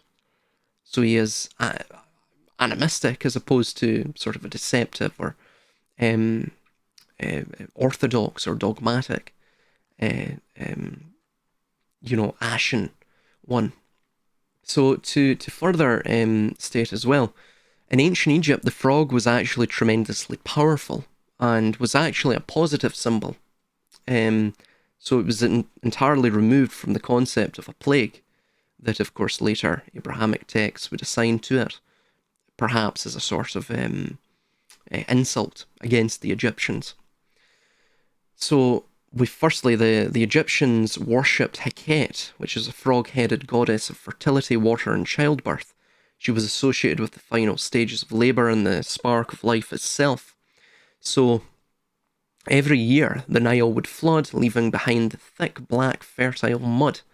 Out of this chaotic mud, millions of frogs would seemingly spontaneously generate, as if creatio ex nihilo, creation out of nothing. Therefore, the frog became the ultimate symbol of the proliferation of life emerging from the chaotic waters of the flood. As, of course, we see in the watery illusion, the sea, the flood of the thawing, icy world in that short film. So when he wears the mask, or wears this mask of the frog, he is invoking that magic of Heket. He is, if you will, seeking to dissolve the dead architecture, to thaw it of the old world and to thus create floodwaters so that new life has the fertile, messy mud required to grow. Moreover, as well, within Native American framework, he was known as the rainmaker and the cleanser. So primarily with southwestern tribes and also as well with Pacific Northwest tribes, the frog would hold an animistic and medicinal role. So firstly, the frog is widely recognised as a rain-bringer. Its song calls the waters down from the heavens. In a spiritual context, this rain is not just for crops, it is sort of meant to cleanse the earth of negative or stagnant energy, as we see in the film. Moreover, as well, the frog begins its life entirely in the water as a tadpole and transforms to walk on land. It is viewed as a master of transition, as we see in the Moon Tarot card with the crustacean, or the Karkinos, the crab. So it is the shamanic bridge between the conscious earth and the subconscious water, of course, heaven or of potentiality. So it's the master of the liminal. So by invoking this sort of frog motif, according to the Native American traditions, he is sort of singing or dancing the rains into being, to wash away the ashes of the destroyed cycle, the conflagration of the previous old paradigm. So he's utilizing that sort of liminal, medicinal energy of the symbolized frog to adapt his consciousness, thus allowing him to survive the deep, chaotic waters of the Tehom, the Tiamat, of that structural reset without, of course, drowning in them. So, of the bear, this is the awakening from stasis, right? So the bear goes into, as we've stated, a deep hibernation during the icy stasis of winter. He effectively dies to the world and he's cocooned, in a sort of Orphic egg, if you will, of hibernation, only to violently emerge reborn in the spring, right? So because the overarching threat in the film is the cold Ahrimanic stasis of the modern paradigm, by the blue child donning the bear mask, he is sort of invoking this specific medicine of going through this cycle of metamorphosis, of hibernation, if you will. So it is the kinetic energy required to violently rip oneself out of the collective societal hibernation. Moreover, as well, the wide, aggressive mouth and jagged teeth, and also the claws of his paws, represent the fierce, primal, atavistic energy needed to shatter the calcified silence of the dead matrix to become an even fiercer monster than the system. So it is the unrefined earthly power necessary to begin the thermodynamic warming of the new cycle, if you will, to thus thaw the old. So the bear as well is also the beast within the Taurus, right? It's this primordial flame, the primal fire within man, right? Which is the soul itself. It's what maintains the cycle itself. It's what maintains the Taurus. Moreover, as well, this ties in with Ursa Major, so the turning of the wheel, right? Because Ursa Major, the Big Dipper, also known as, revolves around the North Star, which is found in Ursa Minor, the small bear, in the tail of the small bear. It acts again as that grand cosmic clock for the Northern Hemisphere, and thus, of course, the cycles themselves. So to mention too, we also see that the sort of fierce teeth and the block geometry of the bear, it actually sort of evokes recollections of Aztec or Mayan jaguar deities like Tepehuaotl.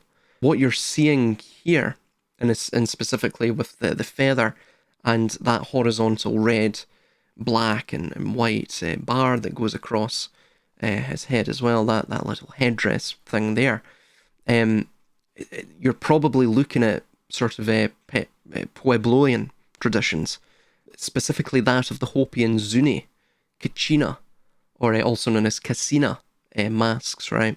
In Hopi cosmology, Katsinam are immortal spirit beings that bring rain, control natural elements, and act as messengers between the human world and that of the divine. So the masks are not necessarily costumes, as they are believed to physically channel that spirit, that daemon, if you will, right? That force, that vector quantity of time and space and the cosmos of God itself. So by invoking a Kachina form, likely a variation of the bear or a guardian spirit, as we've discussed, the blue child is sort of adopting the frequency of a healer of the earth, and a singer of the rain, a bringer of the rain. So specifically, he's calling down the spiritual water to purify the calcified ashes of the dead Ahrimanic cycle. So yeah, what you're seeing there is most likely the Kachina itself, right? So moreover as well, we see the feather. So the feather is associated with that of the air, right? That of the birds. And what it's basically stating there is that the air is this sort of primordial vaporous element of the masculine, and it is it's immaterial, right? It's immaterial, and it comes after fire and water, and what you see there with that is that it's a connecting device, right? Again, as you see in Yod He Vav He, the Vav is the air, the Vav is the spine. It is the connection between the lower and the upper, the physical and the metaphysical. So, for example, within a Mesoamerican comparison, you see, for example, Quetzalcoatl, the feathered serpent. So he basically acts as this sort of ultimate bridge between that of the dense earth, the serpent, and the ascendant sky, which is the bird or the feathers, right? This is why Vav and the second He of earth are connected. They're sort of companions. So yeah, what you're seeing there is sort of, again, it's the daemon aspect, which is the bridging spirit between the physical and the metaphysical. So yeah, I think we've pretty much covered everything there. I'm trying to see if there's anything else we forgot to cover here. Oh yeah, so the Greek tragedy mask is also connected to the cult of Dionysus, which is Bacchus and Sabaoth or Sabazios or Yahweh Zeviot, which is the god of wine, ecstasy, and theatre. So, firstly, Dionysus is the god of masks and paradox, to lay that out. So, in his rituals, the wearing of the mask was meant to induce ecstasis, which is standing outside oneself. Right, this is where we get the term ecstasy from. So this sort of ecstasy itself is not necessarily designed for one to know oneself. It's designed to basically, keep you within the cult of Dionysus, to make you do terrible, terrible things, and we'll get into this. This occurs in Euripides' Bacchae. Bacchus and Dionysus are effectively the same deity, with some minor distinctions here and there. Anyway, so this is why with the mystery religions, and of course, as you see with the modern world, this has been universalized. Drug taking, right? The imbibing of narcotics. Again, and this is being alcohol's another example of this, and this is being proliferated and propagated within the culture, because again, it takes you outside of oneself, one's true self, makes you more malleable, right? But if you go into it soberly, right? The tragedy mask itself could also represent the painful realization that the false ego or the mind character, the sort of persona that people play on the world stage is an illusion, right? It's the first stage of remembering, right, if you will, of understanding this idea. Moreover as well, firstly, within the Dionysian myth, we see, from Euripides' Bacchae, we see the sparagmos, which is the violent tearing apart of the flesh or the ego. So by wearing and then discarding the tragedy mask, the blue child is sort of performing a ritual sparagmos of the world, which is, he is actively and sort of dogmatically, in a sense, or not dogmatically, I think it would be in the sense of ecstasis, which is that he is in this sort of, he's not quite, he's standing outside of himself, right? He's not fully in control of himself. It's a sort of Kali force, if you will. So vis-a-vis that, he's actively tearing apart the false manufactured personas forced upon him by the overarching society. So in Western alchemy, the toad of the earth also represents the prima materia, the heavy, gross, unrefined matter that the alchemist must work with. It is the dense material world, or the material of the world, that which is, materially left once the sparagmos has been undertaken, that must be dissolved through calcination or putrefaction before it can be turned into, of course, spiritual gold. We also see as well in the Aztec myth, I'm going to butcher this, but I'll try and pronounce it. Tlahtecutli is the monstrous earth deity, often depicted in a squatting, toad-like posture. So, to create the current world, the gods Quetzalcoatl and Tezcatlipoca, which is the lord of the mirror's smoke, this is the Geist, right? Basically, Quetzalcoatl would be the body, the body and the soul, right? The serpent and the winged serpent, basically. The air and the earth, the body and the soul.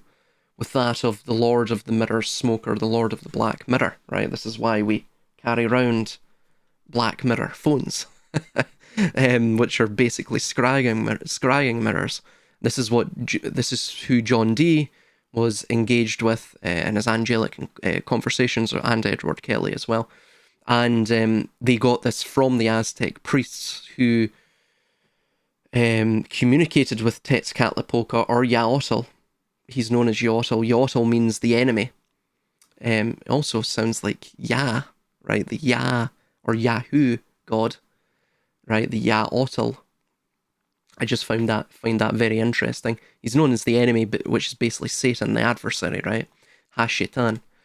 But anyway, they communicated with him through obsidian, polished obsidian mirrors, right?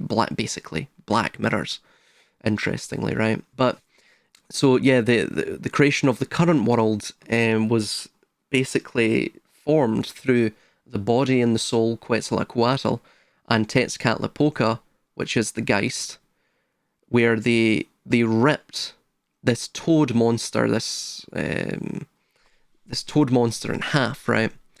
And so by wearing the frog mask, it's a sort of an acknowledgement of this heavy base, monstrous, sacrificially based, murderous creation of the earth. That to recreate it, you must tear it apart again. You must dissolve it into waves. You must break it down and erode it through those waves to thus birth the new horizon, right? So the Raven as well as the Watchers is the Watcher of the Dead cycle.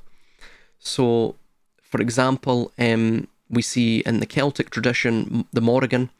So the Phantom Queen of War and Fate often appeared as a raven or a crow, the Bav as it was known.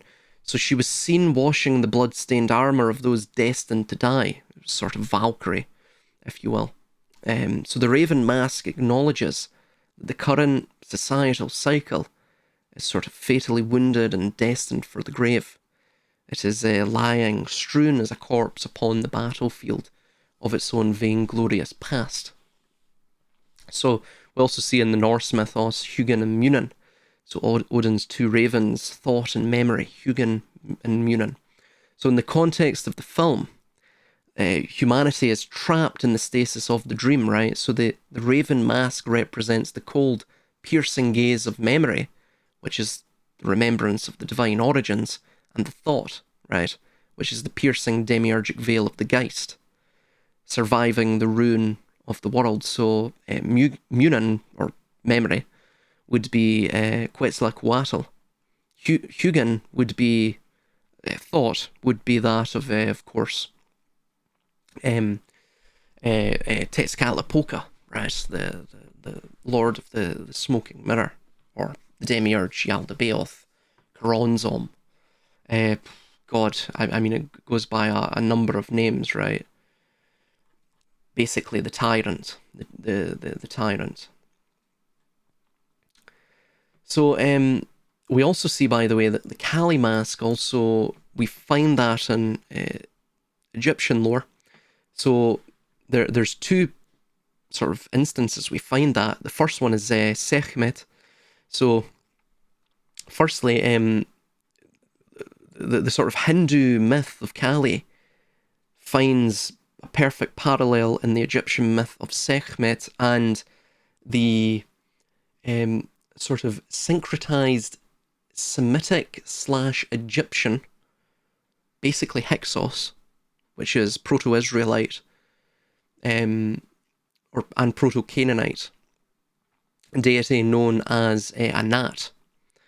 And Anat also was known as Katesh or Kodesh, right, which means holy or sacred.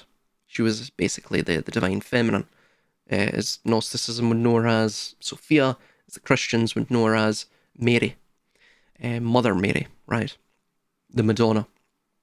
So, of course, we write AI and we write all computer programming language through code, right? Code most likely comes from this in a sort of esoteric sense, an esoteric linguistic sense, from Kodesh, which is, again, it's the holy language, right? It's to basically recreate the divine into a pure imitation which the Geist can control, conceive of, and eventually quantify the unquantifiable element of the human soul, which is an impossible task, but they shall try nonetheless. So Sekhmet is the lioness goddess of war and divine retribution. She also is linked to that of Ashtaroth, Ishtar, Inanna, these sorts of deities too. So firstly, when humanity rebelled against the divine order, Ma'at, or truth, and fell into corruption, the sun god sent Sekhmet to annihilate them. This is basically the fall of man, as we see in Gnosticism. They rebelled against divine order, Ma'at, who is the divine feminine, who is truth, who is the soul, and fell into corruption, or reliant upon the Geist. So the sun god sent Sekhmet to annihilate them, basically to expend the solar excess of them, of their fall. So her blood loss was so great, she nearly wiped out all of humanity, as we see in the flood myths of both the Abrahamic and earlier flood myths, which of course the Abrahamic or Judaic tradition plagiarized, which is that of the Akkadian and Sumerian Atrahasis flood myths, where Enlil seeks to wipe out humanity because they're a nuisance and making too much noise, and Atrahasis is helped by the Lord of the Earth, or Enki. Again, you see Enki as the Luciferic figure, and Enlil is the Ahrimanic. One is the rebel, or the liberator, if you will, and one is that of the tyrant. Both are geistological, and they help Atrahasis, which means most wise, I believe, in Sumerian. Yeah, most wise, or wise man, or something along those lines. So basically, he is the Christ, right? He goes by other names, but effectively they all relate back to this idea that he is the Christ. You also see the same thing with Krishna, but it's far more developed and localized, but the same sort of basis is there. Again, it relates to the human psyche. So, she was stopped only when she was tricked into drinking red-dyed beer. There's the red again, right? Causing her to fall asleep and awaken as the pacified goddess Bastet. So, red is the coagulation of light. So, again, it's the materialization and the mortalization of the divine. So both Kali and Sekhmet represent the terrifying, ferocious aspect of the divine that must be unleashed when a structural cycle becomes entirely corrupted and rigid. So this is exactly what you see with the Blue Child. Moreover, as well, with the bear, firstly, the name Arthur, as in King Arthur, is widely believed, to derive from the Celtic Artos, meaning bear. The central myth of Arthur is that he is the once and future king who is not dead but merely sleeping in Avalon, awaiting to awaken when the land is in its darkest peril. Again, it's the same idea, right? Same notion that you see the fall of man, the fall of the soul, the body captured by the Geist. It will awaken because it rests in this place where it can't be tainted by the Geist, and he is the once and future king. He is the king for all time. And this is what you see in the Grail myth of Arthur, where it's, I forget the knight's name now, but he's one of the knights of the Round Table, and he fails to gain the Grail, and then, of course, I believe it's Lancelot that puts this right, if I recall correctly. That's terrible. This is actually my own mythology, and I can't even recall it. But so there you go. There's the connection there, right? So wearing the bear mask is the sort of mythic embodiment of the sleeping king in Avalon waking up to rescue the land, within its darkest time, its darkest hour. So It's that sovereign power of humanity rising from its forced habitation, or hibernation, rather. So moreover as well, you also see the doll motif of the blue child and these sort of weird, blocky masks, right? Very unreal or hyper-real masks. This also relates to Pinocchio. By the way, I forget the individual that wrote Pinocchio now. I've got a whole breakdown of Pinocchio and the occult and esoteric connections of it and the deciphering of it. But we know it was written as a sort of a Masonic or, in general, Gnostic or esoteric nod to these same psycho-spiritual concepts that we're discussing, present within the occult and the occult corpus. Yes, here we go. It was written by Carlo Collodi, or Collodi rather, Carlo Collodi, and he himself was, I believe he was a Mason. I think he was a 32nd or 33rd degree Mason, if I recall correctly. I'll have to go back to those notes, but he wrote The Adventures of Pinocchio. And Pinocchio itself means basically the pine cone, I believe. So or he who is made of pine, something like that. The pine is obviously the evergreen, right? The evergreen is a symbol of heaven, because like Avalon, it's never tainted, it's evergreen, right? You see in the Epic of Gilgamesh, they have to face the deep fear of their own mortality, which is Humbaba. Humbaba means the invoker of fear. In Sumerian, it's a compound of, I believe, 3 distinct words. Two distinct words and a suffix. So, so it's the invoker of fear and dread. And Enkidu, which is the primal or primordial or wild aspect of the urban and geistological active intellect of Gilgamesh, which means our ancestor was a hero or something like that in Sumerian. Enkidu means Lord of the Reeds. So it's, again, he's of the marshland.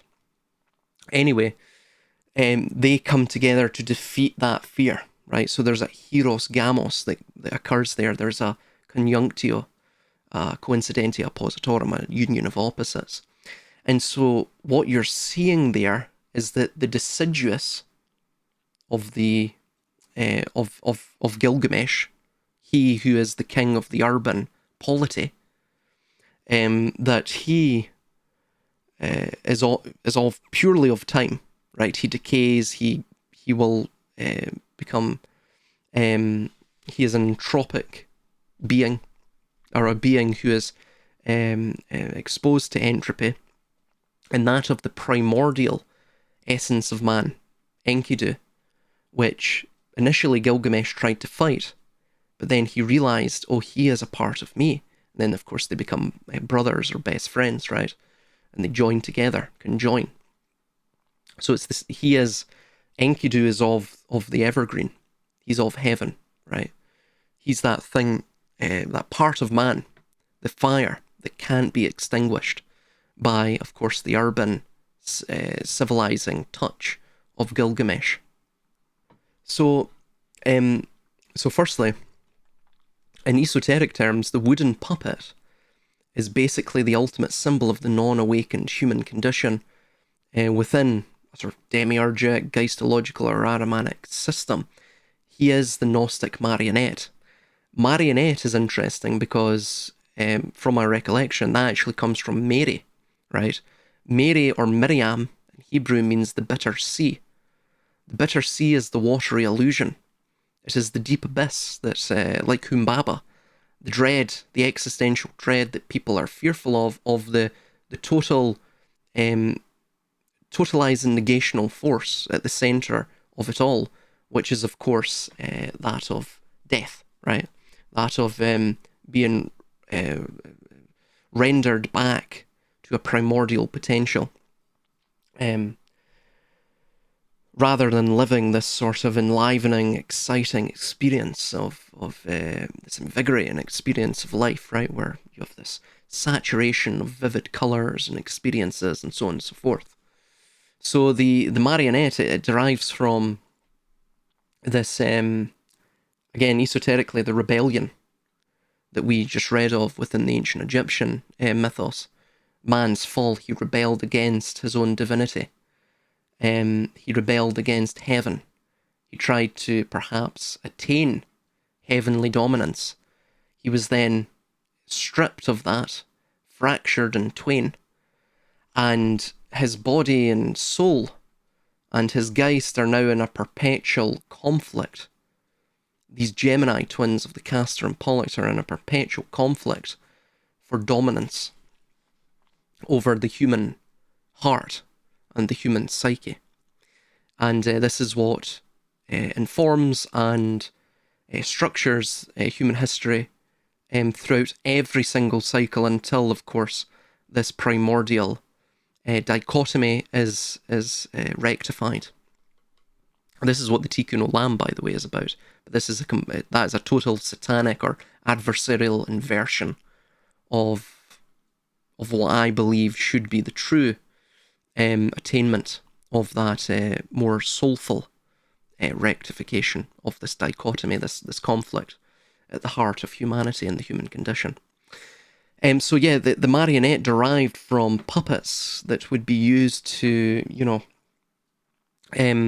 convey to the youth Bible stories, primarily the Nativity. So that's where marionette comes from, interestingly. So it's associated with religion itself. So a marionette does not possess its own agency or generate its own kinetic energy, a bit like a mask. It is moved entirely by invisible external strings. These strings represent the algorithms of mass psychology, cultural conditioning, and manufactured consent. The marching men in suits seen earlier in the film are perfect obedient marionettes. And moreover as well, the wood, which of course masks are usually made out of, but the marionettes are of course made out of this. The wood is heavy, calcified, and is spiritually inert, of course, right? It is the prima materia. So Pinocchio is animated, but he is not real. He has a semblance of animation, born of the wish of Geppetto to be a parent, to have the love of a son, and to love a son. So he's a simulation of a human, just as the tragedy masks the blue child who wears the sort of simulations of true emotion, until, of course, he breaks free. So moreover as well, the Pinocchio mythos, the blue fairy, is the emanation of the divine feminine, the Sophia in Gnosticism. I forget her name now, again, it's in the notes. She is the one who bestows the initial spark of consciousness into the dead wood, and she represents the ultimate idealized truth that the puppet must strive towards to thus become real, to become a real boy, if you will, as it states. So by being named the Blue Child, this character acts as both the recipient of the divine spark and the spark itself. The blue frequency represents the throat chakra, speaking the truth, the logos, also the what do they call it? The maris. The maris is the eternal child. You see this in the film Vivarium with Martin. So the idea with that is that they're in a loop, and there's a sort of eternal child, not necessarily a spiritual child. It is the structures of power. They also hijack this spiritual ideal, and again they invert it, right, in a parasitic manner, as we see in the Vivarium film, and that of the ethereal plane. So he is the divine impulse working from the inside out, to burn away the wooden shell and to, like Ludovic, awaken.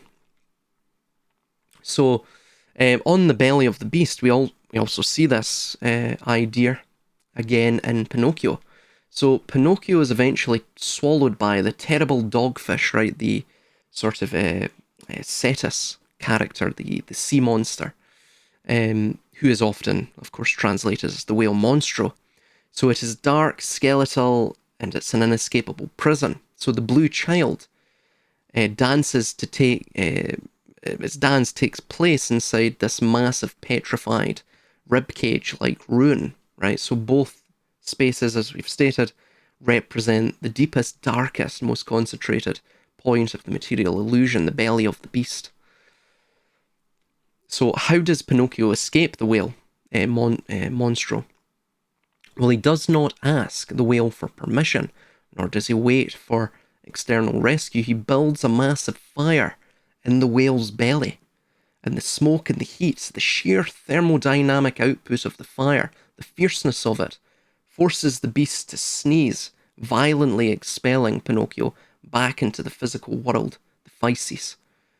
And this relates to the blue child's fiery kinetic dance around the flame, which serves the exact same mechanical purpose. He is generating the internal heat required to shatter the cold, calcified prison of the dying cycle.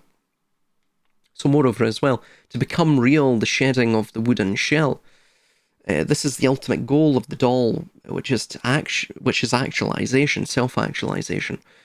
To stop being an object acted upon and become a sovereign subject that acts, right? To become a force in and of themselves. So firstly, the rapid cycling of the masks, the frog, the rat, the raven, the callie, the bear, so on and so forth, is the kinetic equivalent of Pinocchio navigating his trials. Pleasure Island, the fox, the cat, of course, Monstro, the whale. So each mask is a temptation to remain trapped in a false lower frequency persona. So by actively discarding them, the blue child is methodically sort of cutting his own strings, right? Assuming, once again, his own sovereignty. So Pinocchio's journey ends when he proves he has developed genuine self-sacrifice and love, eros, and internalized morality. Again, remember, eros is this daimon. It is the vector quantity, the accelerative directional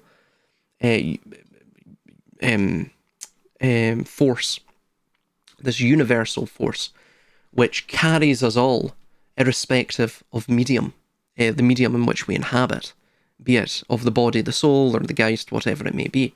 We're constantly looking for this thing, right, that we have lost, we have since lost, and we're trying to find, but of course we shall never find it, ultimately.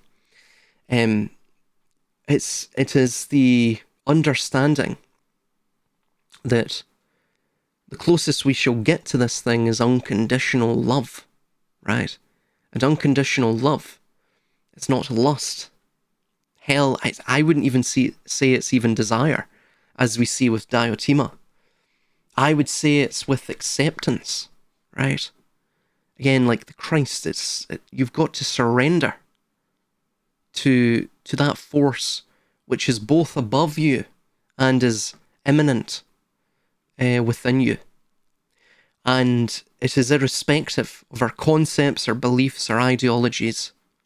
It is the spark which enlivens us with the gift of life bestowed upon us by the divine, the source of it all. And we are a reflection of that, and we act as a representation, as the representative of that upon earth. We come to understand ourselves, and thus God comes to understand his self. And this is love. This is the force which binds all other things in the universe together. It is unconditional, and it, of course, is beyond the remit of power. Power cannot taint this. It is the flame imperishable. They cannot extinguish this. So this is what love is. This is, once we realize that this is the force that carries everything, it is the journey without a destination, that the destination itself is the journey. And once he becomes aware of that, his reward is the dissolution of his wooden body, which is replaced by a real flesh and blood human form. So when the blue child wears the wooden Kachina-style mask and then prepares to shed it, to look at the light with his own two eyes, he is completing this exact alchemical process. He is shedding the final heavy wooden barrier of the mazach, the screen, the abstraction, the ideology, the highly controlling dogmas, to reveal the true self-generating soul that lay underneath all of that proliferation of soil and dirt and mediocre, mundane masks. That in that we become real, not just to the universe but to ourselves. So this sort of doll symbolism is the perfect vessel for this teaching, because it ultimately demands an answer to the most crucial question of both the geopolitical and spiritual cycle that we see conveyed to us through this short film, which is, are you moving under your own power? Or are your actions simply the kinetic echo of whoever is pulling the strings? And this is what we must consistently ask ourselves. And this is what leads us to don more and more and more masks, so that we never get sort of entrenched in one of them, but we understand them. We use them as tools to navigate the world until we understand who we are, and we surrender to it, and we become comfortable in being uncomfortable. So moreover as well, regarding the unfurled tongue of Kali and some of the other iconographic markers of this Hindu deity and the Hindu myth. So Kali's destructive rampage against the demons of illusion becomes so blood-crazed that she threatens to destroy the entire universe itself. And so to stop her, her husband Shiva, representing pure unmanifested consciousness, lies down upon the corpses. When Kali steps on him, she realizes she is trampling the very foundation of reality. So in shock and shame, she bites her tongue, unfurling it from her mouth, and her rampage instantly ceases, right? So what is this? What does this symbolize? Let's say psychospiritually, or just in the deeper occult sciences. Well, esoterically, the protruding tongue represents the active consumption of the false self. She's basically tasting the blood of the ego to destroy it. So more importantly too, the tongue itself signifies the exact moment of sort of recognition, and even you could say surrender and self-sacrifice. These motifs again. It is the realization that the destruction must have a limit in the context of the blue child's dance. He wears this face to shatter the calcified mazach, the barrier of the old world, the screens, the monitors of the computerized system of predictive analytics and AI and digital twinning and all of this nonsense. But the protruding tongue shows he remains conscious. He is halting the destructive frequency before it consumes his own soul, allowing him to transition to the next mask. This is what we must gain the ability to do. We must be in control of the masks that we wear, and eventually we must be in control of our own self, right? This is teaching us to be in control of ourself. We do not become completely, assimilated by a mask. We don't become the puppet to the puppeteering mask. We are the ones who dominate our own reality. We are the ones who live in accordance with the natural cycles and natural order. And of course, we gain sort of wisdom from that. We gain cunning, metis, the Greek metis, which is a sort of an unquantifiable, flexible and versatile wisdom, a craftsmanship, a cunning, a crafty attitude to life, this idea. So the frenzied darting eyes as well of Kali reflect a state of divine madness, but also of hypervigilance. So firstly, in this icy Ahrimanic stasis of the old paradigm represented by somnambulant men in suits, for example, eyes are dead, they're fixed, they're hypnotized. So the darting eyes of Kali mask, of the Kali mask, are the kinetic opposite of this. They sort of represent a consciousness moving so fast that it shatters the hypnotic algorithm of the material illusion. In Hinduism, this is known as Maya. So they are searching for the underlying truth amidst the chaos of the collapsing system, this of the dancing child, right, in this sort of madness of the dance. So, moreover, as well, the connection to Anat, which relates, again, as I stated, the northwest Semitic deity, though she was syncretized into the Egyptian pantheon as a Kodesh or Kadesh, and also as Anat just directly as well, vis-a-vis the Hyksos and the Hyksos invasions of Egypt, which they were the shepherd kings, the proto-Israelites, the ones who were promised, who have the promise, should we say. So, in the ancient Northwest Semitic tradition, Anat, who was the goddess of war and hunting, unlocks this sort of geopolitical and thermodynamic core of this mask, right, of Kali. So long before Kali was codified in Hindu texts, Anat embodied this exact archetypal frequency in the Levant. So in the Baal cycle discovered at Ugarit, Anat engages in a terrifying slaughter of her enemies. The text describes her wading in blood up to her knees, and again, this is the same scenes you witness in Revelation, right? Tread upon the winepress of the wrath of the judgment of God, blood 1600 stadia high, and so on and so forth, right? And strikingly akin to Kali, she adorns herself with the severed heads of her victims on her back and ties their severed hands on her belt. Again, she takes their minds, destroys their minds, and destroys their bodies or their physical hands, their the means by which they exert their will through the world. So in both Anat's and Kali's mythos, severing heads represent the destruction of the false intellect and the corrupted ego, the Geist. Severing hands represent the halting of the enemy's karma, just basically their ability to act and build corrupted structures in the material world, basically the consequences they can wrought within the material world itself.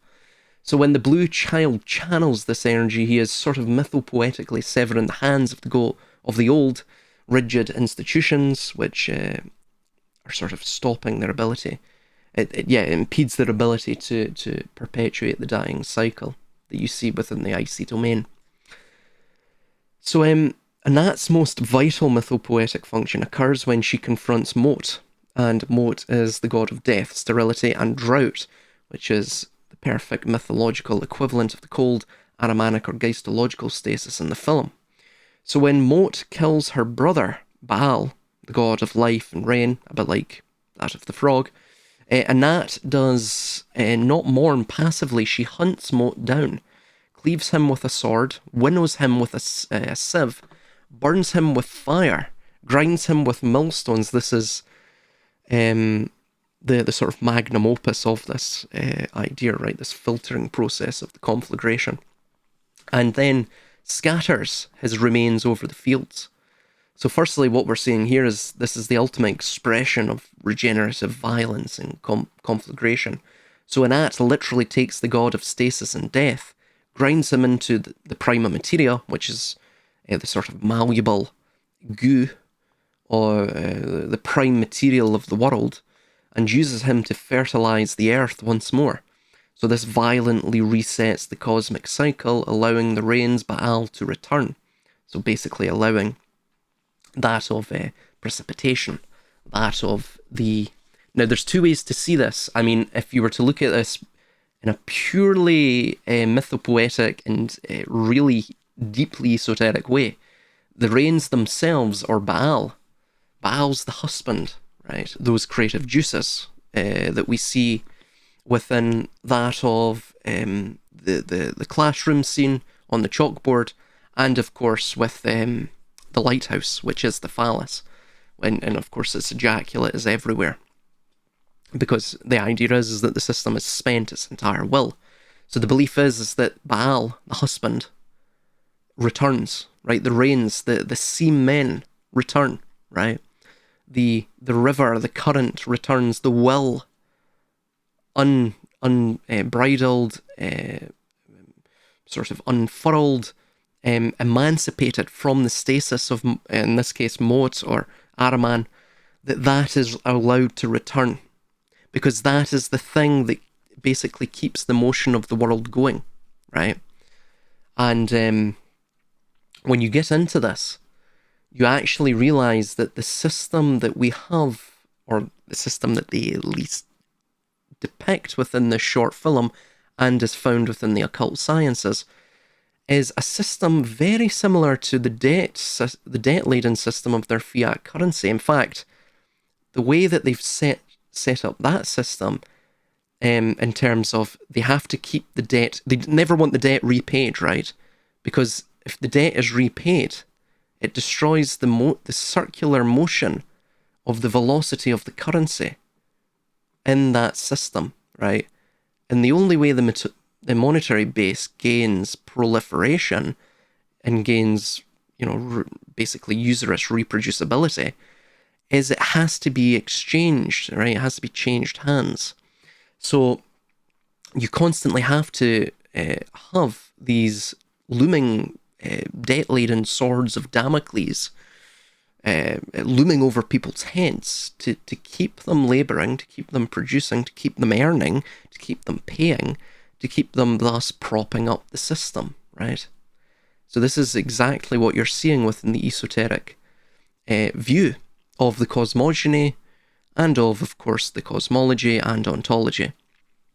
And the reason for this is, of course, the very epistemology, meaning their sort of standard of knowing, that being the sort of ruling class, be it in any epoch or any age, they keep coming to this same idea that, and you can see it in their mythos, right? Again, it's hidden in the mythos because they provide the truth to satiate the masses, but they hide it amongst allegory, right?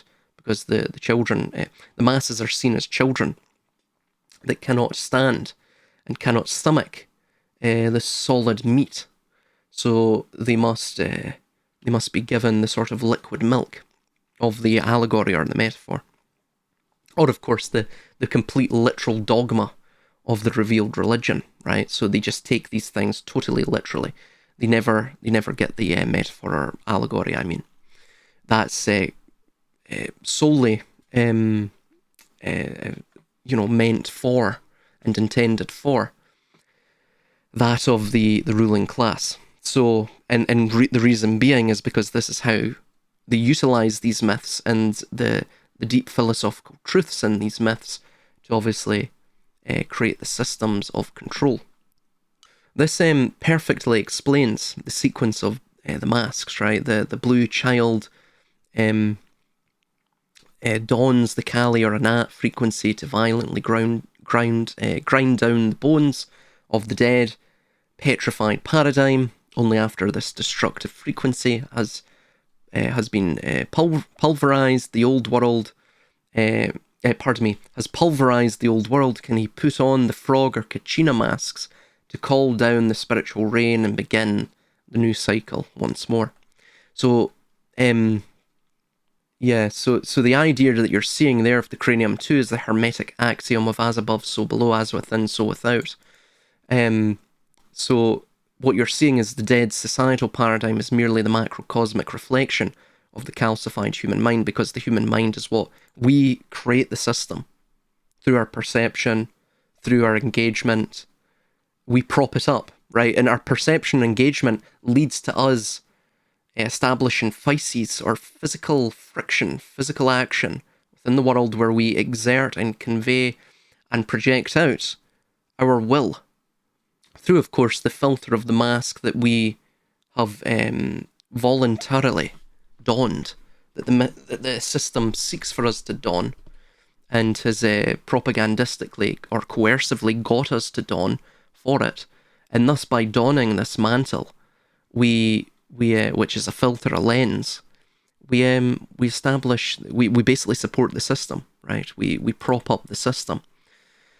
Yeah, so the structural ruin that we see here represents the brain that no longer generates any original thought. This is what we're beginning to see with that of AI and such. The outsourcing of epistemic outsourcing, basically, the outsourcing of thinking and critical faculties within the population. So its synapses have calcified into a sort of rigid dogma. We're also seeing this as well in the modern world. It is the physical manifestation, one could say, of a manufactured consent, a mind that has been hollowed out by a sort of algorithmic control and the constant consumption of fear. The polycrisis or permacrisis, this is representative of the raven, and the illusion, which is representative of the tragedy. So we're sort of trapped esoterically in a prison of the intellect. So the demiurge rules the dense material world, and its greatest sort of prison is the unilluminated, strictly rational, materialist mind, and of course the citizens which embody that. So the blue child is not necessarily trapped in a literal cavern. He's sort of trapped in the biological hardware of an artificial ego, right? Armunn calls this the mind character, which is, a fairly accurate term for this, absolutely. In fact, I would say it's probably the most precise term for this. It's the mind character, which is the false or artificial ego. Yes, and that's us. We've got to the end of this, so